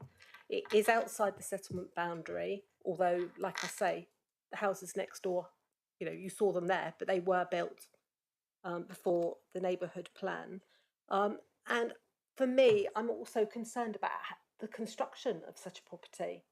You know, how are you going to get the big vehicles, etc., up there without damaging the roads, people's property? Councillor Nix, etc., you etc. start So to I'm stray into Yes, I areas. know I am. think you need to you just stick to the context and background. So yes, so although I want to see affordable housing for the Brixton community, definitely, like we've already said, we have got plans for in the village that are going through at the moment for that affordable housing, which will be affordable in the local community's view. You know, that this isn't a site that needs to be built on, really. So that's what I will say. I might come back in the debate. Mr. Fairburn will come in, but I think you've strayed over a line there. Yes. Are you in such a position as to say that you still have an open mind? I'm a little concerned that, given the references to I am. I definitely have. I was just suggesting that the community's thoughts on what was going on, not necessarily mine at the moment. Thank you. Thank you. Any questions of Councillor Nix? Councillor Abbott. I wonder whether the map with the red hatching, the map that showed the gap and then the red hatching to the south, does that identify where the Brixton Town Council's idea of affordable housing areas are? I don't know what that hatching is, or it's irrelevant what the hatching is. Can you tell me where the areas of affordable housing are proposed?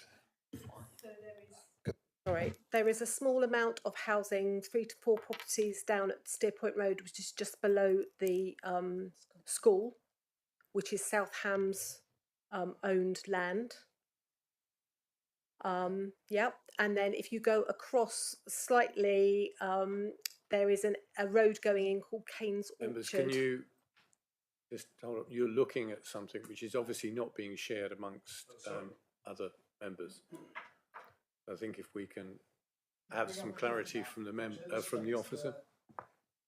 Could you bring up a different map on the screen which illustrates what Councillor Nix is talking about? Then we'll all be looking at the same thing. How about that?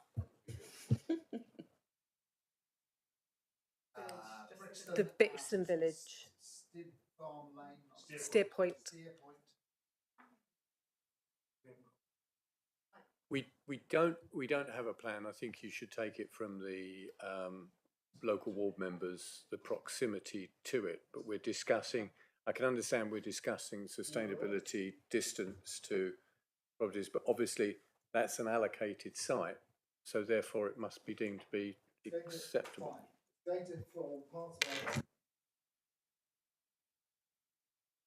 Fine.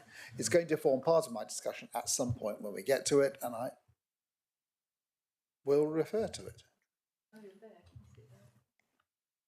Councillor Nix, does it happen to be on there? Can you clarify where it is?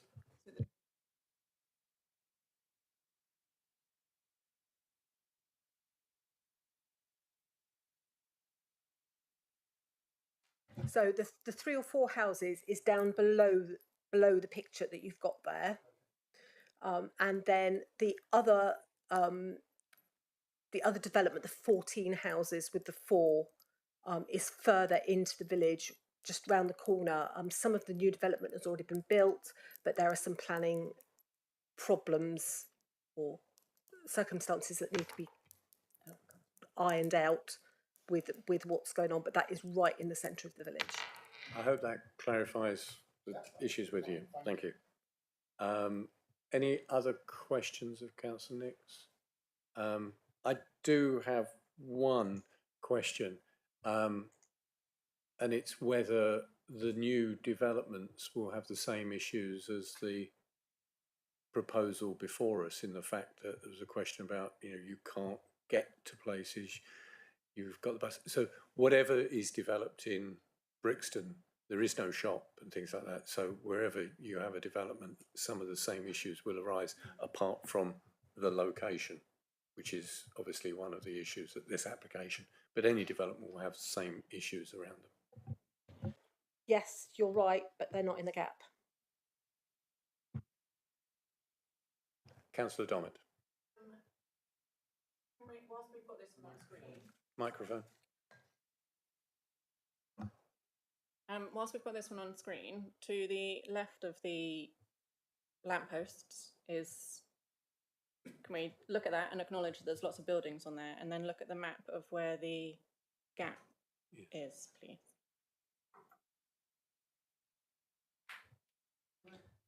So how are we saying that there is a gap where we're not allowed to build things, but there's lots of things already built in the gap? That there's nothing built between the site we're doing and the rest of the gap, but also they were built before the neighbourhood plan was revised. But you've drawn a map instigating a gap either before or after those houses were built. You're saying that it's been revised, but there's already building there in the gap. Mr. Weimer will answer that. I am absolutely certain that the properties that have been built adjacent to this one had planning permission before the modification to the neighbourhood plan. I think the difficulty is the base map that the neighbourhood plan has used predates the development of it. So there's no doubt that there are properties within the gap that are not shown on this map, because the map predates the building of those properties, and there's always a time delay from properties getting built to them being shown on an ordnance survey plan. So they're not on it. Mr. Weimer, there's also, I can see where you're coming from. Within the gap, there are already existing properties, even. So if we ignore the ordnance survey and the buildings not being shown on this map, the purple line that shows the gap in the policy area has gone around where there's buildings. And you're saying that the policy came after the buildings, but they've drawn a gap line around where there's already buildings. It's just not shown on the ONS. I think that's a fair assumption to make. So that's a Anyone else question having- for the neighbourhood plan team, I suspect, of Brixton, and it's one that will be addressed. So I'm certain they had planning permission. What I don't know is when those properties were constructed and what the timeline was between that and the neighbourhood plan developing the gap policy. But I'm sure they certainly would have had planning permission before the gap policy was. In fact, I'm sure most of them were built before 2024, but I don't know what the time frame was and whether they were constructed or being constructed, or when the line on the plan was drawn by the neighbourhood plan group. So I'm going to find it difficult to put, like, a lot of this discussion is weighted around the gap policy, but the gap policy is ignoring the fact that there's buildings in the gap where there's not allowed to be buildings. And the timeline of however that came about, like, you've got to acknowledge that those buildings are there. And I don't know how to get around that when we're trying to weight the gap situation, but the gap situation has already been breached. If you could try to respond. I understand your point. I think that's going to just be an assessment that members have to make. Is this location appropriate? Be mindful of the gap policy. But I mean, it's a little bit like when we say, you know, developments in the undeveloped coast. The undeveloped coast is not entirely undeveloped. There are buildings in it, and there were before the undeveloped coast policy was built. But what we have to basically do is we're mindful that the open gap policy is there. What its purpose is to prevent that kind of coalescence of Sherford and Brixton. And then I think your role as the decision makers would be acknowledging that. Is this acceptable? Does this kind of meet the objectives of the policy? Which, as I said, you know, does it join Brixton and Sherford? Does it provide an affordable house? So look at the objectives of the policy, and if you think the proposal meets those objectives, then I would suggest that that's a reason to approve the application.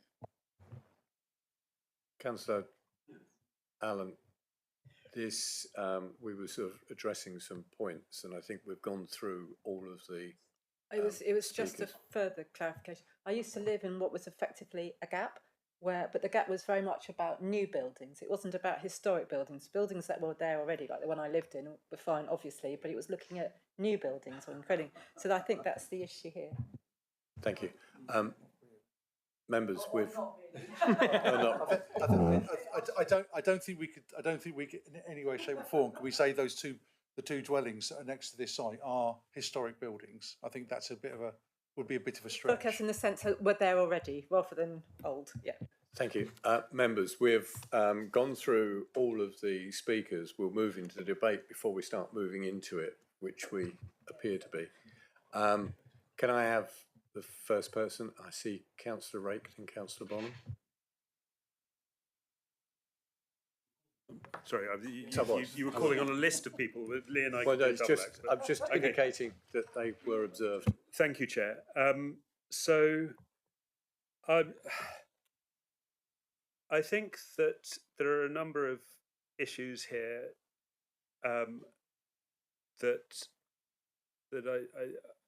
we need to address. Obviously, the affordability thing. I'm saying, oh, people can't afford this. I mean, affordability is not for us to define on the hoof. It's defined in the NPPF, and nor is it a one-size-fits-all definition, because there are issues of affordability. For instance, in growing families who already are homeowners but need to move into larger properties, for instance, where, you know, sort of saying no one can afford a £700,000 house or an X, pluck a figure out of the air and say no one can afford it, I don't think really is a sufficiently nuanced approach to this. So I think that those, you know, that meeting the NPPF definition of affordability is what we, as Mr. Fairbairn's monthly recitation of what we're here to do tells us, that is what we're here to do, whether we like it or not. And sometimes we do, sometimes we don't.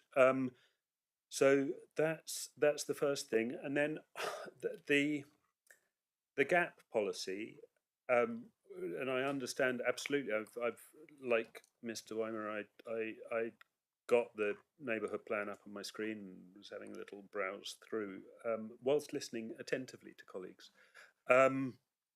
and I completely understand the logic of it. But you can't, in a policy, sort of give with one. I mean, this seems to me to meet all the things that are the essential need for housing is, you know, I'm perfectly happy to take our affordable housing team's advice, or our housing team's advice, on whether this can, you know, the fact that there are alternative sites is neither here nor there. It would just be more of housing that, you know, when we don't know when and how those are going to come forward. I mean, so I think this is additional. It doesn't, and so if your policy makes specific provision for what would seem to me to be exactly an application of this type, then you can't. I can't see how in policy you can snatch that away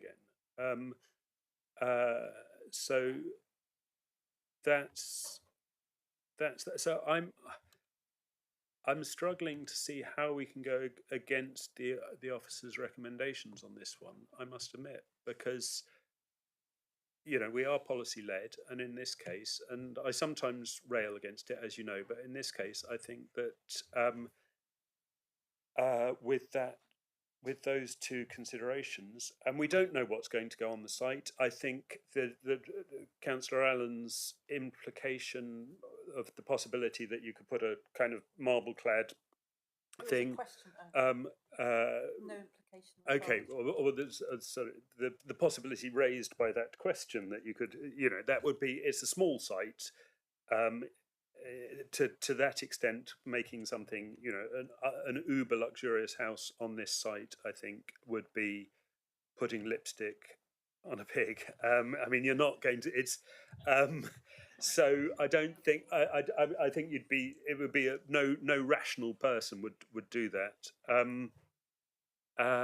And lastly, unfortunately, to say that this opens the door to applications, I'm sure the officers sitting at our door, we cannot shut our door to applications. People can apply for whatever they like. What we can do is try and apply our policies, and which includes the neighbourhood plan,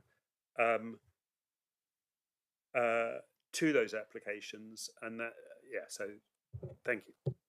Thank you. Councillor Bonham.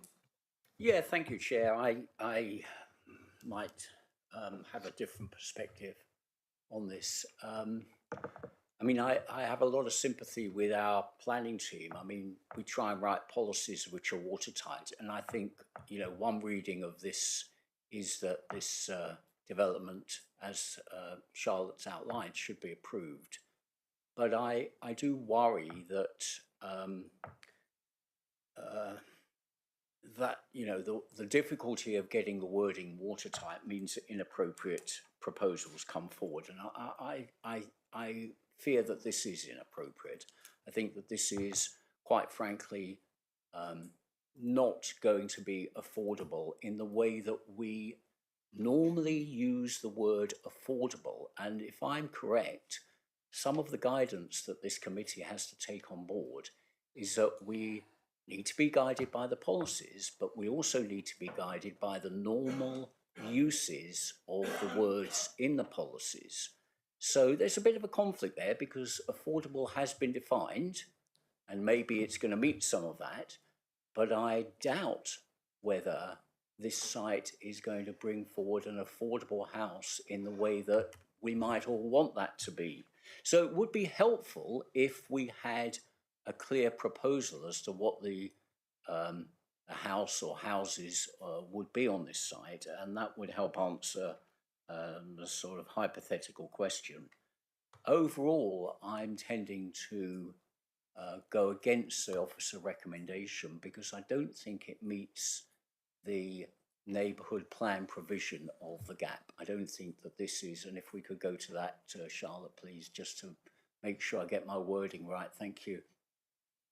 I don't think it's going to deliver essential, affordable local housing in a sensitively located site.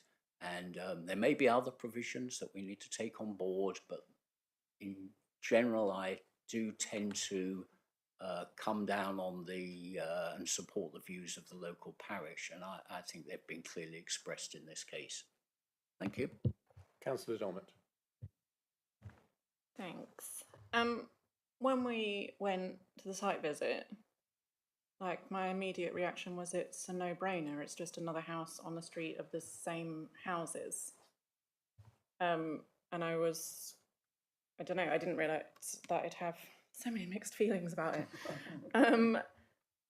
But what I find myself thinking now is that they have put the affordable elements on it to enable themselves to get planning approval. And we don't have any context of what they're actually planning to put on that site to know whether that is what is happening or what is not happening. So my preference would be to see multiple units on that site and have it be more in context of the people who might be able to actually afford to buy it locally. So yeah, I am unsure as to where I'm going to land on this at the moment. I think it does, where there is currently a line of, like the outline of the village, the parish. I think this sits within that, so I don't have massive issues with the gap situation. I think it is just a continuation of where there is already a residential area. So I'm yet to be convinced either way. I guess clarification would be useful.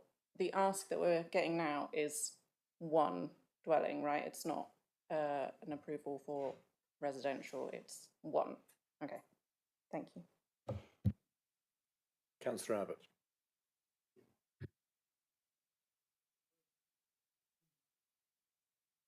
In the words of President Clinton, it does depend what it means. And here, you'll have to go back for that one. Councillor Bonham was discussing the particularities of affordability. And for me, maybe we could have the quote up again. It's the particularities of the word essential. So I think we've come to a view that the gap is a well-meant, purposeful, clear way forward, which should be protected. It's a shame it's muddied on its southern edge because events overtook that particular definition. But what I'm coming to is that, of course, every affordable house is essential because there are just so few. But what is the essence of essential in this case? And to me, a single house where the setting of the houses to the south leads us to a particular view. And I must disagree with you, Councillor Rake, that the size of that plot being 20 times, less than that, or the size of my own, would be a great place to build a large house. But we don't know, of course, so that's not the point. But the essential still applies. That is this essential to the citizens of Brixton that we build one house? It is not, because elsewhere there are proposals for 4 and 14, whatever it was, so that the need will be met in that way. And so at the moment I'm minded that the gap is important and is preservable almost despite that word, because it's the definition of how you interpret the word, and that's where we're at every time when we sit in here mulling things over, trying to tease out which way we would go and what does the policy makers mean. It cannot mean that one house is essential. The essentialness is to do with affordability, and there are other affordable houses coming up. Any other comments? Any comments from councillors? Councillor Carson. Just the last statement on there. The parish council does say sensitive located housing might be considered, not will be, might. So they have considered it, and they said that that's not essential in that place. Thank you. Councillor Rake. Yeah, it's just to, I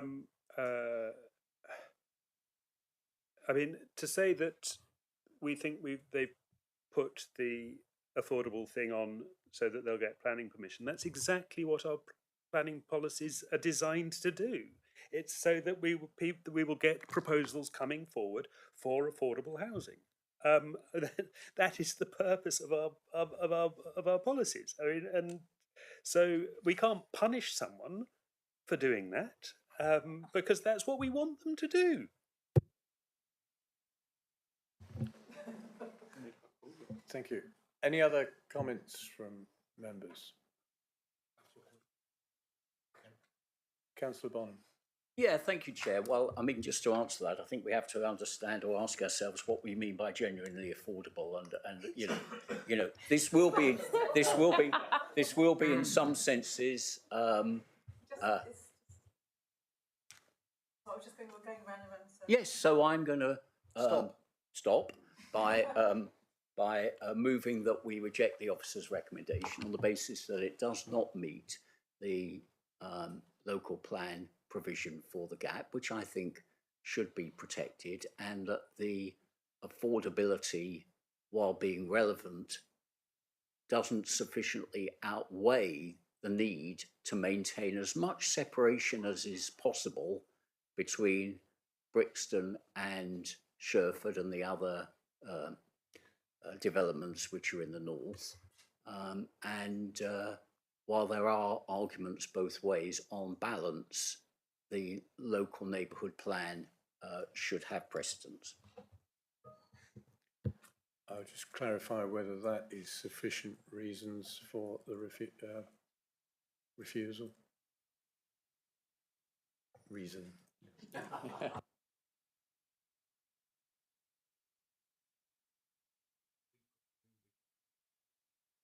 So fundamentally, you're saying it doesn't comply with neighbourhood plan policy EMV6 because it doesn't because fundamentally because it is a dwelling in the gap. Yeah. And the section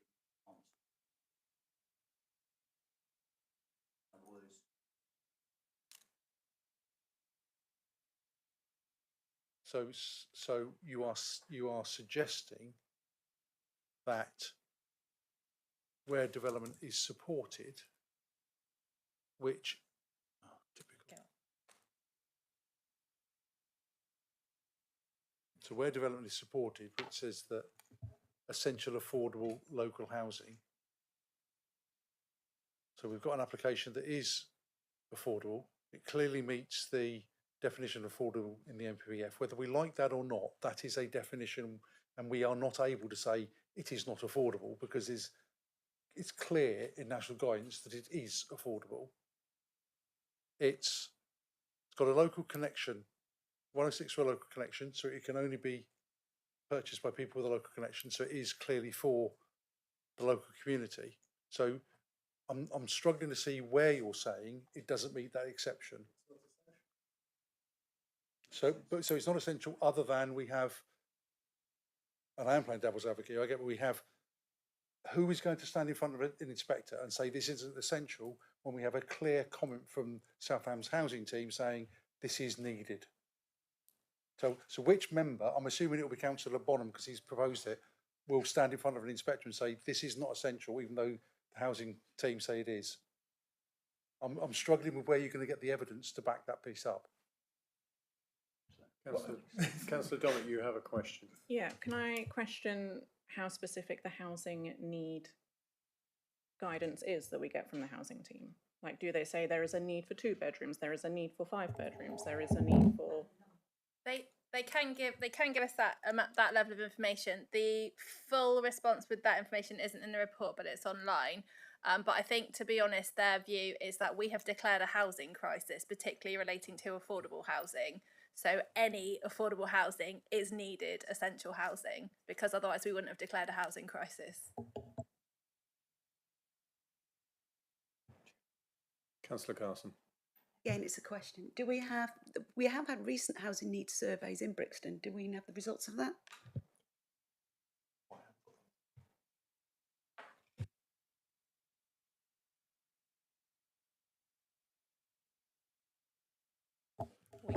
While this is being looked at, do we have a seconder to Councillor Bonham's proposal? It's for its proposal is for refusal. Do we have a seconder for Councillor Bonham while we're still working out the reasons for refusal?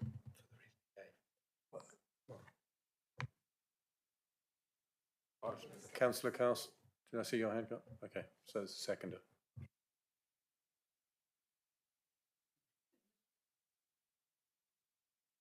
While we're doing this, so we can be correct, if we'll just adjourn while this is being looked, but please don't go very far because we want to try and conclude this.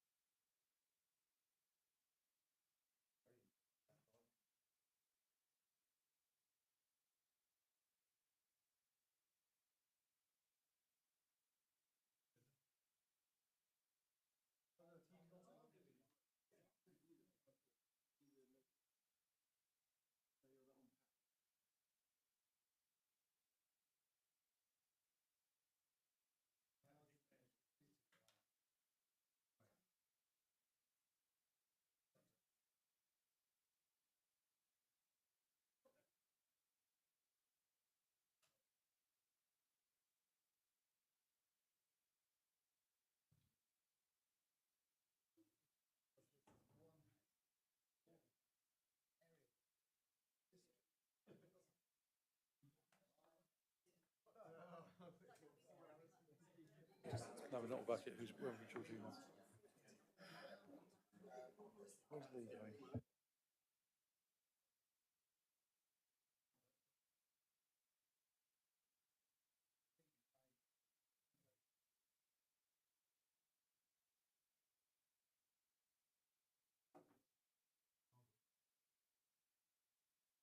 Right, members, we will recommence. Mr. Weimer? Okay, I've found the housing officer's consultation response on the planning application, and I'll just read out the paragraph on housing need because I think that might answer some of the questions. Across the district, there has been an increase in the number of households in need of temporary accommodation. There has also been the declaration of a housing crisis by the council. The housing needs survey conducted in July 2023 identified a need for 29 affordable homes over the next 5 years. An additional affordable home will enable those with a local connection who may normally struggle to afford average house prices to remain in the area and support local services, e.g. school and economy. So in terms of the number, the precise number was said was 29. Mm-hmm. Yes. Yeah. Yes. That's just a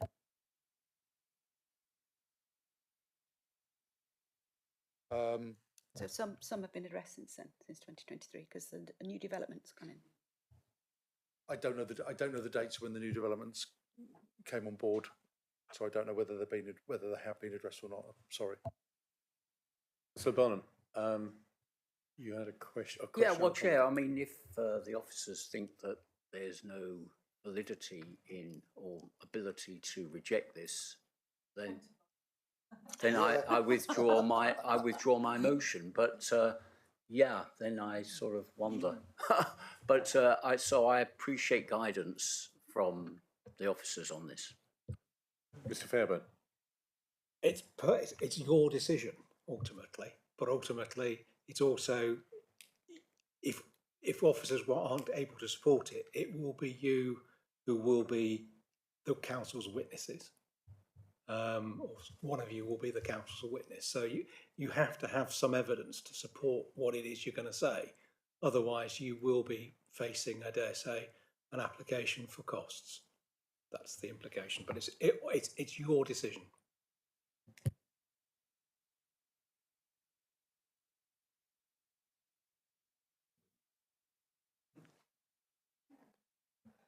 Members. Councillor Allen. I don't mean this to be obscure. It's a genuine question. If you have an area which is being labelled as basically a unique area where there won't be much building, which is what the gap is, houses in the gap will therefore become, I would have thought, more expensive because it's a more protected area.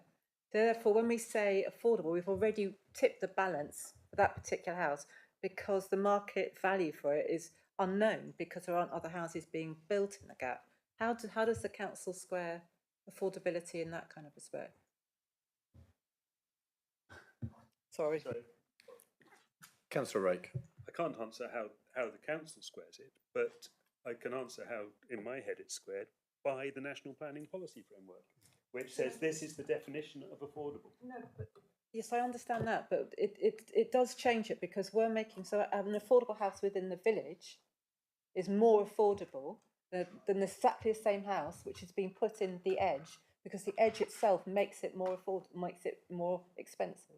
So it is a point that needs addressing. You may not like it, getting frustrated with me, but it is something because we've made it. It's been made more valuable. It's been made more valuable Councillor because Allen, it's in a protected Councillor Allen, area. yeah. I appreciate the argument there, but I think this is not an argument that we can, we're creating almost policy on the hoof here and development and, perception as to what is going to potentially happen. And I don't think we can do that. But Mr. Fairburn. Yeah, Chairman, I think the whole question about affordability will become an issue at the reserve matters. At that stage, you will know what is coming forward by way of layout and design and appearance. So that's at the point when you'll be able to turn around and say, that's not an affordable house. At the moment, you have a red line around a field. And at the moment, you are only agreeing the principle that that site is suitable for a house that should be affordable. Okay, does that make matters clearer? Chair, I think in light of that and the clear discomfort of officers in supporting a refusal, I would be happy to withdraw my motion. Would the seconder agree? Yes, there was. So Councillor Carson, you don't agree withdraw, but you do have a reason. I think the reasons are that if we start building in the open gap, then this opens the door for other people to build in the open gap, and I'm concerned that Brixton will then eventually will be in Sherford. Councillor Carson, I think I'm going to sort of be not sort of. It's the comment that we're having to address what is before us, what potentially is going to happen. And I've been slapped down quite a few times in my own ward for trying to predict things. I think we're looking at what is there, and we have to decide on that. Future proposals that come forward, I suspect there will be, if there are any, will be just as intense on it, and I'm sure you'll be there with it. Weimer. Whilst I may not agree with it, I think I can see Councillor Carson's point. But I think I'm similar to the conversation over Councillor Warnock. I'm struggling to see how the council can justify with the evidence to back up the reason for refusal. I think what you're saying, and I absolutely agree with you, is that gap policy is there for a specific reason. It is to stop the coalescence between the new settlement and the more historic village.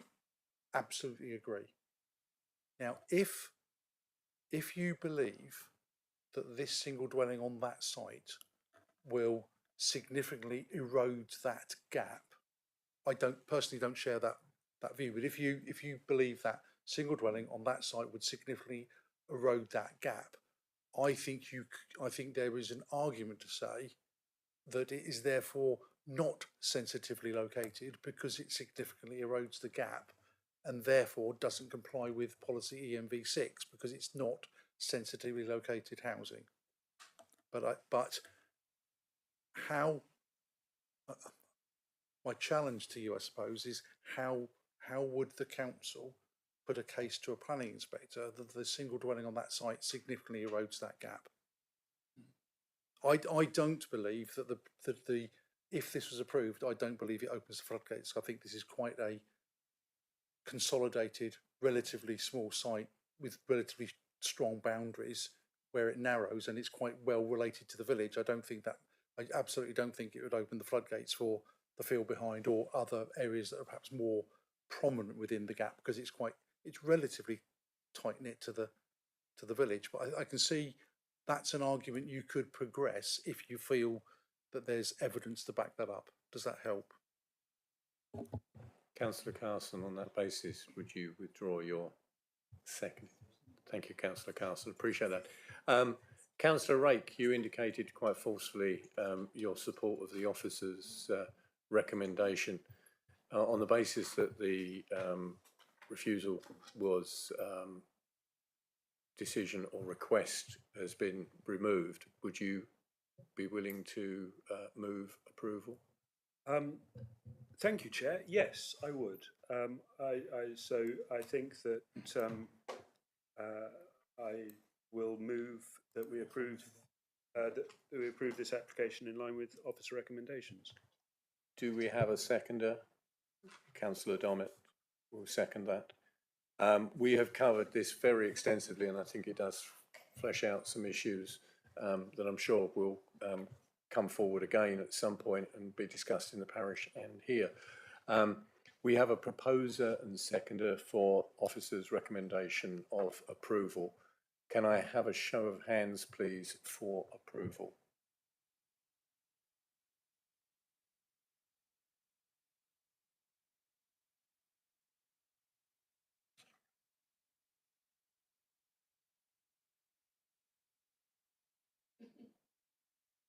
Can I have a show of hands for those against? Can I have a show of hands for abstentions? Thank you, members.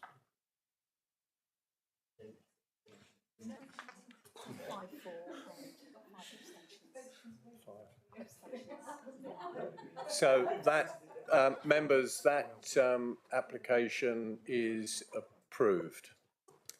Thank you, members, for the sort of extensive discussion we've had this morning and this afternoon. Just to say that we have an application which was due to start at 2 o'clock, which will now start at 2:30. Apologies for that, and apologies for everybody who has who sat through an extensive and long morning. Thank you.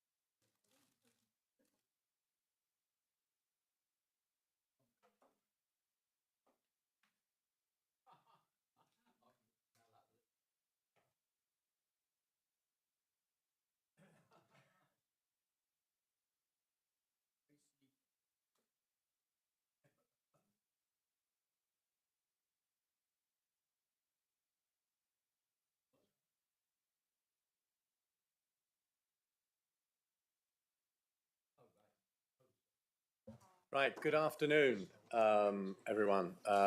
Thank you for returning, and we'll commence the afternoon. I think we're all going to go home. Do we have any choice? No, there's no choice if I'm chairing. Welcome to the afternoon session of the DM committee. Just some introductions. For those who are just here and anybody else viewing who wasn't viewing this morning, I'm Mark Long, Councillor Mark Long, Chairman of the committee. Welcome everybody who's attending. Some housekeeping. In case of a fire alarm, exit the doors in the building and make your way to the far end of the car park. There are toilets outside the door on the left, water is available outside the door on the right. Reminder, this is a public meeting. Members of the public are welcome to listen to the debate today, but unless registered as a speaker, are not able to take part and speak. We are live webcasting today, so can I please remind members to use their microphones and remember to turn them off when not speaking. Also, can I ask members that they silence their phones or switch them off during the committee so that we don't get any interruptions. In terms of how items are presented, the order for each application is as follows. The planning case officer will present their report. Any objector will then speak. Then any supporter will speak, then the parish council or town council representative will speak, and then any ward member will speak. Committee members are able to question each speaker on points of clarity. At the conclusion of the debate on each application, the members will vote and come to a decision. I'd like now to ask the officers at the top table to introduce themselves. Thank you. Thank you, Chair. My name is Melia Bolter, Senior Democratic Services Officer and Clerk to this committee. Thank you. I'm Bernard Taylor, Vice Chair of this committee. Good afternoon, everyone. I'm Dave Fairbairn. I'm Head of Legal Services and the Council's Monitoring Officer. Good afternoon, I'm Pat Weimer. I'm Head of Development Management at the South Hams. Good afternoon, my name is Rose Dugard, Senior Planning Officer for South Hams. Thank you, everybody. We are moving on to agenda item 6D, which is the case number 309424 VAR, which is Tesco's in Kingsbridge. Case officer, as we know, is Rose Dugard. The recommendation is conditional approval. Ms. Dugard, can we have your presentation, please? Thank you.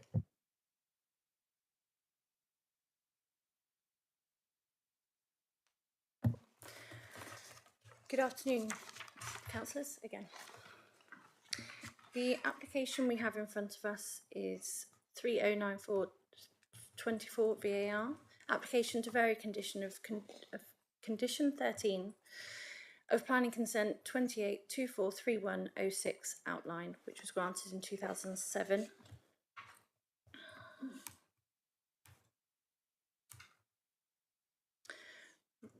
The location of the site is Tesco in Kingsbridge, and we are focusing on the car park to the north of the main store.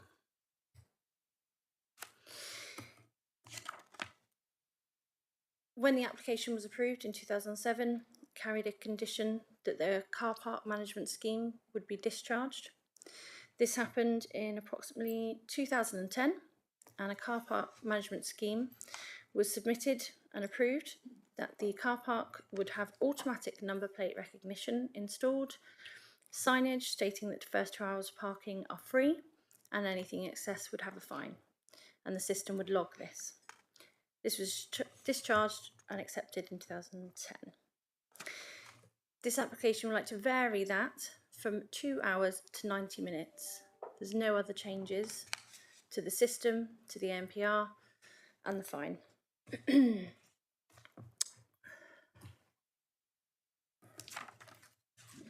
The reasons put forward for the request for the variation is that the car park was intended to ensure adequate parking for Tesco customers.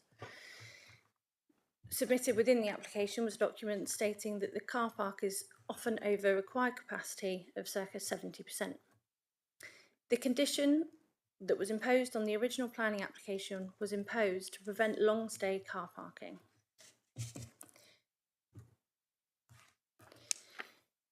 The proposal to vary this condition does not reduce the amount of parking provision on site or in proximity to the site. Before Tesco was granted, this site hosted an industrial site, a long stay car park, units and the car park off Cookworthy Road. The entire site then became approximately 366 spaces, which then accorded with the local plan to provide, I think it was 300 minimum. And that's with the car park, the Tesco free car park, Lower Union Road car park and 4th Street car park.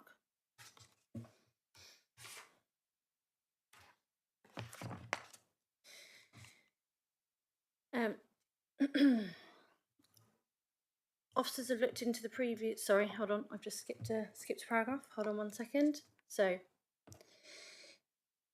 since the publishing of my officer report, which I'm hoping you've got in front of you, there have been further objections received. Most of these replicate the comments that are already in my officer report.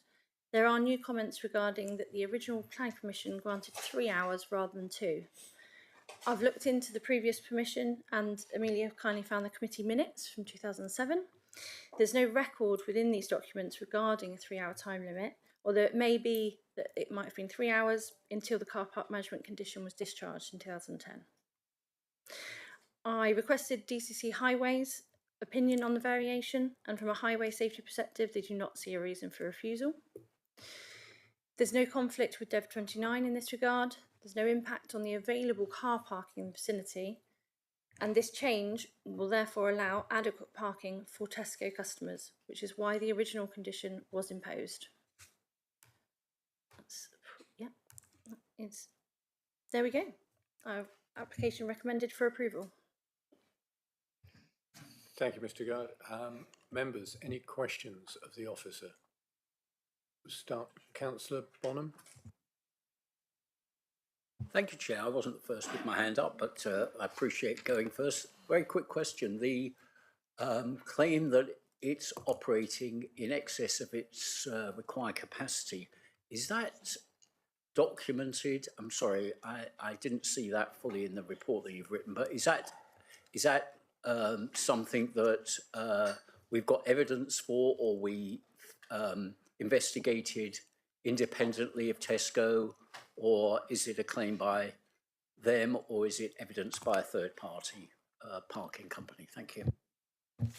Yeah, so within the submission, they had a cover letter and they also gave us quite an impressive Excel spreadsheet of capacity at certain times of the day, and when it was operating in excess of 70%, which is their target, because once it goes over 70%, and I'm sure the supporting speaker will go into this maybe in more detail, but that after a certain point, cars will drive in and drive out when they don't see adequate spaces. So there is quite a lot of evidence. There's not been any independent investigation. It's been assessed on the information submitted. But there was, from my judgment, that the car park is operating over in 70%, especially at peak times. Yeah, thank you. Are you able to tell us how often and for what periods? I mean, peak time, is it like it's a 10-minute period that it's at 70%, or is it 5 hours? Is there any like more depth to the evidence in this aspect? Because I think it is quite important for us to just get a handle on how much this is really needed. Okay. Sorry if I should have sent you this question earlier. Possibly. I mean, it's quite technical, and there is detail within the cover letter, and the Excel spreadsheet obviously is data, so it's not something that I have out the top of my head, unfortunately. However, from the cover letter, Tesco proposed introducing measures to control the car park, whereby all users of the car park will be permitted to stay for up to 90 minutes. These periods are reflective of the relatively short dwell time for the majority of visits to the car park, with over 80% of trips being under 45 minutes, shown in the dwell time data over. So therefore consider appropriate to allow customers to undertake their shopping trip and potentially also undertake a link trip to other town centre facilities. You may also wish to ask the question of the agent who will be speaking. Thank you. Councillor Abbott. Thank you. I wonder if you have comparators with the district council car parks and how they're doing. Do they get to 70%? Do they have? And actually, there's a particular change, of course, with the change of prices that occurred. So there might be a before and after. We haven't got that data. Councillor Rake? Sorry, if it helps on that one, all evidence is good evidence as long as we take it with in context. The town council's response does say that the adjoining car park is always full. I think it was the next door to the Tesco site.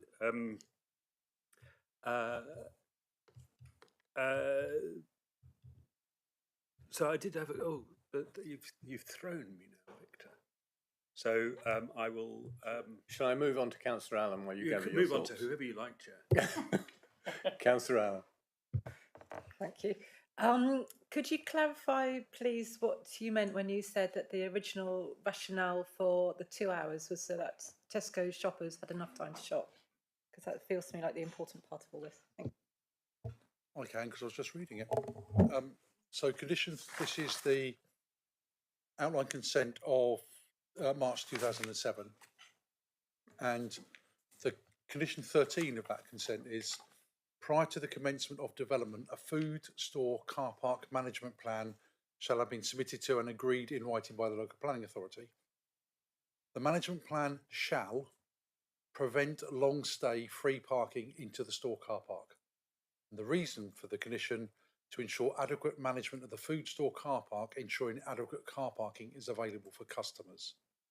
So my reading of that is the condition was absolutely to ensure that there was sufficient parking for the store and was specifically to prevent long stay free parking in that car park. Just to follow up on that, so when they're talking about long stay car park, I mean, it was a new car park. Why would they think that there would be long stay parking? Is that because there was a previous long stay car park on that site? To be fair, I didn't know Kingsbridge that well in 2006, 2007. My understanding from conversations and from the information that Rose has dug out is that certainly part of the site was a long stay car park. I couldn't tell you, I don't have any personal knowledge as to how much, but part of the site was industrial and part of the site was car parking prior to this approval. But in some respects, the planning permission in 2007 really starts a new chapter of the planning use of that site, and it's quite clear. Well, to me, it's quite clear that the car park was to ensure that there was sufficient parking for the store, or the condition was to ensure there's sufficient parking for the store. Chairman, with your, I'm looking at the car park occupancy spreadsheet that's in the application documents online, and it would appear to me that the car park gets close to being occupancy quite regularly between 11 o'clock in the morning through till probably 3-4 o'clock in the afternoon, probably 4 o'clock in the afternoon, or even pushing actually 5, 6. No, it does. If anybody's but I'd have to look through. I'm just looking on the open tab, which was August 24. But there's quite a lot of detail in this this information from Councillor Bonner's question. It goes from, it's over a period from January 24 to August 24, so it's over a sufficient period every day and every day over those 24 hours in each day. So there is a significant amount of data there in terms of car park occupancy. Thank you. Members, any other questions of the officer? Yes, please. Councillor Taylor. Yeah, could you tell me, did Tesco's actually buy the full site? Does it belong to them? Let's probably run for the agent okay. shortly, but Yeah, okay. yes, it's an entire Tesco site, as far as I'm aware, from all of the planning applications. Yeah, it is a Tesco. Yeah. Lovely, thank you. Any other questions, members? If not, we'll move on to the speakers. We don't have an objector. We have Roderick McLeod, the agent for this application. If you'd like to, you've got 3 minutes.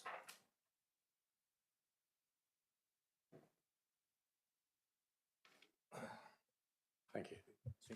Thank you very much, Chair, committee members. As introduced, my name is Roddy McLeod. I am Tesco's planning agent for this application. Thank you for the opportunity to allow me to speak to you today in support of the proposals to allow these new car park control measures to be implemented at the Tesco store on Cookworthy Road in Kingsbridge. As you've heard from officers, the proposals before you today relate to the variation of a management plan which sets out that the use of the store would be freely available for up to 2 hours with a fine levied for overstaying. As you've heard, this was specifically intended to accommodate the needs of shoppers first and foremost, who are wishing to visit the Tesco store, and to discourage long stay users. Notwithstanding the terms of the management plan, Tesco are finding that their car park is coming under significant pressure and is being used by non-Tesco customers. Evidence that was submitted with the application demonstrates that the store car park consistently operates at or near capacity. The implications of this, when it's over 70%, it's very difficult for customers coming into the car park to manoeuvre around the car park and find a space. Tesco's experience that they want their car parks to operate between 70 and 80%, and anything over that acts as a disincentive for anyone to come to the store. And by way of example, we have, I know you can't see the information, we submitted 8 months of ANPR data every day, broken down by hour, and you can see from the red periods of when it gets over 70%. So it's this store is very regularly at or the car park is operating at or in excess of its capacity on a daily basis.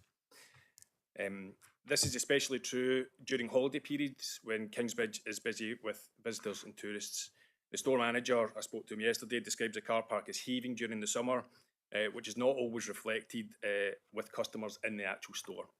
The store manager also explained that shoppers experienced a 15-minute queue to enter the car park earlier this Easter. The store manager strongly believes that the situation has been exacerbated by the increases in parking charges for nearby council-run car parks, with a 2-hour stay at the 4th Street car park costing £2.50 and up to 3 hours at the Lower Union Road car park costing £4.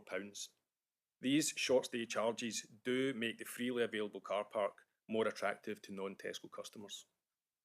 To address the situation, Tesco proposed to reduce the maximum length stay in their car park from 2 hours to 90 minutes. That's a 30-minute reduction. To clarify, there will be no charges for parking in the Tesco car park levied during this time, and the maximum stay will allow customers to undertake their shopping trip in Tesco and then also carry out a link trip with other facilities in the town centre. There will also be no explicit prohibition on non-Tesco customers using the car park during this 90-minute period. These changes are considered a fair and reasonable response to the parking issues faced at the Tesco in Kingsbridge, and indeed, Tesco are not imposing charges for non-Tesco customer use of their car park, which they have applied elsewhere in the country. The proposed 90-minute maximum stay also reflects the same controls that are in place at the Morrisons store nearby. In conclusion, the proposals to vary the car park management plan to allow a 90-minute maximum stay at the Tesco store will increase the turnover of spaces available to Tesco and non-Tesco customers and help alleviate some of the parking pressure experienced at the store. Therefore, I ask that you approve the application in accordance with the recommendation. Thank you. Thank you, Mr. McLeod. Members, any questions? I'll take Councillor Abbott first and then Councillor Wright.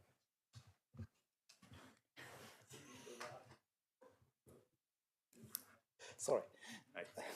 Hi. What do you reckon the dwell time is for shopping, a weekly shop in your store? So the information that we've got is that the average stay is about 45 minutes in the store. So there's the majority of people that use the store stay for 45 minutes. there is then a tailing off of the people that stay thereafter. So we reckon there's probably about 30% of the capacity of the car park is taken up by people that stay for longer than 45 minutes. Councillor Rake. Thank you. A couple of questions. Good afternoon, Mr. Cloud. We heard from our officer that the part of the rationale behind this is that over the 70% limit or 77, whatever, a figure, that people come into the car park, take one look at it and think, phew, I'm not going to park there. But that figure is regularly exceeded looking at your spreadsheet. So you can't have it both ways. You can't, on the one hand, be telling us that it's 97.5% full and also be telling us that at 70% people turn their backs on you. So how do you reconcile those two? Well, at the moment, there's no controls on the car park. So the evidence that's available to us demonstrates that there's about 30% of the car park which is taken up by people that are staying in excess of that 45-minute period and onto a 2-hour period potentially. Those users are taking up spaces, are restricting the turnover of spaces for customers to the Tesco store and also customers to shoppers to the town centre. It's really the kind of longer term stay that Tesco are trying to prohibit with this proposal. So it's about creating, if you excuse the phrase, more churn in the car parking availability. If that helps. It sort of helps, but so sorry. At the moment, this is news to me. So when you say that at the moment there's no controls, there's a 2-hour limit, but you don't go and you don't actually do and you don't enforce that. It's enforced. So if you stay for longer than 2 hours, you receive a fine. But for that 2-hour period, there is no control. Anyone can park in the car park for that. Oh, I see. Yes. I mean, so are you with that? Do you find many people? Do you get overstayers? I actually don't have that information, but it is Tesco's policy. It's a car park management company that operate this, Horizon, and they will implement enforcement measures if there is overstaying of the car park. So that 2-hour threshold is a hard limit, and if people overstay, then the facility is there to levy fines against them. Okay, so we can assume that people who overstay the 2 hours would also potentially overstay the 90 minutes. I mean, they have by definition. So we're addressing it's fun to look at your spreadsheet, but it doesn't necessarily give us the information that would be. I mean, we don't know what shape the curve is of stayers, or do we? In that we don't know what percentage of people are staying for between 90 minutes and 2 hours.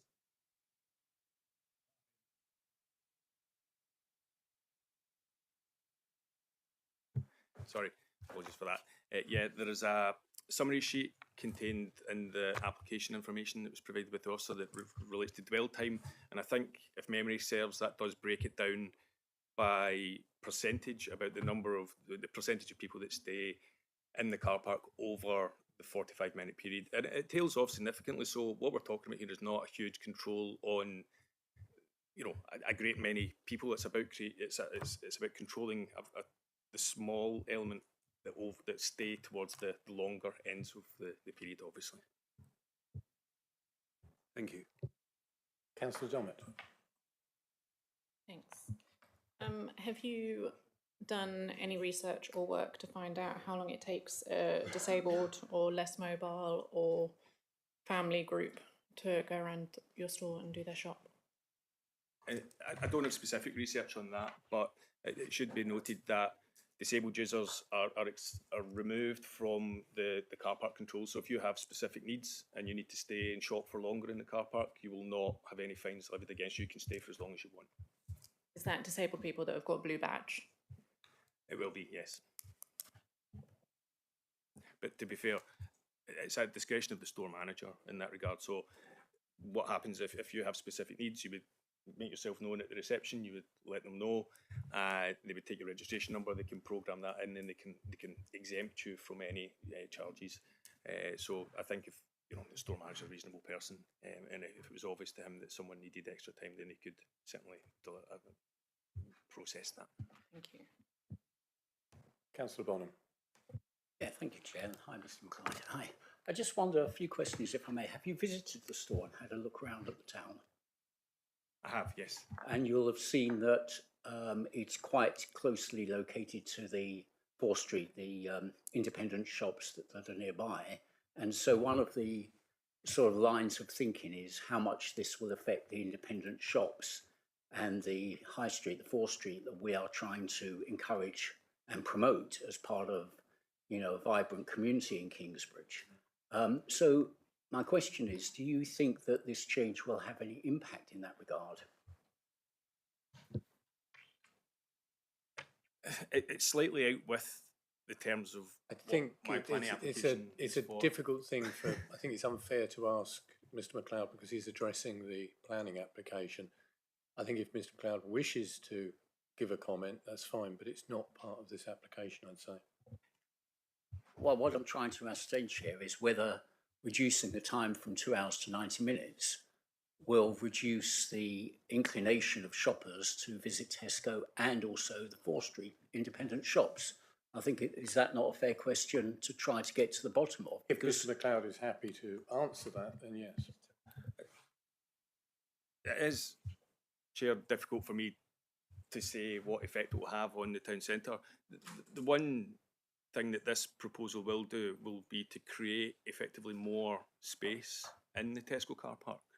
So if we have people not staying for as long a period of time, then more spaces will be available for both Tesco customers and for users of the town centre. So this will, you know, by virtue of the reduction in the maximum stay, create more churn, as I've already described, and allow shoppers to potentially visit the town centre also. Okay, but you don't have any limit on stayers at the moment. I mean, they can visit town centre or Tesco's at the moment, and you're going to continue with that, which is good. But how many people is this going to really affect? Because I think what we've heard so far is a typical dwell time, the stay time, is 45 minutes. I know maybe my colleague councillor has some more information on this, but what percentage of people stay more than 90 minutes at the moment? Because they're the people that are going to be disadvantaged, and they're the ones, I mean, no disrespect to Tesco's, but after half an hour or so, you've probably had enough in Tesco's. After an hour, you've probably shopped everywhere in Tesco's. So the people staying for more than an hour or 90 minutes are almost certainly going to an independent coffee shop or the butcher's or something else in Kingsbridge that we're trying to encourage. So what percentage of people are doing that, staying more than 90 minutes at the moment? Mr. McLeod, before coming, Mr. Fairburn would like to make a comment. Yeah, Chairman, I wouldn't like the committee to be going down a rabbit hole, and I can see a very deep rabbit hole occurring. You've got to remember what the purpose of this condition was. It was to prevent long-term car parking taking place, and it wasn't. And the purpose of the condition was, or purpose of the provision of the car park wasn't to provide public car parking for Kingsbridge. It is car parking associated with the store. So effectively what you're asking is potentially looking at adding or asking Tesco to do is provide public car parking. That's not what this condition is about, and that's not what the application is about. So it is all about what is the impact on Tesco. Mr. McLeod, if you'd like to respond. Yeah, I agree entirely with the position that's been stated.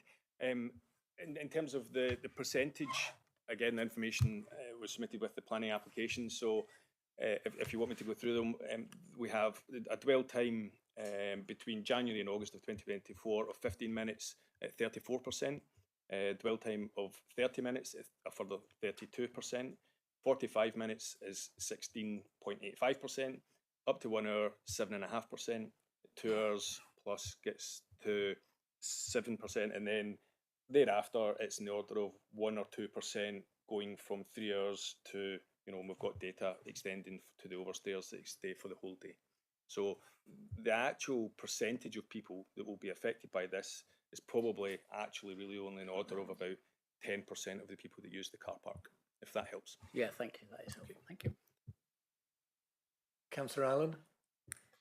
Thank you. I was just wondering if you had done a similar reduction in time elsewhere in the country and how successful that was in increasing footfall in Tesco's. Thank you. Yes, there's a dedicated team in Tesco that look after their car parks. You know, they're responsible for responding to store managers' concerns where the car park is full and that's not reflected in store turnover. And they do implement a whole host of different car park controls across the country. So yes, we have reduced the maximum stays in car parks, and that has therefore then also allowed an increase in the Tesco customer footfall. Tesco undertake a host of other changes. I mentioned it in my presentation, where they charge non-Tesco users of the car park. So you have to go into a Tesco shop, you do your shopping, you have to validate your receipt, validate a ticket, and then you leave. And anyone that doesn't do that process can pay for the parking in the car park at probably the same rates as you would get charged for the council. But that's not something that Tesco propose to do here. They want to keep the car park free for all users, and just to shorten the max stay. Thank you. You don't happen to have any data showing how successful it's been, do you? I Quote don't know, things sorry. off the top of your head? No. Sorry. Councillor Rake? Thank you. A couple of further questions. Have you considered? I mean, it's always struck me that the car park seems to be particularly poorly designed somehow in terms of actually parking in it, the physical act of putting a car in a space, which I'm not very good at to begin with. So has this been considered alongside a suite of alternatives to address the capacity problem, such as a redesign? Yeah, it's a really good point. Yes, that has recently been considered. Unfortunately, any redesign of the car park would necessitate a reduction of the overall number of car parking spaces. Certainly, some of the feedback that's been provided, to the store manager through the Tesco online comments section is that the bays are quite narrow. It's difficult to manoeuvre around. It's hard to get a car in and out of a parking space, especially larger vehicles. But the ability for Tesco to increase the bay size would automatically mean you reduce the number of spaces, and that's not something that we want to pursue at this moment in time. So there's certainly no plans to redesign the car park, despite it being looked at recently. And the second question, I mean, forgive me, but I'll be blunt. It seems that you're trying to have your cake and eat it in that, even if it is the finest, in that you're saying that only 10% of people will be affected by this. I mean, perhaps given that so 1 hour is the only above 1 hour, but still legal, is only 7.08% in terms of dwell time. So if only so few car park users are going to be affected by this, it seems to bring an incredibly minimal benefit. It's a small benefit, but an important one. And again, it helps to create, it frees up more space for other customers to use. So yeah, exactly that. Councillor Dominic, you did indicate, but do you wish to ask a question? No, my question was answered, but I do have one, but I think it's probably for officers rather than Mr. Okay. Members, if there are no other questions of Mr. McLeod, thank you very much. Thank you. We'll move on. We have Councillor Julia Wingate from Kingsbridge Town Council. If you'd like to take your 3 minutes. Thank you, Chair. Thank you, members. I'm here from Kingsbridge Town Council to speak on this application as part of the local residents and business community. Kingsbridge is proudly defined in its neighbourhood plan as a true market town, a thriving hub of independent artisan and creative industries. Its strength lies in the vibrancy of its high street, which is cherished by locals and draws many visitors from afar. The current 2-hour parking limit plays a vital role in maintaining this character. It ensures a healthy turnover of spaces, making parking accessible for shoppers and protecting footfall for our independent retailers. Reducing this limit risks undermining the very foundation we are trying to reinforce. The joint local plan contains Spatial Priority SP3 for Kingsbridge, which reports the existing retail offer should be maintained to protect the integrity of the town centre and enhance its character. The thrust of our argument is that Tesco has not provided the evidence to amend its parking duration. The application's covering letter reports, and I quote, "Car park consistently operates at or near capacity." I can evidence that using Tesco's own occupancy report that this claim does not stand up to scrutiny is totally untrue. A car park survey was actioned in January to August 2024. Tesco is open for 84 hours a week and the car park has 158 spaces. We've interrogated the figures for this period and we were able to I can answer some questions from the committee. For example, in June, the car park was always under a 90% capacity, and in August, the busiest month, for 97% of the time, the car park was also under 90% full. Indeed, for the whole period surveyed, the store was open for 2,921 hours, and for only 106 hours, which is only 3.6% of that time, did the car park operate at above 90%. 10% would be about 15 or 16 spaces still available to park in. The application's covering letter also states Tesco's required operational capacity is 70%, beyond which customers find it difficult to locate a vacant space. Given 158 spaces, this means that customers find it a struggle to locate 47 vacant spaces. Kingsbridge should not be burdened with Tesco's own ridiculous internal policy. The statement beggars belief. When the store was open, the car park duration was for 3 hours, but this was subsequently reduced to the current 2 hours. 2 hours is not long stay. Checking with other Tesco stores at Ivybridge, Newton Abbot, Honiton, Kingsdayton and Tavistock, all are 3 hours. We can only find one store at Seaton with 2 hour parking and are unable to find any stores with 1.5 hours of parking. In summary, our position is that Tesco's own occupancy report reveals that the current 2 hour maximum duration is working incredibly well and has already fulfilled the requirements of condition 13 and does not require amendment. If we value the unique identity of Kingsbridge as a bustling market town, we must keep the 2 hour limit firmly in place. Thank you. Thank you, Councillor Wingate. Any questions of Councillor Wingate? Councillor Nix. Yes, thank you very much for that. It's really informative. Some of the Tesco stores you mentioned are obviously out of town, so I understand that they've got a longer period. However, if what the gentleman from Tesco said, that people on average are only spending 45 minutes in the store, that still gives them 45 minutes to go out into Kingsbridge and do their little bits of shopping that they already want to do. Is that fair? You could say that's fair, but as a council, you're trying to enhance the high streets and limiting that additional time to walk up the stairs through your car park to get to the high street, which is a very long linear high street. 45 minutes isn't really enough time if you want to reduce it to an hour and a half. Councillors, any other questions? Councillor Carson. Hello. Can you tell me where the nearest South Hams car park is and how often that's full? So Tesco's is at a lower level, their car park, and then there's the 4 Street Shoppers car park just above, which has just had a change in its tariff and its staying capacity. So that has a shorter maximum stay of 4 hours to reduce the long stay that we used to have. So we have got more churned through that car park, so it is available for shoppers and not being used by commuters.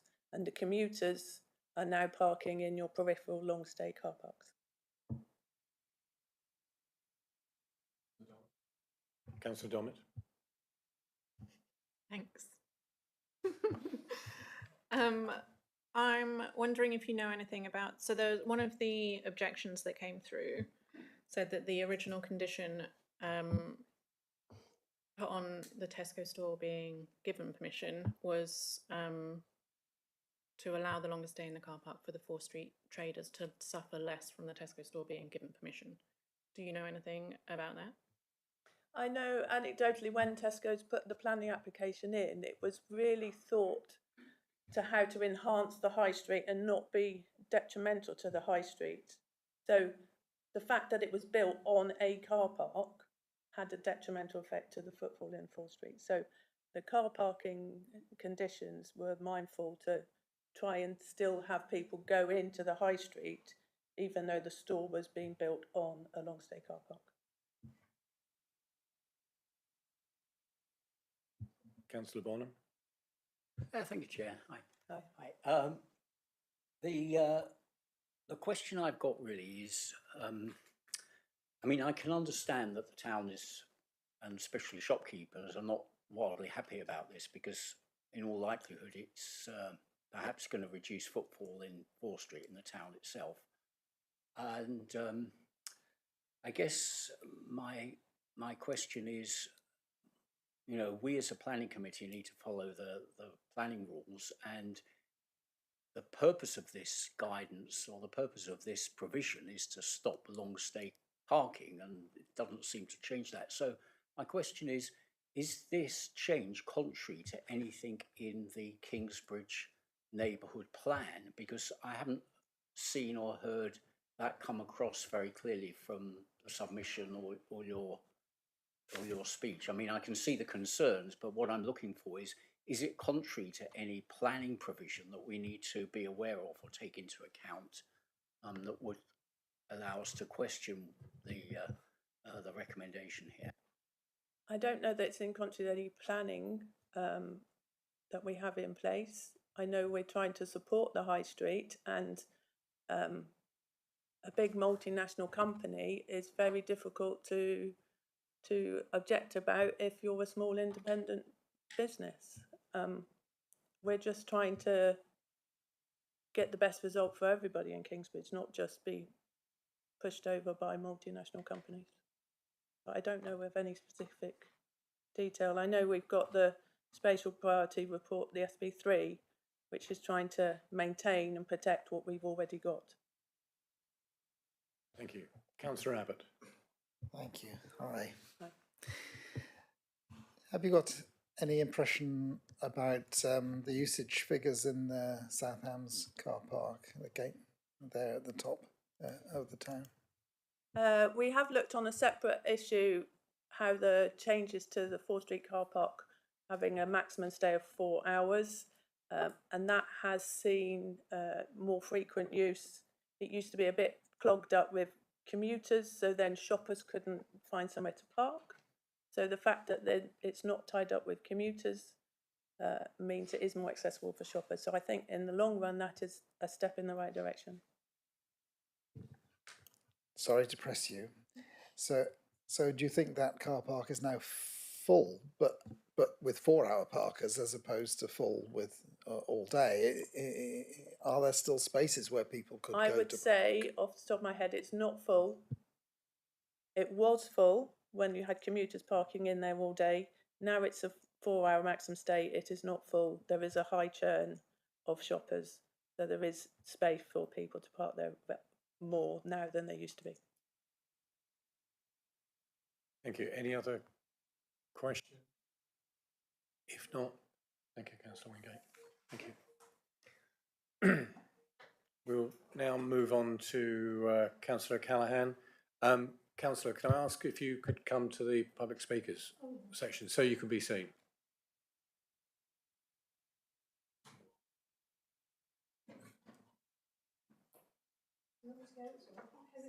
Yes, please.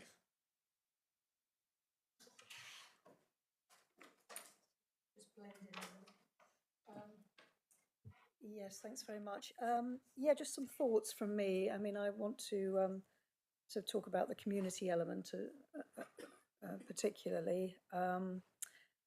Just on what's just been said by the Mayoress of Kingsbridge. I would very much sympathise with the concern about potential adverse impact on other smaller traders in Fore Street in the town centre, and as well that is a material planning consideration.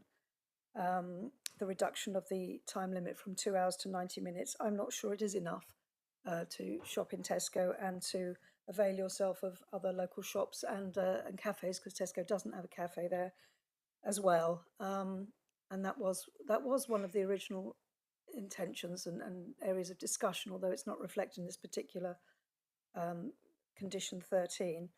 But it is a material planning consideration, as I say.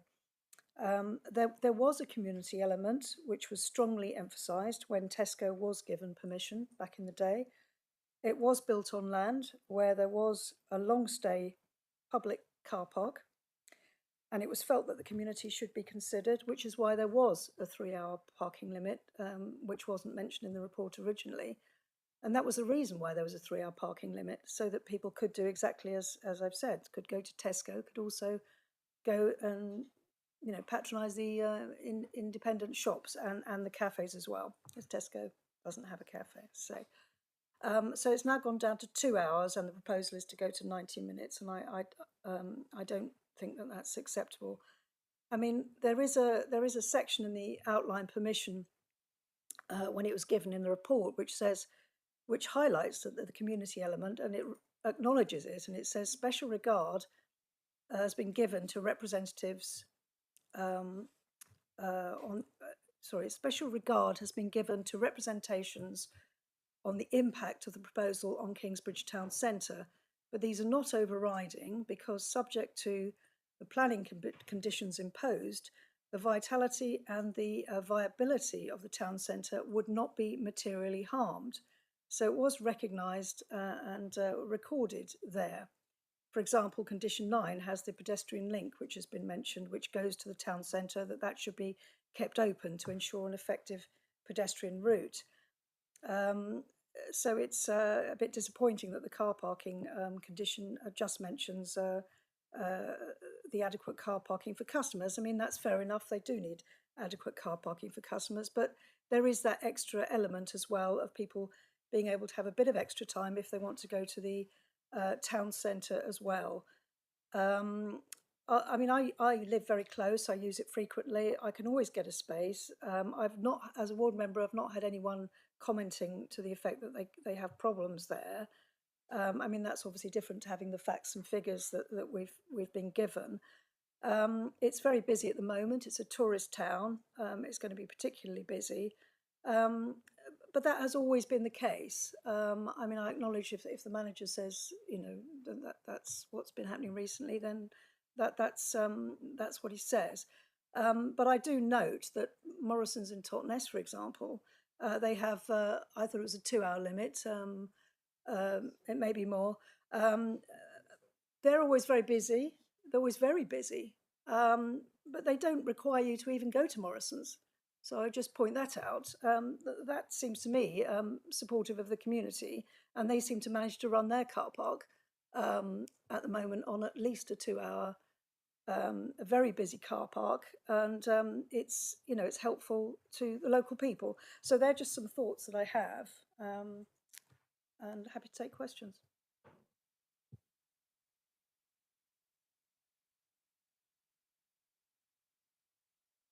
Councillor Rake. Thank you. Afternoon, Denise. My view is that, I mean, in general, in global terms, that setting the context, that parking provision, notwithstanding the prices, but parking capacity in Kingsbridge is pretty decent compared to other local towns. Dartmouth and Salcombe spring to mind. But I mean, with the Quay and the Cattle Market and Lower Union Road, this one we're talking about now, and the 4 Street one, and on-street parking, it's generally pretty easy to park in Kingsbridge, I would say. How would you concur? I'd say so, yes. There's a variety of different car parks. There's long stay, short stay. Obviously, you've got the Tesco as well. You've got another Morrison's too, Kingsbridge. But yes, there is. Thank you. I think that was, I mean, and that was it really on questions. Councillor Allen. Yes, I'm just looking at the SPD from 2020, and although this isn't necessarily deliberately connected to the car parking, there's a lot of comments made about the fact that they don't want the store to impact on the vitality and viability of the central shopping area. So they talk about it in terms of the size of the actual shop floor. They talk about it in terms of the prices of the goods sold. So it's very clear if you read through that their main emphasis, the sort of concern of the council, is of the permissions given to Tesco's, is that they won't affect the high street. It's very clear that that's the sort of a driving force behind this. Would you agree that that's what comes out of these kind of documents? Very clear that they want to contain Tesco's so that it doesn't impact the high street. Would you agree with that statement? Well, as I said, I feel that, you know, the feeling at the time was that there was a big community element, if that's what you're getting at.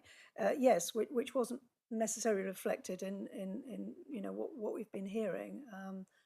I must admit, I've been concerned after hearing what, you know, the applicant, the representative, has been saying, that that Tesco might be veering towards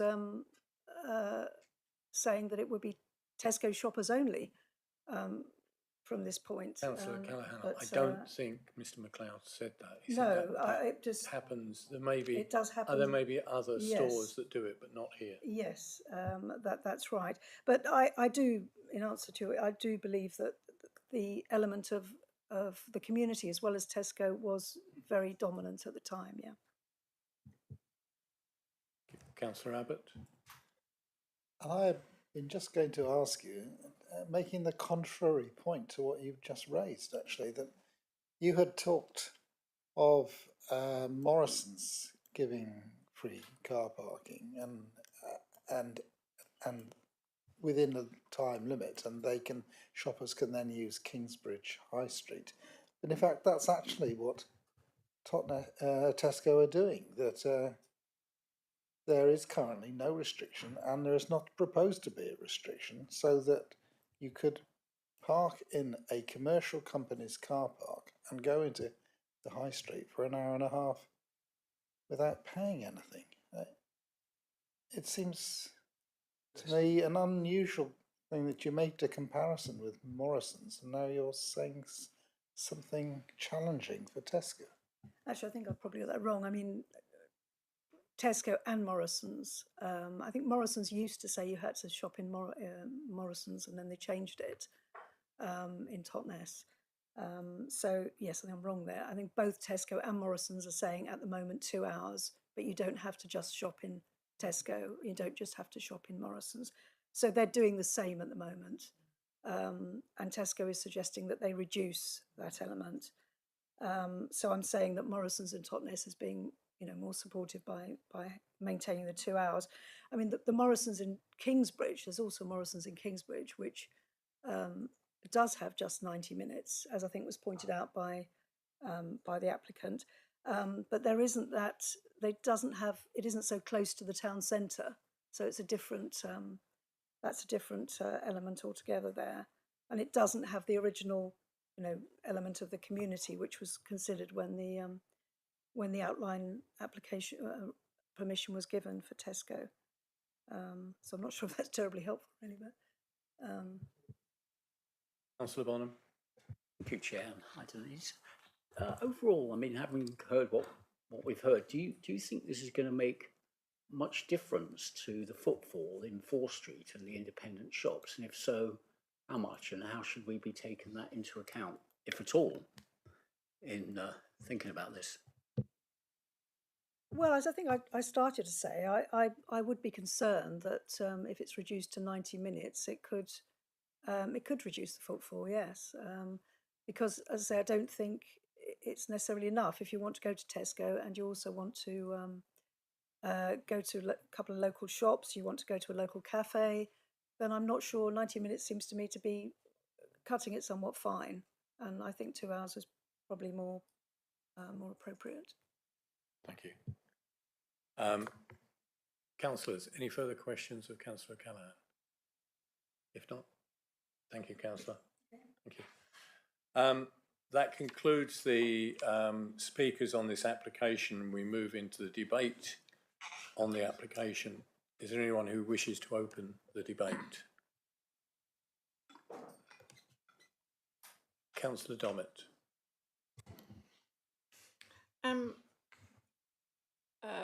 So to acknowledge the original condition that was put on it to protect the 4 Street traders from the negative aspect of having a new Tesco store, why should that change now?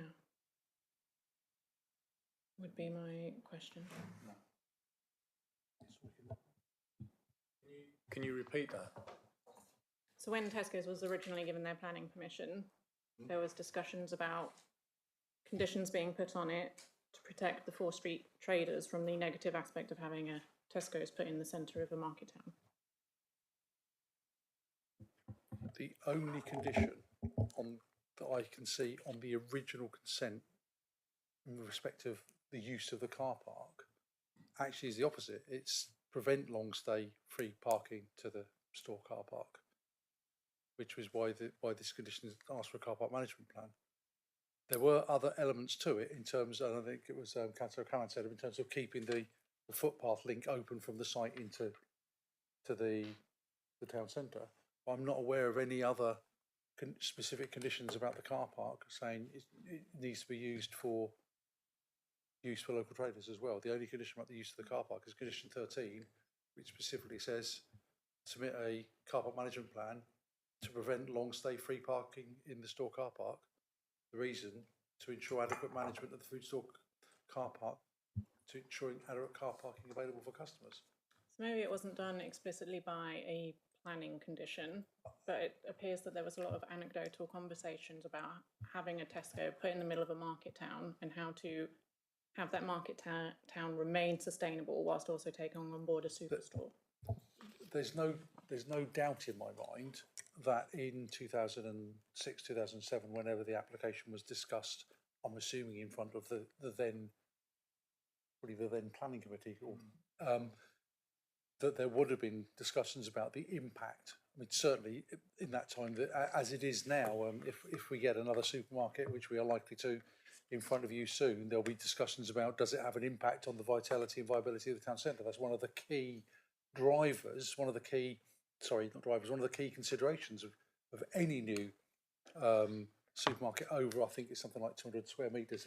There's a lower threshold where they've got to do retail impact assessments to make sure there isn't an impact on the vitality and viability. So of the existing town, village, city, whatever it is. So there's no doubt in my mind that there would have been numerous discussions within the committee about the debate on whether it is acceptable or not.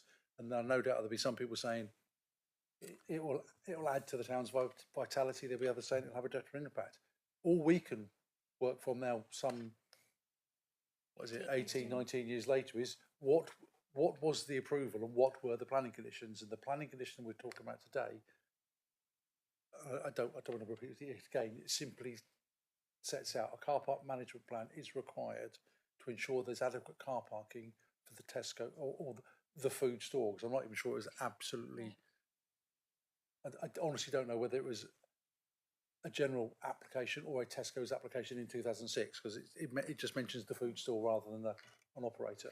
So that's the only condition I can say. Mr. Warren, I think that clarifies matters. Councillor Allen. Yes, in terms of the debate about this rather than questions.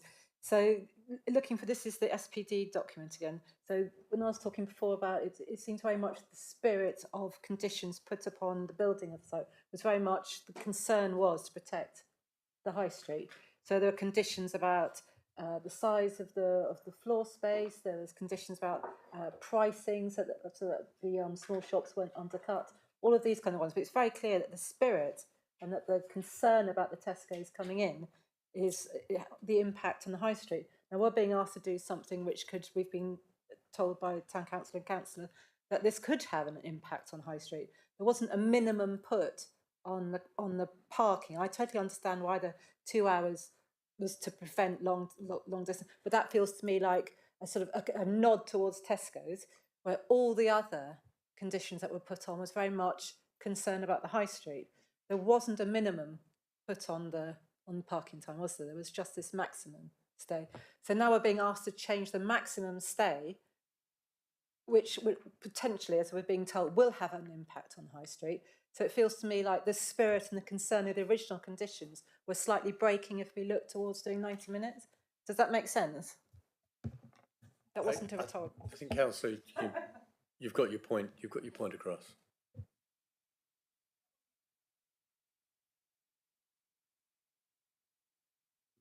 Councillor Bonham. Yeah, thank you, Chair. And I'm sorry to say my point is similar, and it relates to the criteria or the points we should take into account when determining this, because I think we can probably see that in terms of the car park management plan and avoiding long-term stay, this makes no difference. It maybe makes things better. The question is whether we should take wider consideration, and I seek some advice, if I may, Chair, because what I read in the joint local plan is that the overarching objective of the joint local plan is to encourage sustainable economy and sustainable communities.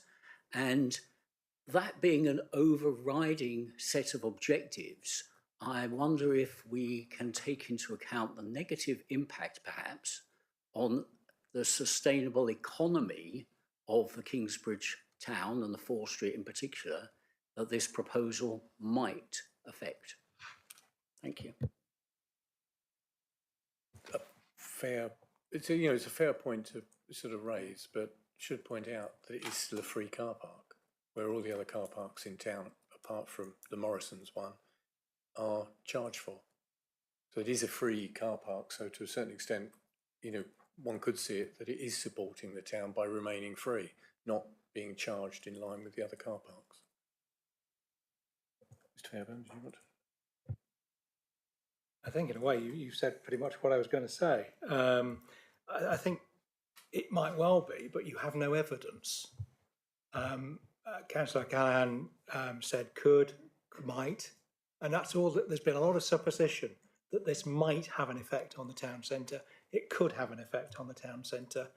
There is no evidence of that. And I think I come back to the reason for the imposition of the condition was to ensure adequate car parking was available for customers of the food store, and that is the principal consideration in terms of whether you are now varying this condition.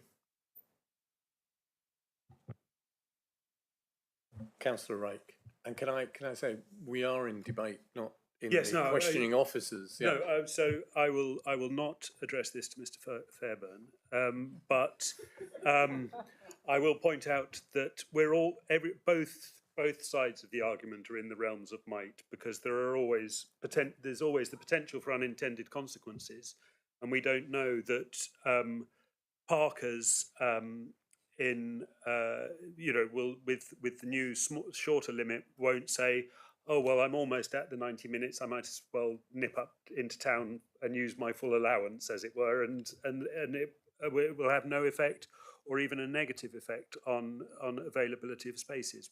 We're all in the realm of might, and actually, as we're in debate now, that is pretty much what swings it for me. I think we are really in, if it ain't broke, don't fix it, and I'm not convinced that it's sufficiently broke, given the potential impacts for users of the store. And I don't actually draw a sort of, as Councillor Nix, I think it was, a lot of Tesco customers are also simultaneously customers of the High Street, of Fore Street, and local businesses. So it is a multi-use car park, and I think that I'm not convinced that the need is sufficiently strong or urgent as to override the potential impacts,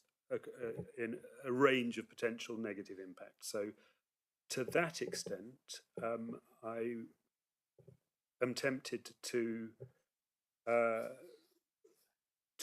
move that we reject this application against officer recommendations for the reasons that we do not believe that the need for change and the proven benefits of change outweigh the possible negative impacts. Thank you. Do we have a seconder from Councillor Zomit? Thank you.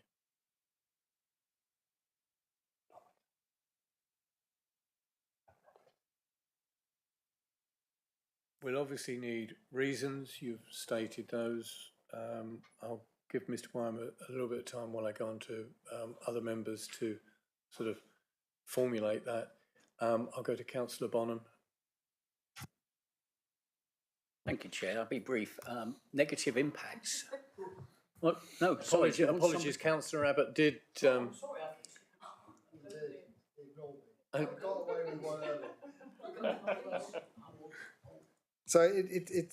I'm pleased to speak first because I can disagree with Councillor Rake again.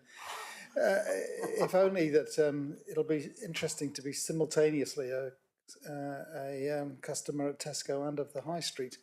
In the same trip. So it was an interesting one in Ivybridge to consider what was a full car park. And the figures about 70% or 90%, I certainly had a feeling for, but didn't have the statistics. Were people turned away when it was difficult to get a slot? And we have sort of conflicting evidence from Tesco's that they would like to operate with 70%, but they do operate in practice with 90%.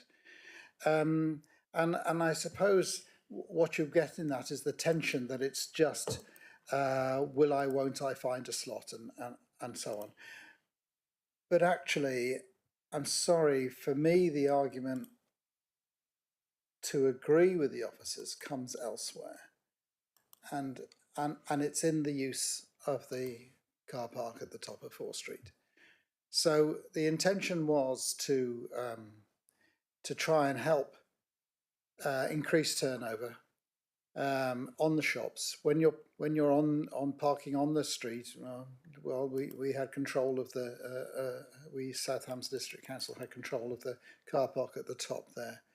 And if people wanted to park for longer, there are other car parks further away where it's cheaper. But in this car park, where you could conveniently go in and have 4 hours and have your coffee, there are spaces there. And on that basis, and that a commercial company still continues to provide free parking, not assessed as to whether they go in and shop in Tesco or the rival down the road, then I won't be voting with the motion so far proposed and seconded. I will hold out, and I'm ready to work the other way.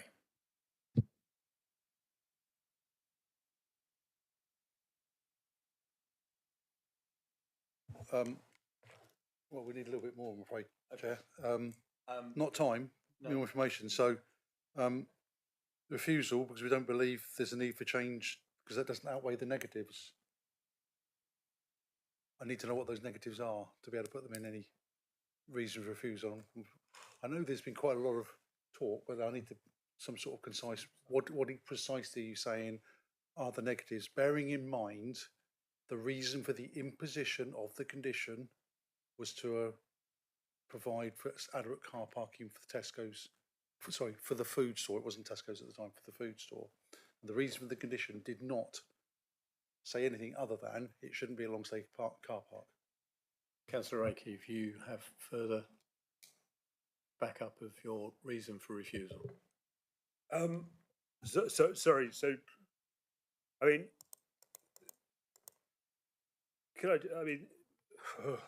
irrespective of the original reason for, we have now had 20 years where there has been de facto provision of a free car park in the middle of town. So that is now the accepted condition by the residents, and that is the accepted condition of the car park. I mean, a condition, the state, if you prefer, so that we don't get confused.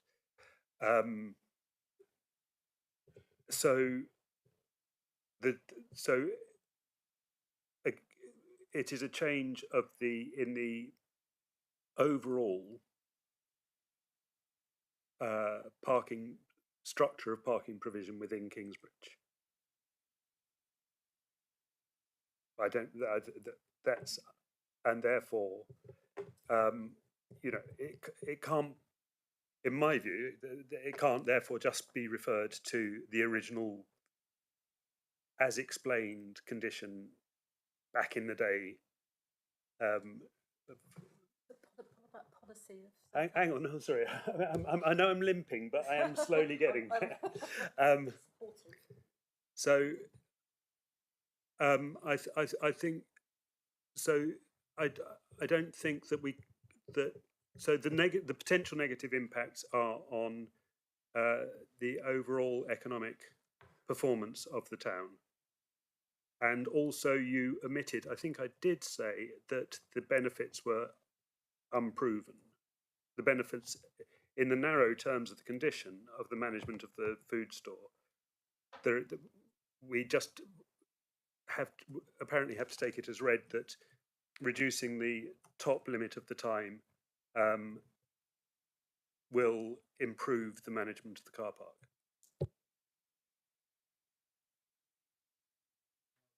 While that's being considered, Councillor Bonham, you wish to come in? Yeah, if I may, Chair, I think one point that may help is looking at the numbers.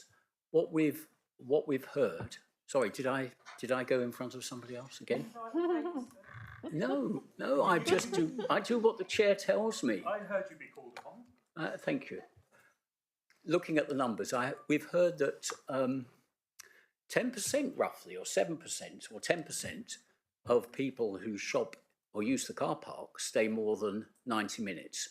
Given the number of people in the car park through the year, which we can probably find out if we add these columns together, that's quite a lot of people. And I suggest that, as I mentioned before, they're probably not staying 2 hours in Tesco's. Therefore, we've got quite a large number of people who probably are going from this car park into Fore Street and shopping there.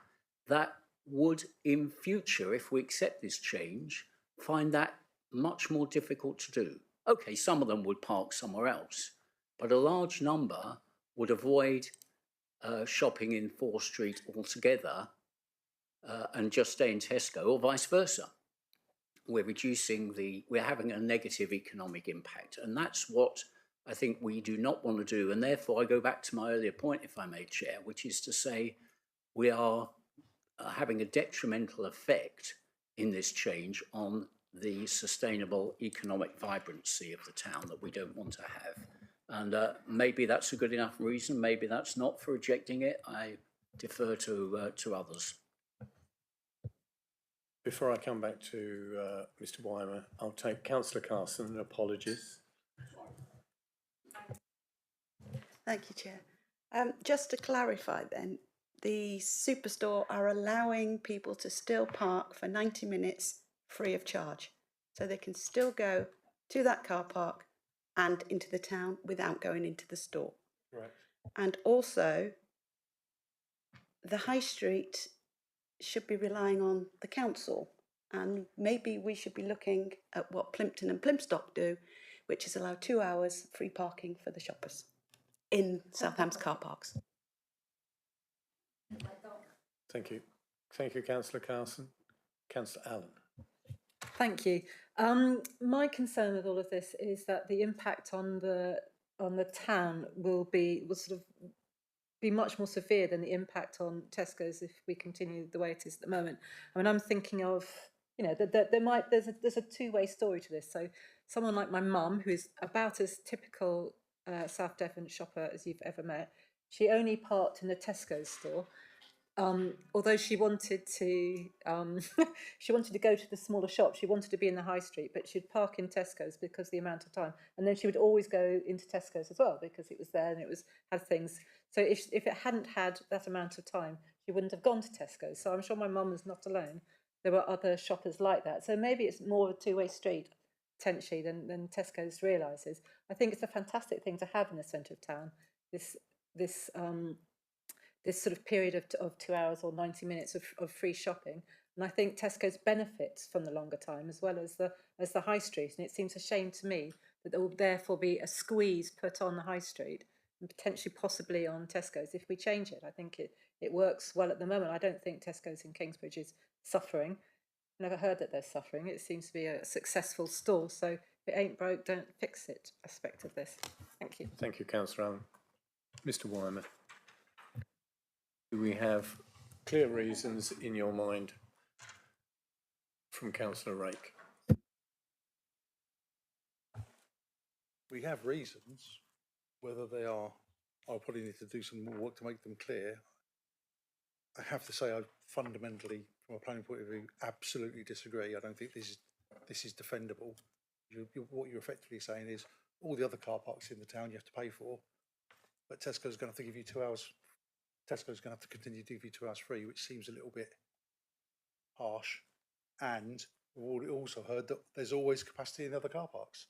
So I can't believe, I genuinely can't believe that the impact is going to be severe, that everyone's going to go to Tesco, say, well, I can't park for 2 hours, and they'll drive away from Kingsbridge because they've got to pay £2.50 to park somewhere else. Kingsbridge is a great town. People aren't going to disappear elsewhere because of paying £2.50, in my personal opinion. But the reason for refusal is you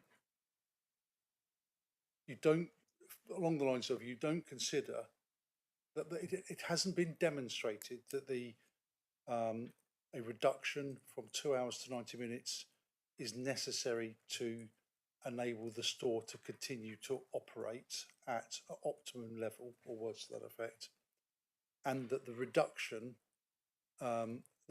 in the time period would would have a negative impact on the overall vitality and viability of the town.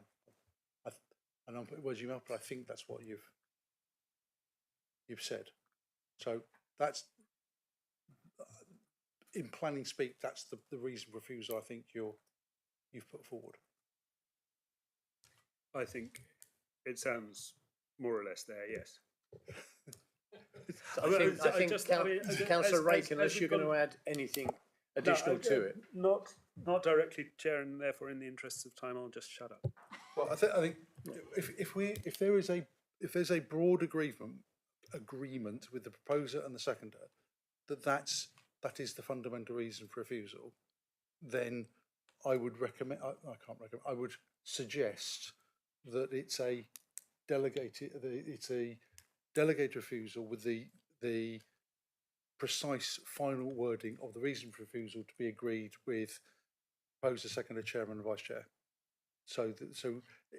As you know, I never like dealing with either final wording of conditions or reasons for refusal on the hoofing committee. So as long as we've got the skeleton, then we can deal with it. Acceptable to me, Chair, if it's acceptable to Councillor Donnet. I'll just bring. Can I just make that a delegated refusal to the head of development management in consultation with, not seeking agreement of, because otherwise that could lead to all sorts of fractions and divisions. Thank you for that confirmation or clarification. We have a proposer and seconder for refusal against the officer's recommendation. Can I have a show of hands, please, for refusal?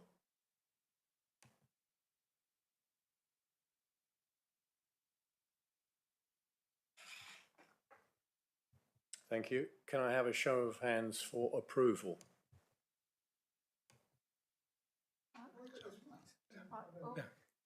Against. Before I vote, I got this the right way around.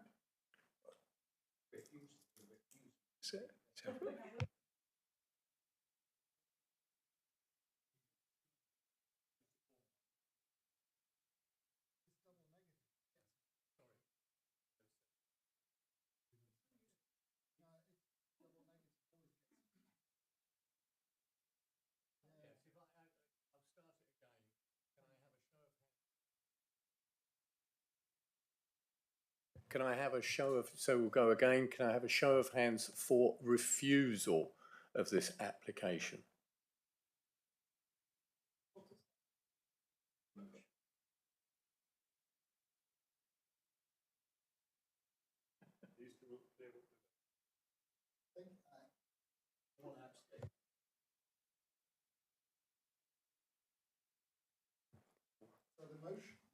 Microphone. So I do apologise. I'm holding you all up. The motion is to allow the 90 minutes. No.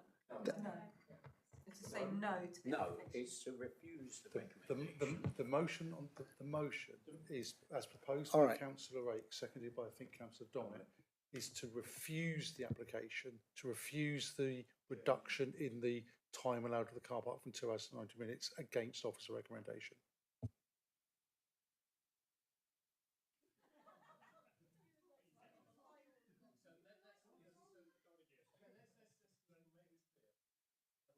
Right, can I have a show of hands for refusal? I know we've done this 3 times now. So it supporting Councillor Rake's, that's his, Councillor Rake's proposal. Can I have a show of hands, please, for refusal? I'm just trying to make it clear. Right, thank you. Can I have a show of hands for those against the proposal? Against the motion, yes. So it's 4 for and 5 against. So that motion for refusal of this application has fallen, and we now move forward to the officer's recommendation for a conditional approval. And can I have a show of hands?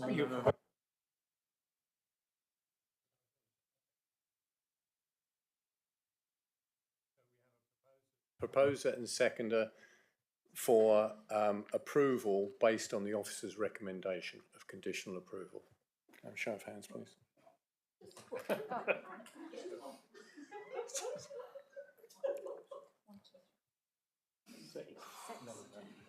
And those against?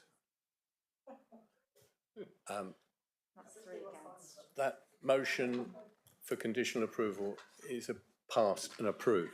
It was a struggle, that one. Well done, Mark. The first Right.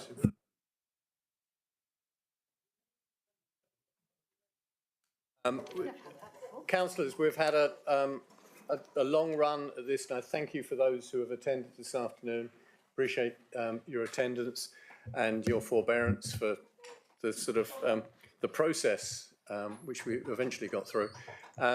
We just have a short break while Mr. Wymer goes out, and then we will move on to the remaining agenda items of today, which is item 7, initially the planning appeals update. Chair, would you... Oh, who's gonna leave? Thank you. Certainly. Thank you, Julie. Indeed. Certainly, Councillor Rake, if you know. Just a minute, I've just got to check to make sure.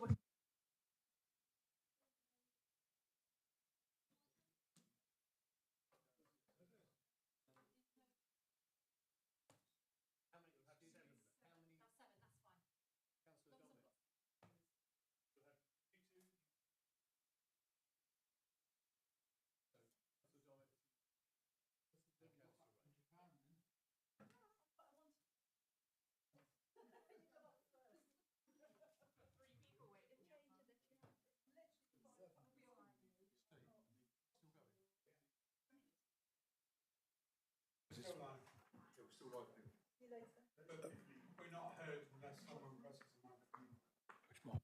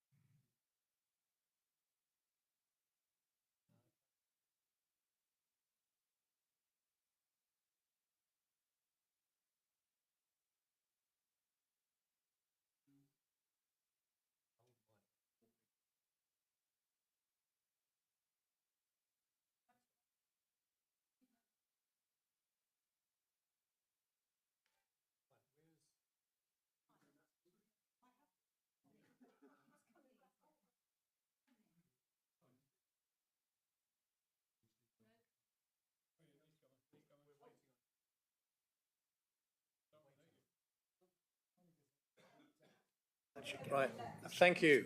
Members, we'll move on to agenda item 7, planning appeals update. Mr. Weimer.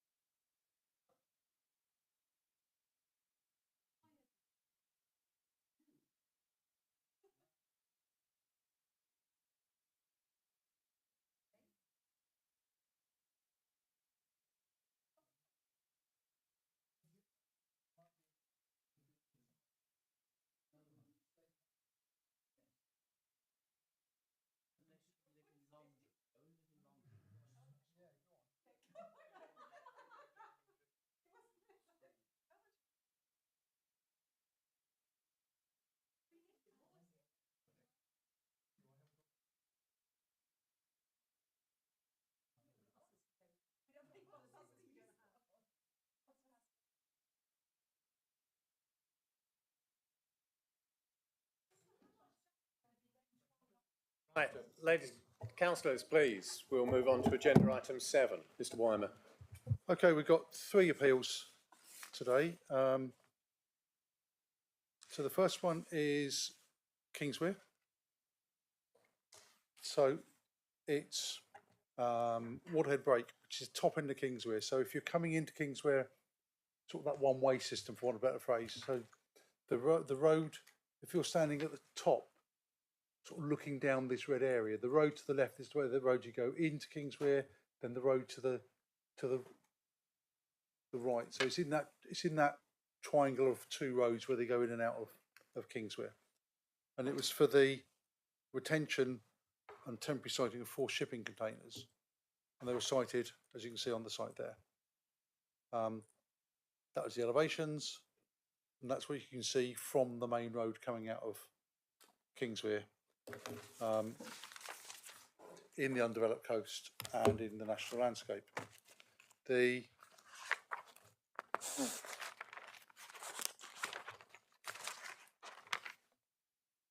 it's outside the settlement. The inspector concluded that obviously for development to be in the undeveloped coast, there needs to be a reason for its coastal location. The applicants are doing up, renovating, building a property in Kingswear. The inspector concluded that it was more of a personal convenience than an overriding need to have these, because it's storing personal effects and they could just as easily be stored in various commercial storage places in Torbay. So that there wasn't really a need for a coastal location for these. He felt that they were harmful to the character and appearance of the national landscape, and because of that, there was a clearly contrary to the duty under Section 245 of the Levelling Up and Regeneration Act, or I will now refer to as LURA, to seek to further the purpose of conserving and enhancing natural beauty in these areas. I suspect if an enforcement notice hasn't been, they'll have been given time to remove them. If they haven't removed them, then we'll have no option but to serve an enforcement notice. I just don't think we can continue that there. It's right in the public eye in the highly designated landscape. So I think that's a very pleasing decision.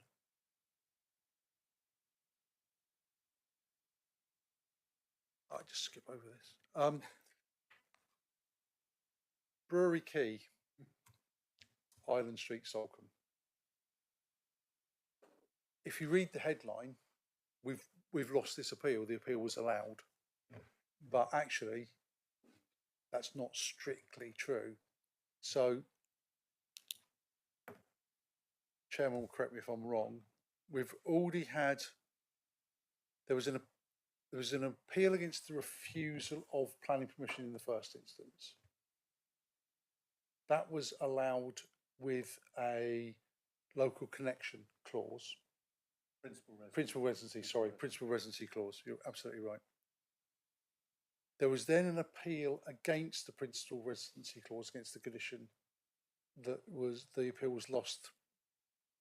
We defended it, and the inspector said no.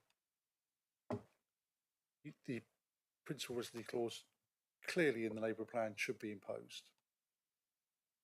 They've subsequently submitted a retrospective application to retain the dwellings without the principal residency clause. So we've got no qualms about the dwellings themselves. So the only issue was refusal because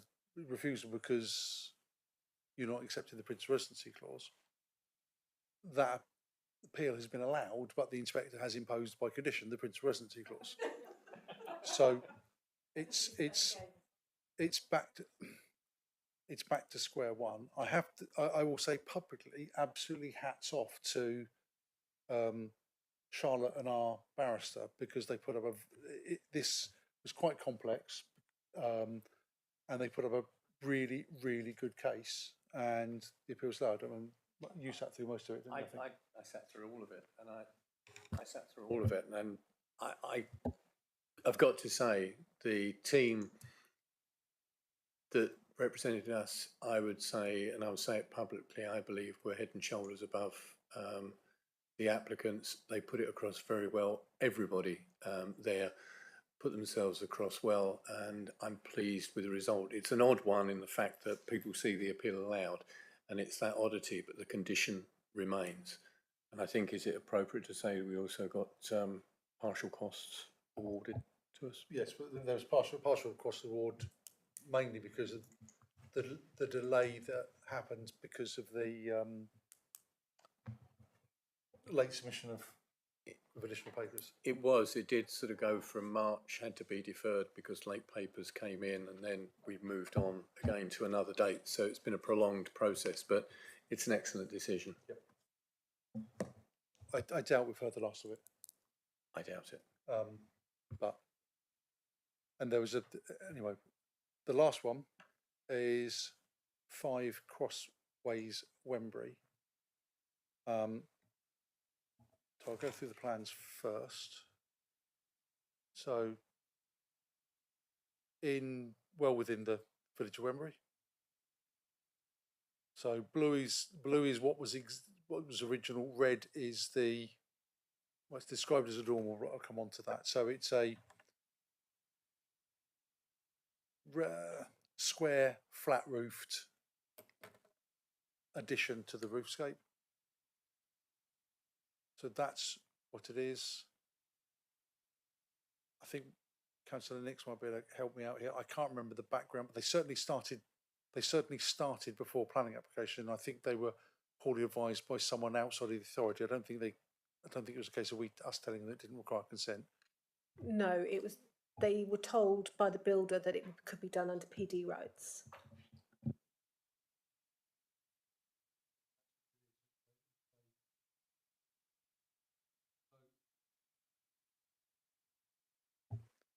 The inspector said that although described as an enlarged dormer, they took the view that the way that it extended up from the single story to the top of the roof to the ridge with a big flat roof, that it wasn't really, you couldn't really call it a dormer. It was more of a first floor flat roofed extension. The inspector said that there are other dormers and extensions within the area, but one of this style is not common, and even as a dormer, its form and size is inconsistent with other dormers in the area, and to point to other ones and what the differences were. Didn't consider that the extension sat comfortably within the roof slope, an incongruous addition exacerbated by 2 blank elevations on a highly visible location, and overall the proposed extension would appear heavy on the dwelling with a design that is not sympathetic to the dwelling or the wider area, and the appeal was dismissed. An update from that is that there is a current application in which provides, it's fair to say, some modifications to this, and that is likely to be coming before you at the next meeting in September.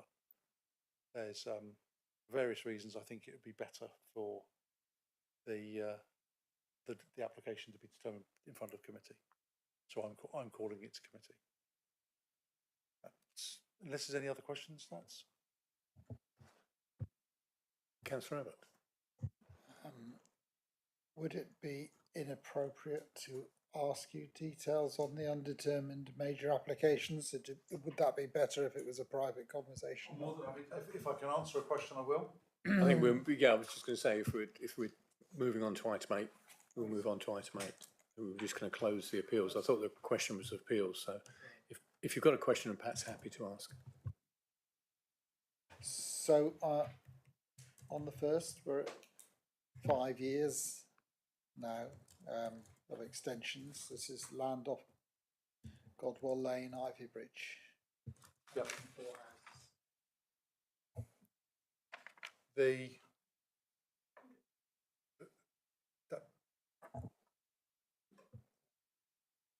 I know the site. I'm just trying to think which of the developers it is. Right. Stephen Stroud has been having ongoing discussions with the applicant. They have having to do some further work to overcome some comments that are made, I think, from the local flood authority. We keep saying, is this going to come in? Yes, it is. They're allegedly working on it. I think some time ago they had to have a relook at all of their sites and see which ones they were developing, which ones they weren't. But it's not.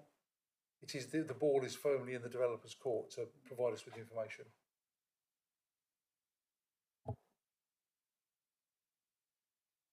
I'll happily ask the case officer to give you a call with an update on that one. It's in your ward or not?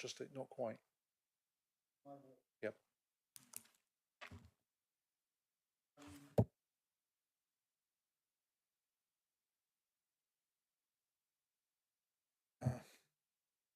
The other one's near towards the bottom, second to last. Maybe there's no point in asking a question at this moment. Oh.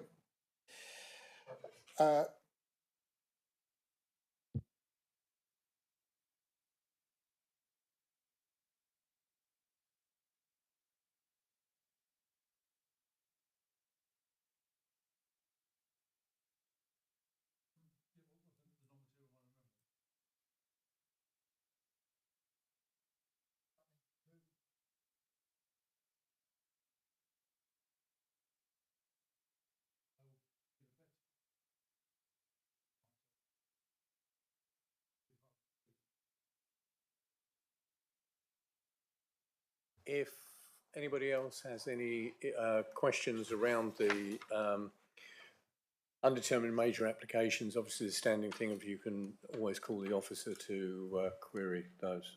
I'd just like to say something once we're... Yeah.